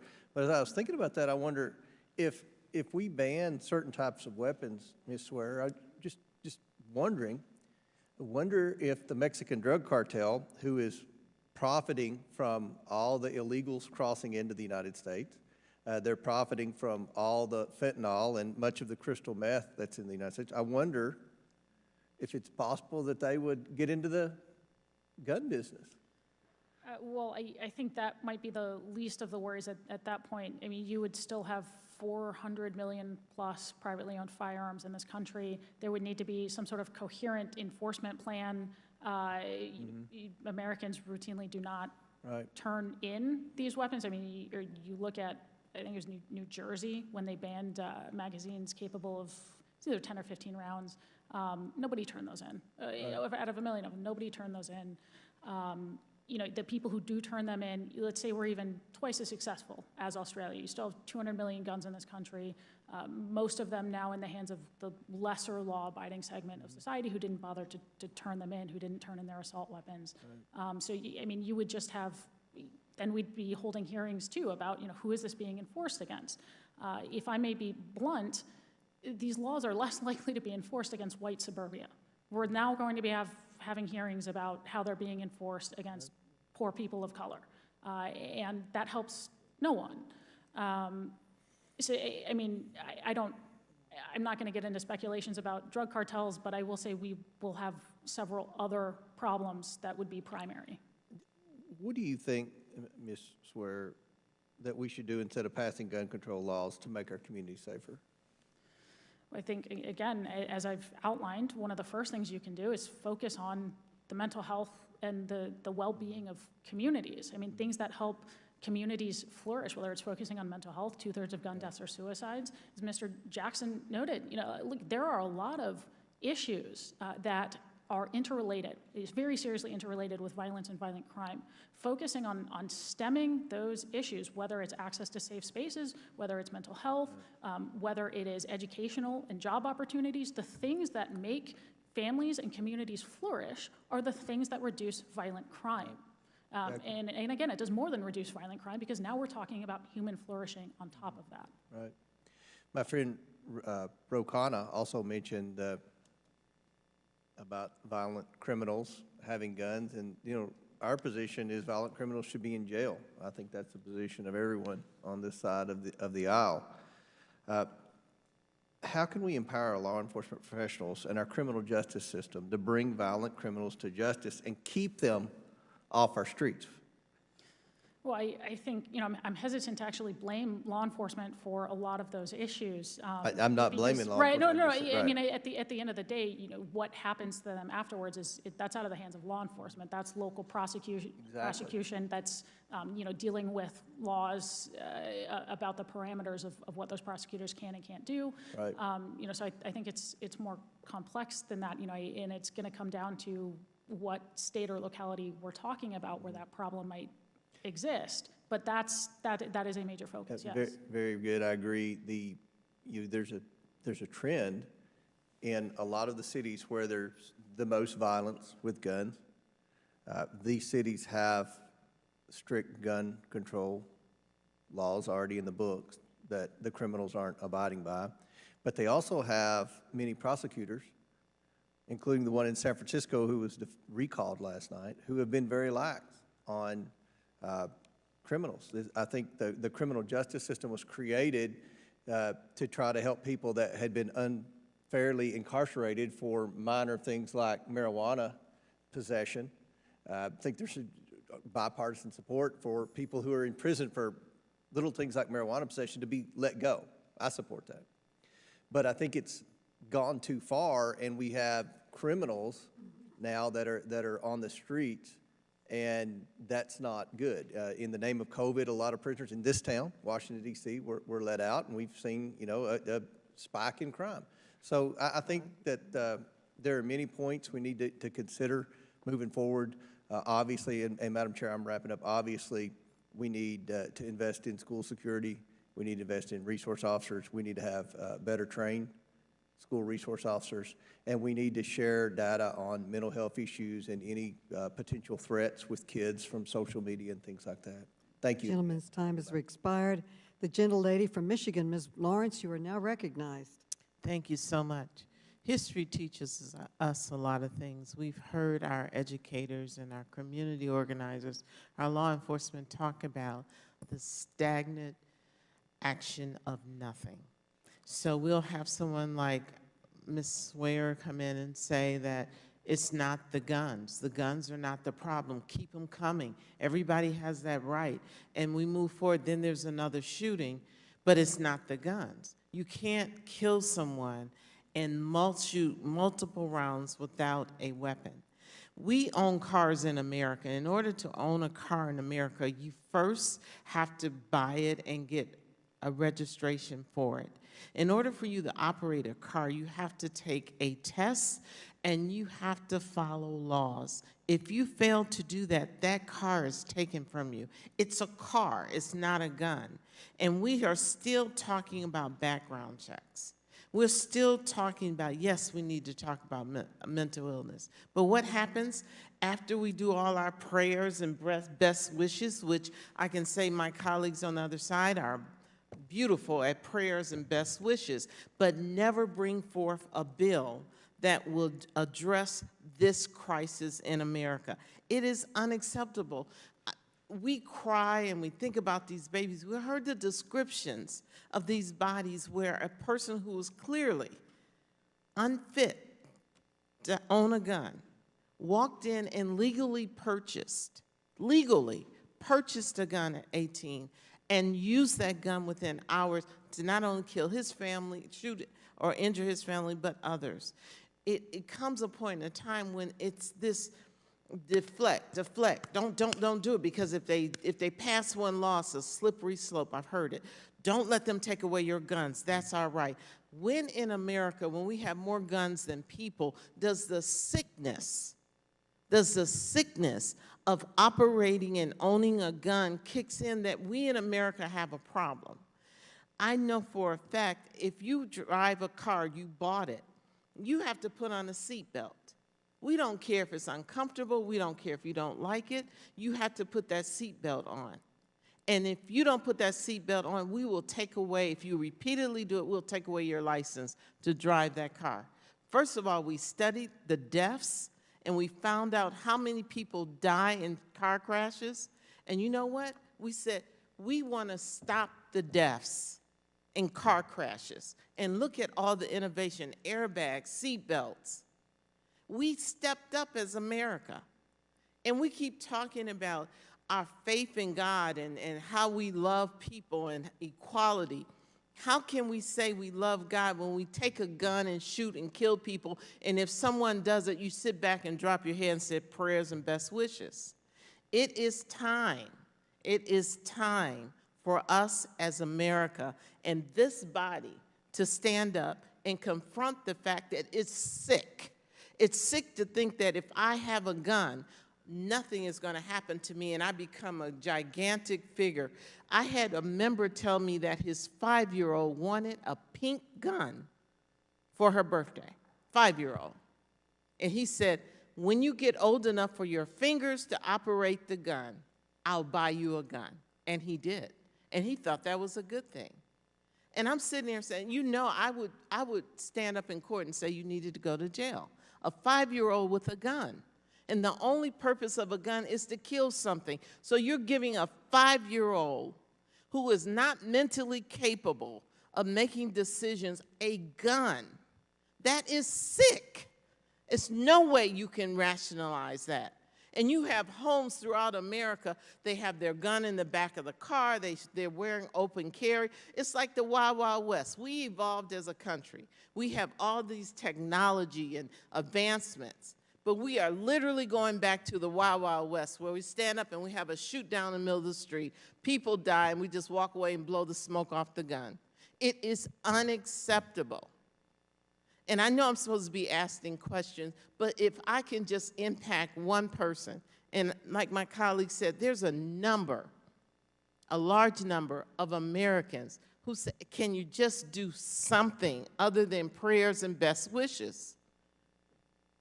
If someone shot and killed your child, you would not be sitting here wanting to hear about my constitutional right to own a gun.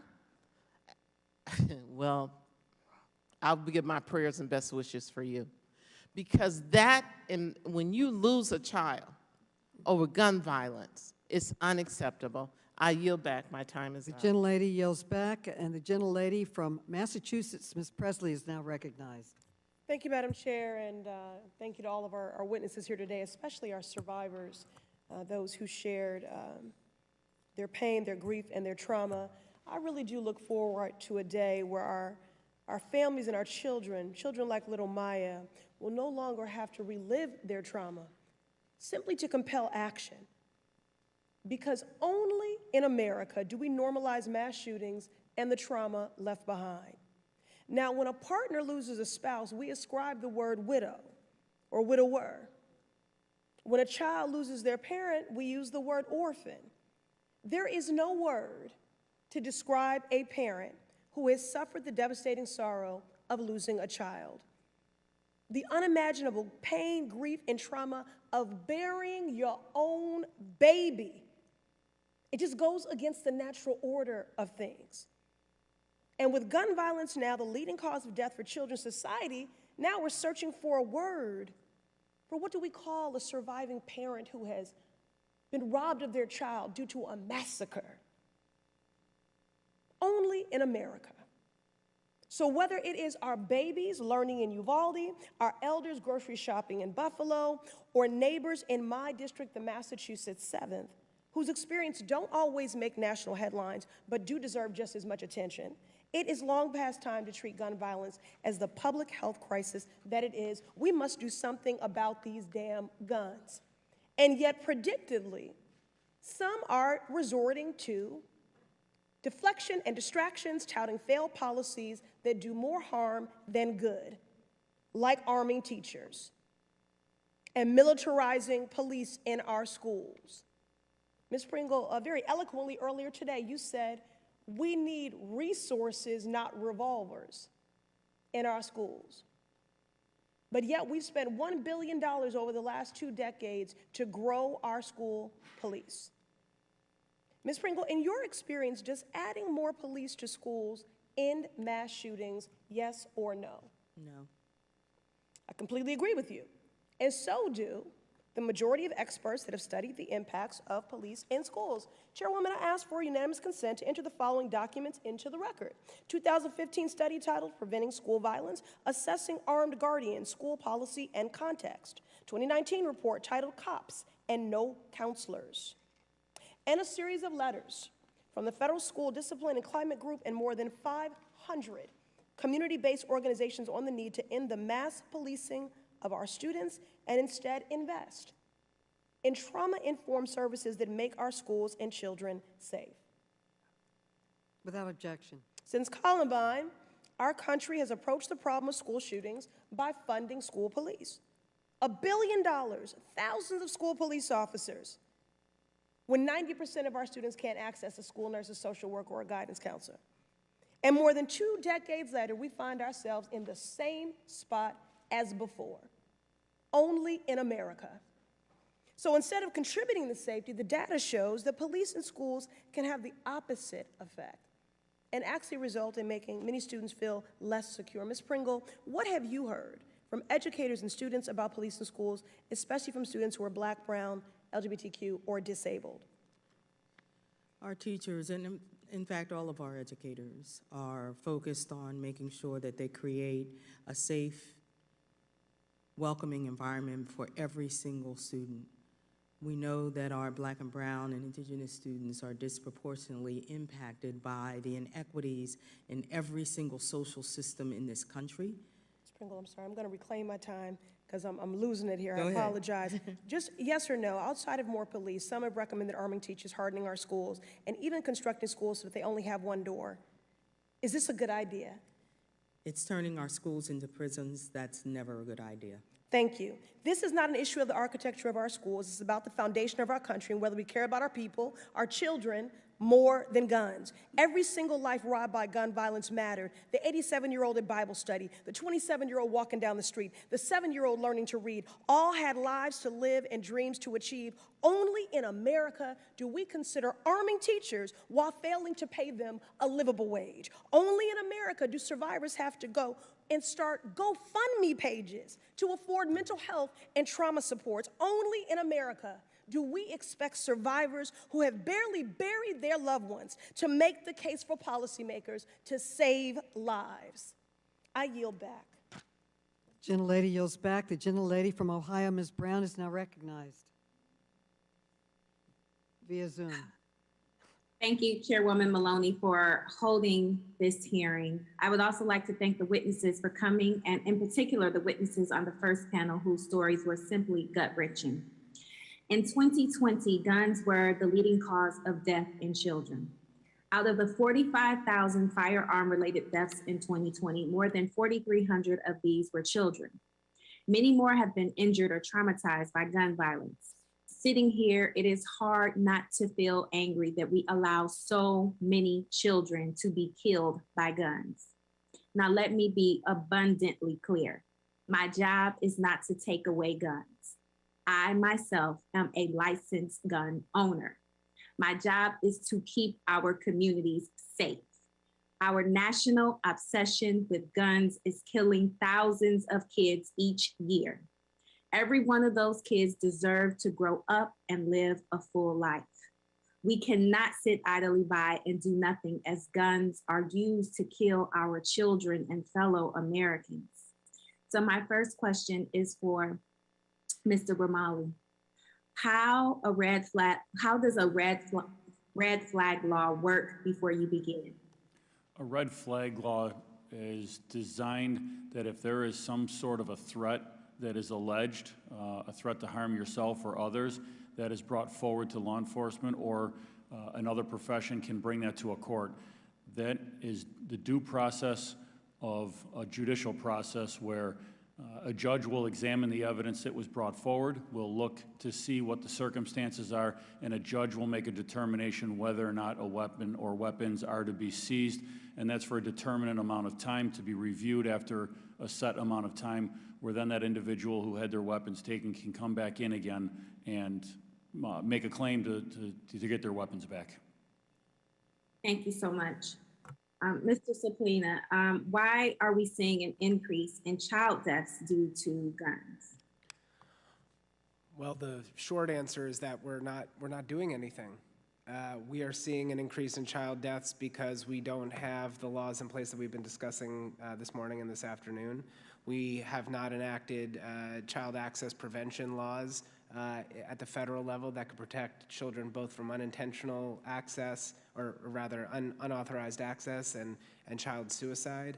The reasons go on, and children are dying in homicide in this country. They're dying by suicide. They're dying by unintentional deaths, and we have not addressed that. In the states that have, we see better outcomes, and I want to emphasize that because we gloss over it so much. In the states that are enacting these laws, even though their efficacy is lessened by the influx of firearms from other states, we are seeing lower mortality rates among children and the general population. Thank you. Mr. Jackson, for you, we have heard your testimony today about kids who have been traumatized by the horrors carried out in Uvalde and communities that look like yours and mine. Can you share with us the impacts of gun violence on child survivors as well as their friends and family members?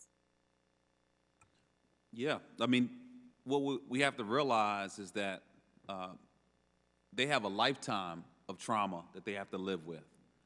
And we know that one of the biggest indicators of whether someone will become a future victim or even an offender of violence is have they been exposed to that trauma. And what's most terrifying for me is in both of these communities and communities all over the country, we're forgetting about victims and their trauma. We're not providing the services and support for them or their families. And there are people in Buffalo right now that have been abandoned by our government and just asked to deal with that trauma. So a huge thing that we can do now is fight for resources for community-led violence intervention and prevention strategies that includes therapeutic and trauma care for those who have been directly impacted. Thank you so much. I think we've all heard far too many stories of gun violence. Again, I personally have been impacted by losing the lives of three young men who are part of my youth ministry that did not live to see the age of 21. This has to stop. Enough is enough. We have the tools to make a difference for families across this country. And if we can just come together and find the political will, the compassion, and the courage, and the capacity to just do it. With that, I yield back. The gentlelady yields back. The gentlewoman from Missouri, Ms. Bush, is now recognized. St. Louis, and I thank you, Madam Chairwoman, for convening this hearing. In St. Louis, we know the devastation and the trauma of daily gun violence in our community. It's the drumbeat of violence where 6 people were killed and 14 shot within one weekend, and in one part of our community where the population is only a little over 300,000, and it's not considered an anomaly. It's the daily occurrence of trauma and heartbreak in a community reeling from a nation who's unwilling to act but can. So many people in our community have been directly harmed by gun violence, and everybody in our community has been traumatized in some way. Since the massacre of 19 students and 2 teachers at Robb Elementary in Uvalde, Texas, we have heard a lot of stories, a lot of theories about how best to protect students and how best to protect teachers. At best, these suggestions are absurd distractions, and at worst, they will further harm the very communities in need of our help the most. Communities like mine, communities like Buffalo and Uvalde, Black communities, Latino communities, AAPI communities, our schools, our churches. The list goes on, and we need to address the incidence of gun violence in this country, not with carceral interventionist solutions, but with a public health approach that's rooted in prevention. Mr. Jackson, briefly, what specific strategies has your organization employed to address the gun violence crisis in communities of color? Just briefly. Really briefly, victim services and support for families, hospital-based violence intervention and prevention strategies, cognitive behavioral therapy programs like Ready Chicago, Advanced Peace, that work with those who are most at risk, creating safe passage for youth as they're coming home. And that's actually a short list of some of the evidence-based models that we know can save lives. And we're fighting for that. You know, cities all over the country are investing their resources. We know that community leaders all over the country, thousands of these organizations are fighting to save lives, but yet we're stuck with scraps when it comes to federal resources. Evidence-based models that save lives. We need to pass out the pamphlet on what you're doing. I am a survivor of gun violence. I've sat with parents who lost their children to gun violence. I've heard from students who sat next to me and talked to me about how they lost friends and they lost classmates, and they don't cry, they don't even feel anything anymore, all due to gun violence. Our children want action, but the strategies that I get to hear too often from my fellow colleagues and some on this committee will call for the hardening of schools and for placing armed staff and police officers in academic environments. And it tears me down, because I think about as a child when we had fire drills and tornado drills, and they taught us, you know, crouch down and cover your head. And I remember we would have these routine drills, and I really believed that a tornado was going to come, because they made us do this. I believed that a fire drill was coming. It can happen because our school is making us do this, and now they have these active shooter drills. What are we doing? I think about my nephew. I think about my son's safety at school. It's always on my mind as this unrelenting concern about not only their physical safety, but also the emotional toll that they endure through this run, hide, fight reality every single day.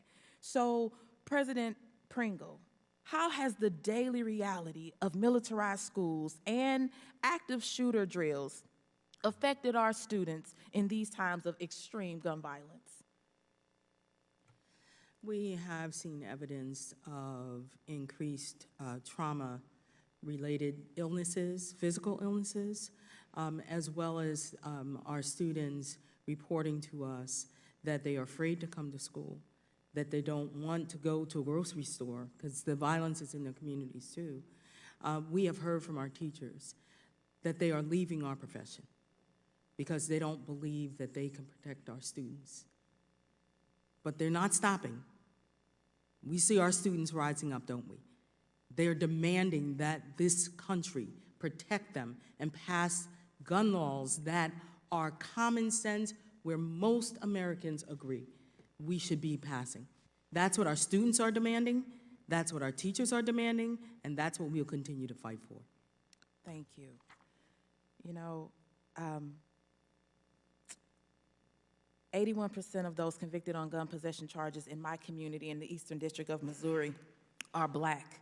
And it tears me up when we talk about saving lives. How do we talk about saving lives, but we arm people to be able to take lives, and we arm them easily, and we arm them from the standpoint of it's my right. What about life? Mr. Jackson, in our efforts to save lives and prevent further harm, why is it important for lawmakers to consider the impact of gun control laws and how they affect Black and brown communities? The gentlelady's time has expired. You may answer the question briefly, Mr. Jackson. Because this is life or death for us. You know, this is now the #1 cause of death for Black men and the #2 cause of death for Black women and Latino men. And while this may be a political topic for Congress, this is life or death for our communities. You know, I've been nearly shot 5 times, despite going to church, like the member said before, despite saying the Pledge of Allegiance every day in school. Gun violence surrounds us every single day, and we're dropping like flies.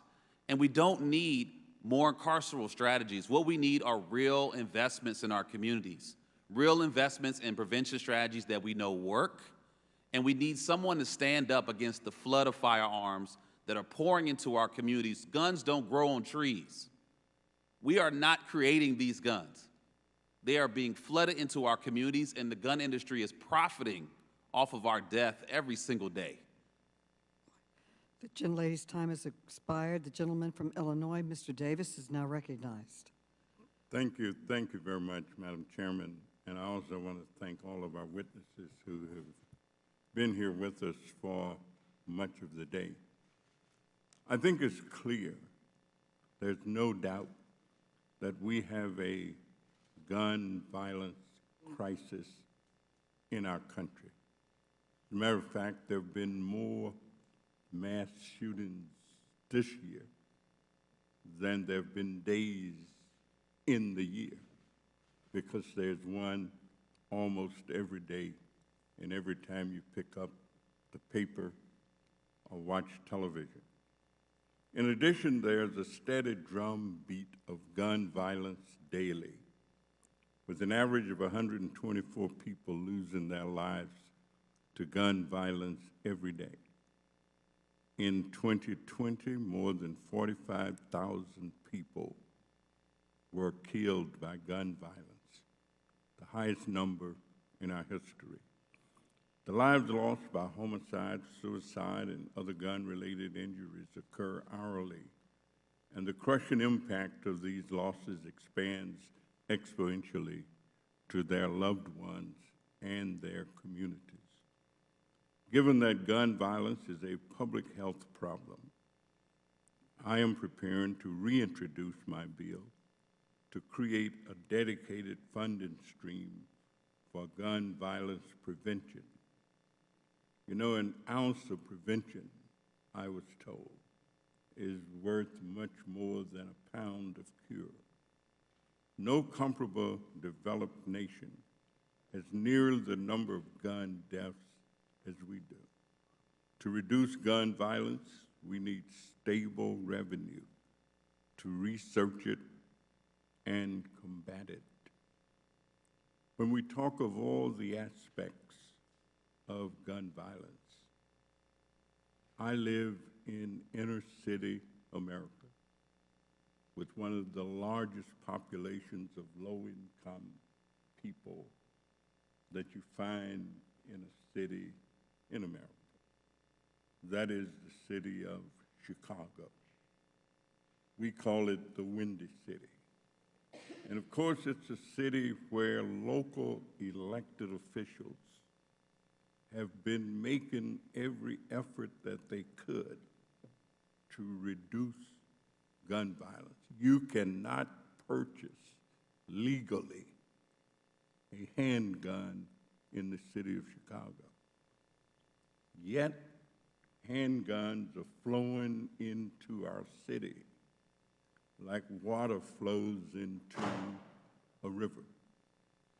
And that's because we know that no matter how hard we try, we can't do the job that we need to do unless there is federal action. Federal. You can walk across the street into another area and purchase all the weapons that you want and manage to sneak them back into Chicago. When we talk about the trauma of gun violence, mine does not come from reading the papers or watching it. My grandson, when he was 15 years old, was killed in a little scrap with a group of kids, and they didn't even really dislike each other. They had a little group who would swap clothes. Let me wear your gym shoes tomorrow, and you wear my jacket. Let me wear your hairpiece. But they got into a little scrap, and one of the young people had a gun. And of course, another one hollered, "Shoot!" And he shot. It was the most chilling telephone call I've ever gotten from a police commander who called and said, I think I got some bad news. The trauma of that experience has wrecked his family. As a matter of fact, shortly after that, my son, his father, just kind of gave up, passed away. My granddaughter has been traumatized, and their whole family is disrupted. And so if we're going to be real in terms of what we need federal gun legislation that limits the number of guns that exist in our country. There's no reason we can't do that. We can, we should, and we must. And I thank you, Madam Chairman, and yield back the balance of my time. Thank you. The gentleman from California, Mr. Desailly, is recognized for 5 minutes. Thank you, Madam Chair, and thank you so much for this hearing. Thank you to the panelists, and in particular, thank you to the first panelist for all of us who have lost family members to gun violence. How this can continue to happen in this country is extraordinary. And it's just so depressing. And we hear the same arguments every time this happens, unfortunately. So now we have some history. Coming from a state that, according to Giffords, remember Gabby Giffords, many of us, her friend, a state, California, for years, we've worked at this on evidence-based research on policy that can save lives and stop these things from happening. So let's just look at the numbers. If you're in California, we can't stop these things from happening, and it's not that we have some kind of unique wisdom to this, but we have relied on investments in evidence-based research. And what that shows is kids are almost 60% statistically less likely to be victims of gun violence in California. Adults, all people in California are 35% less likely, statistically, not less likely, 35% less likely to be victims of gun violence, 25% less likely to be involved in a mass murder. We can do this. The problem in California is that accepting the fact that these things are going to happen, but what we're trying to do is prevent them as best we can, rather than just accepting that it's a fait accompli that somehow this is going to happen, for whatever the reasons are. And of course, we have our own suspicions about what motivates people to let this continue to happen. But one of our problems is 25% of the guns that are used in crime in California come from outside of California. So we need national standards. We will continue to do what we can do in jurisdictions that support evidence-based research, that treats this as a public health epidemic that it is. So, Mr. Spallina, to this point, the work that you do, in my area, in the Bay Area, we have a long history, and we're doing this again. And what we call it is not here. We're just examining the evidence-based research that you and others, Giffords, CDC does so well at national comparisons and at the state level. But we're trying to bring it to the local level. And if we have things that we're preempted about, we'll go to our elected officials at the federal level, the state level, and to court if we have to. And by the way, all these laws have been in place, and they're more stringent than the ones we are considering, and they're constitutional. The courts have decided they're constitutional. So in that context, Mr. Spallini, tell us a little bit about your experience in evidence-based research and the causality and the outcomes. There are thousands of lives that have been saved by these policies. What does your work inform you to that point?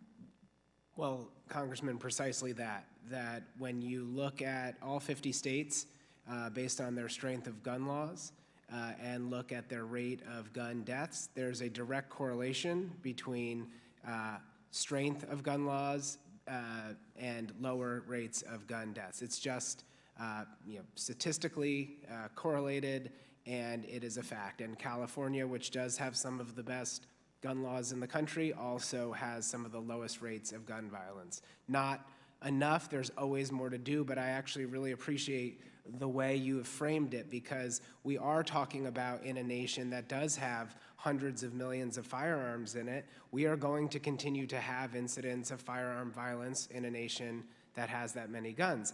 But we can also do sensible things, as California has been a leader on, to reduce firearms deaths. And it just bears out in the data. You can look at it.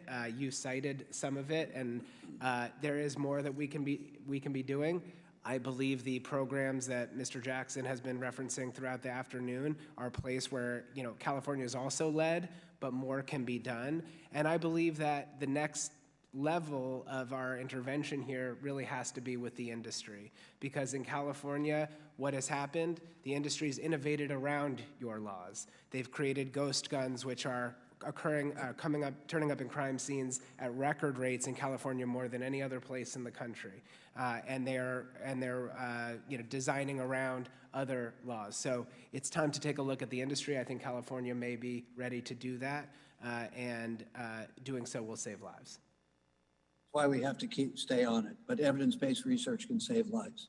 Thank you, Madam Chair. I yield back. Thank you. The gentlelady from the District of Columbia, Ms. Norton, is now recognized. Thank you, Madam Chair, for this valuable hearing. If you look at the statistics, gun violence turns out to be a woman's issue. And what do these statistics show? Nearly 1 million women who are alive today have been shot or shot at by an intimate partner. And an average of 70 women are shot and killed each month by an intimate partner. Mr. Jackson, in your experience, is domestic violence a major factor in gun violence? Yes, it is a huge factor, and it's also a huge reason why we're fighting for people-centered strategies to research the root causes of such violence and incidents. Right now, there's the Protect Black Women and Girls Act that we're strong proponents of to address the 100,000 black women and girls that go missing or are murdered every single year. Mr. Jackson, I know that you have advocated for both community violence intervention and supply-side efforts to reduce the number of guns in circulation. How would reducing the supply of guns reduce domestic violence deaths in particular? There have been multiple studies done, which I can supply to the record, that have shown the presence of a gun greatly increases the risk of violence against someone in the home. And when we think about gun violence and how it's terrorizing our community, and it being the #2 cause of death for black women, we need to do all we can to address this violence beyond simple policing strategies. Thank you. Commissioner Gramaglia, in your experience, do firearms in the home heighten the risk of injury or death in a domestic dispute? Well, I will say that we don't typically, on an annual basis, have very many domestic homicides in our community, but when you have an illegal gun in the home, it certainly does increase the risk of harm to everybody in the house. Mr. Soplana, what effort did the coronavirus pandemic have on gun-related domestic violence? Well, to step back for a second, the presence of a gun in the home increases the risk of homicide by 2 times, the risk of suicide by 3 times, and the risk that a domestic violence incident will become fatal by 5 times, just to lay that out for you. During the COVID-19 and the response and the lockdowns, we have real reason to be concerned that domestic violence increased even while being underreported. I don't have statistics in front of me on how domestic gun violence increased during that time period, but we know that it is a tragic form of gun violence that we often really do not hear about. In fact, many mass shootings, both ones you've heard about and ones you haven't heard about, start with an act of domestic violence, either earlier in time or directly in relation to the incident, as we've recently seen. Mr. Soplana, currently federal law prohibits spouses with a history of domestic abuse from possessing a gun. But the so-called boyfriend loophole allows abusive dating partners, like abusive boyfriends and girlfriends, to have access.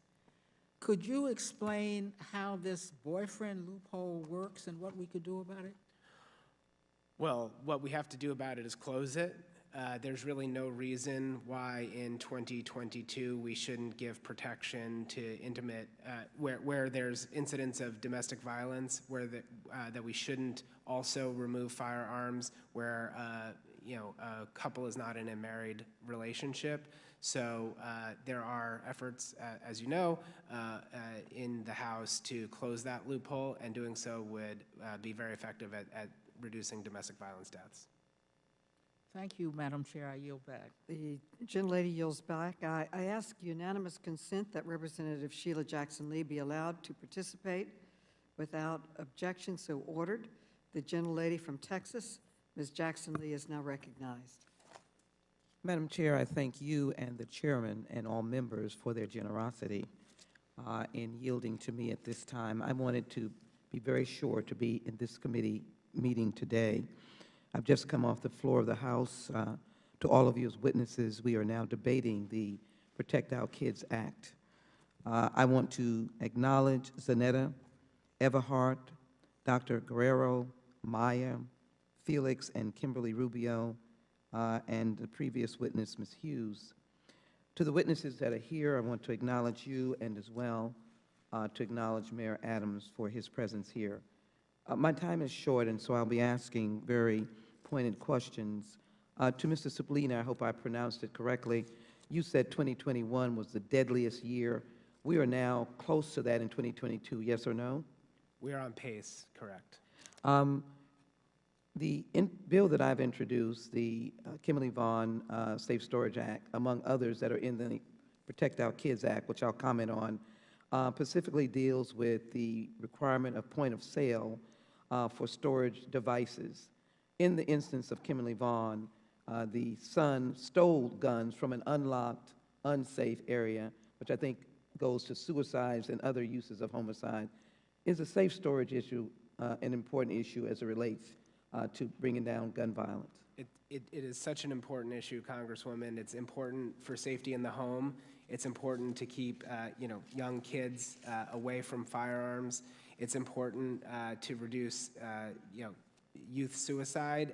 It's important to reduce school shootings because guns often start in the home and are accessed when they're not safely secured.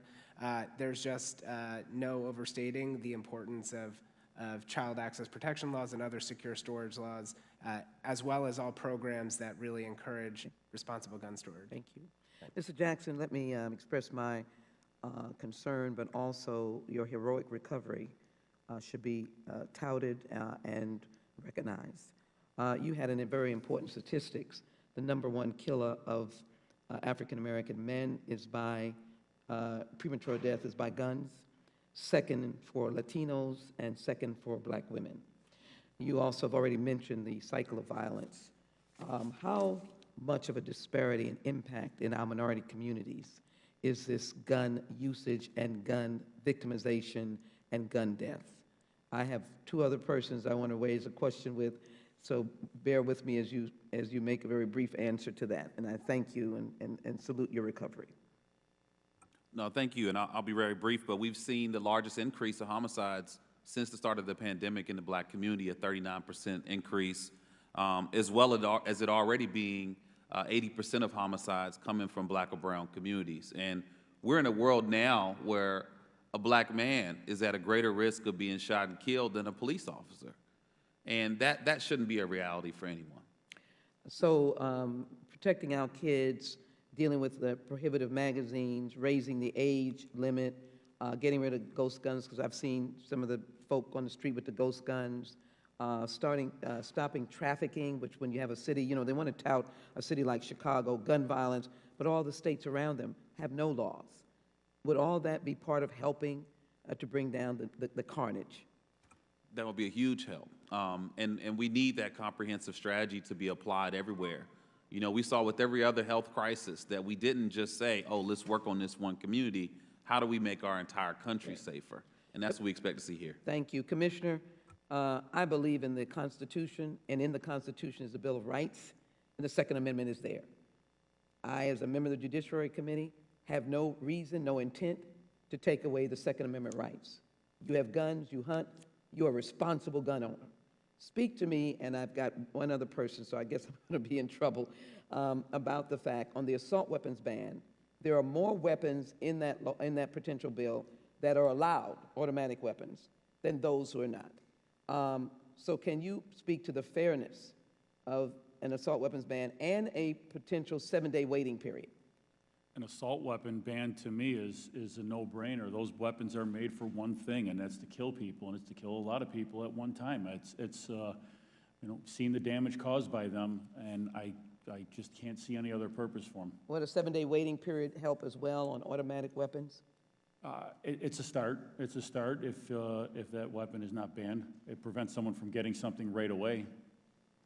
May I, to Ms. Pringle, indicate in the state of Texas, we've been waiving, not we, the solution has been armed teachers. Armed teachers. Can you give me a sense of arming the teachers, those precious teachers that were shot and died, and then ones that were shot and lived?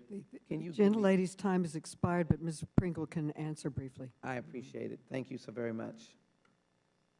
Putting the responsibility on teachers to carry guns to protect our students is not only irrational, it is unfair, and we know what we need in this country, and you just described it. It is that comprehensive, common sense gun laws, all of them working in collaboration, not arming teachers and putting that responsibility on them and causing more harm and damage to the people who have dedicated their lives to educating America's students. That is not okay. We know what we need to do. We need to do it now. I thank the Ladies, time chairman and has the ranking member. expired. I yield back. Thank you. I thank the witnesses. Before we close, I want to thank all of our panelists for incredible and meaningful testimony. It is tremendously important for Congress's work. I want to thank each and every one of you for your time, your knowledge, your commitment. Before we close, I want to offer the ranking member an opportunity to offer any closing remarks he may have. Ranking Member Comer, you are now recognized. Thank you, Madam Chair, and again, thank the witnesses for being here. This was a meaningful conversation, discussion.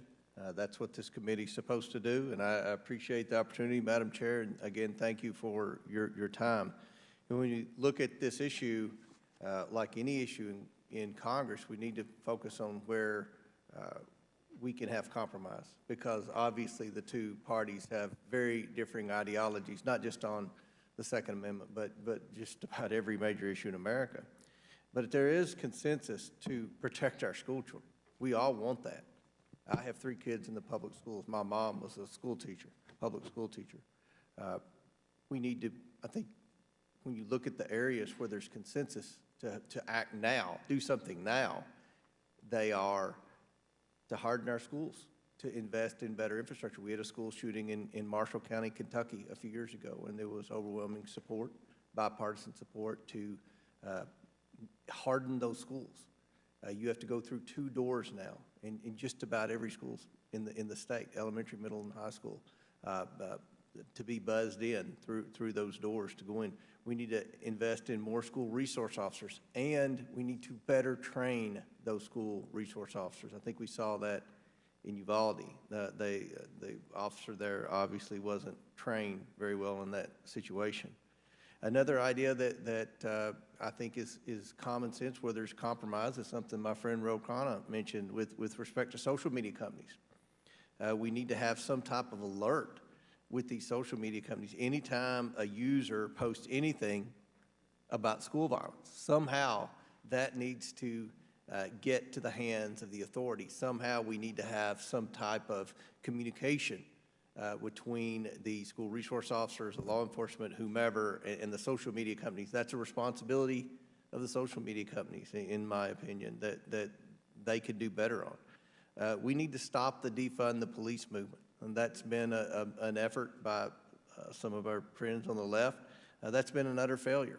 Crime is on the increase in all types of crime. We need to stop that.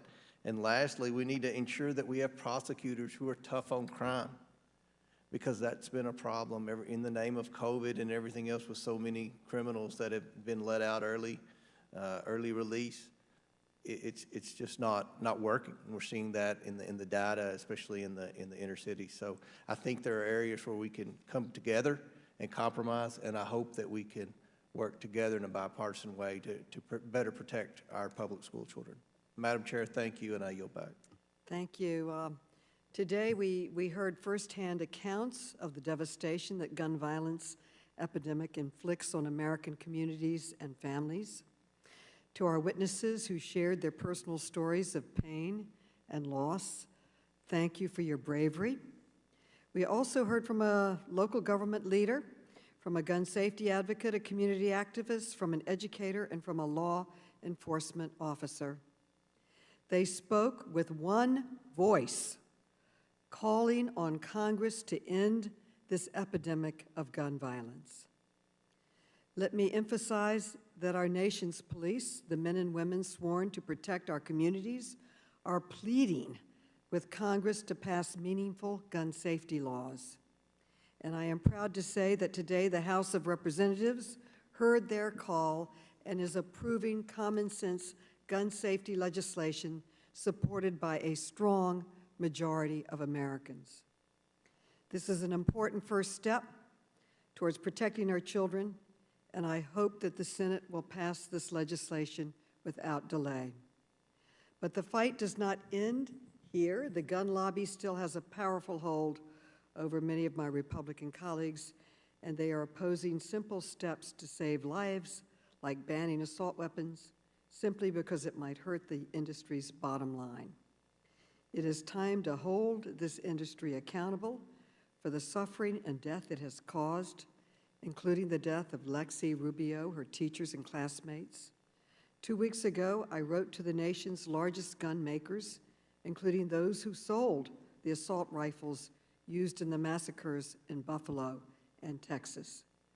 We wanted to get to the bottom of how much these companies are profiting from selling weapons of war and how they are marketing these weapons to civilians.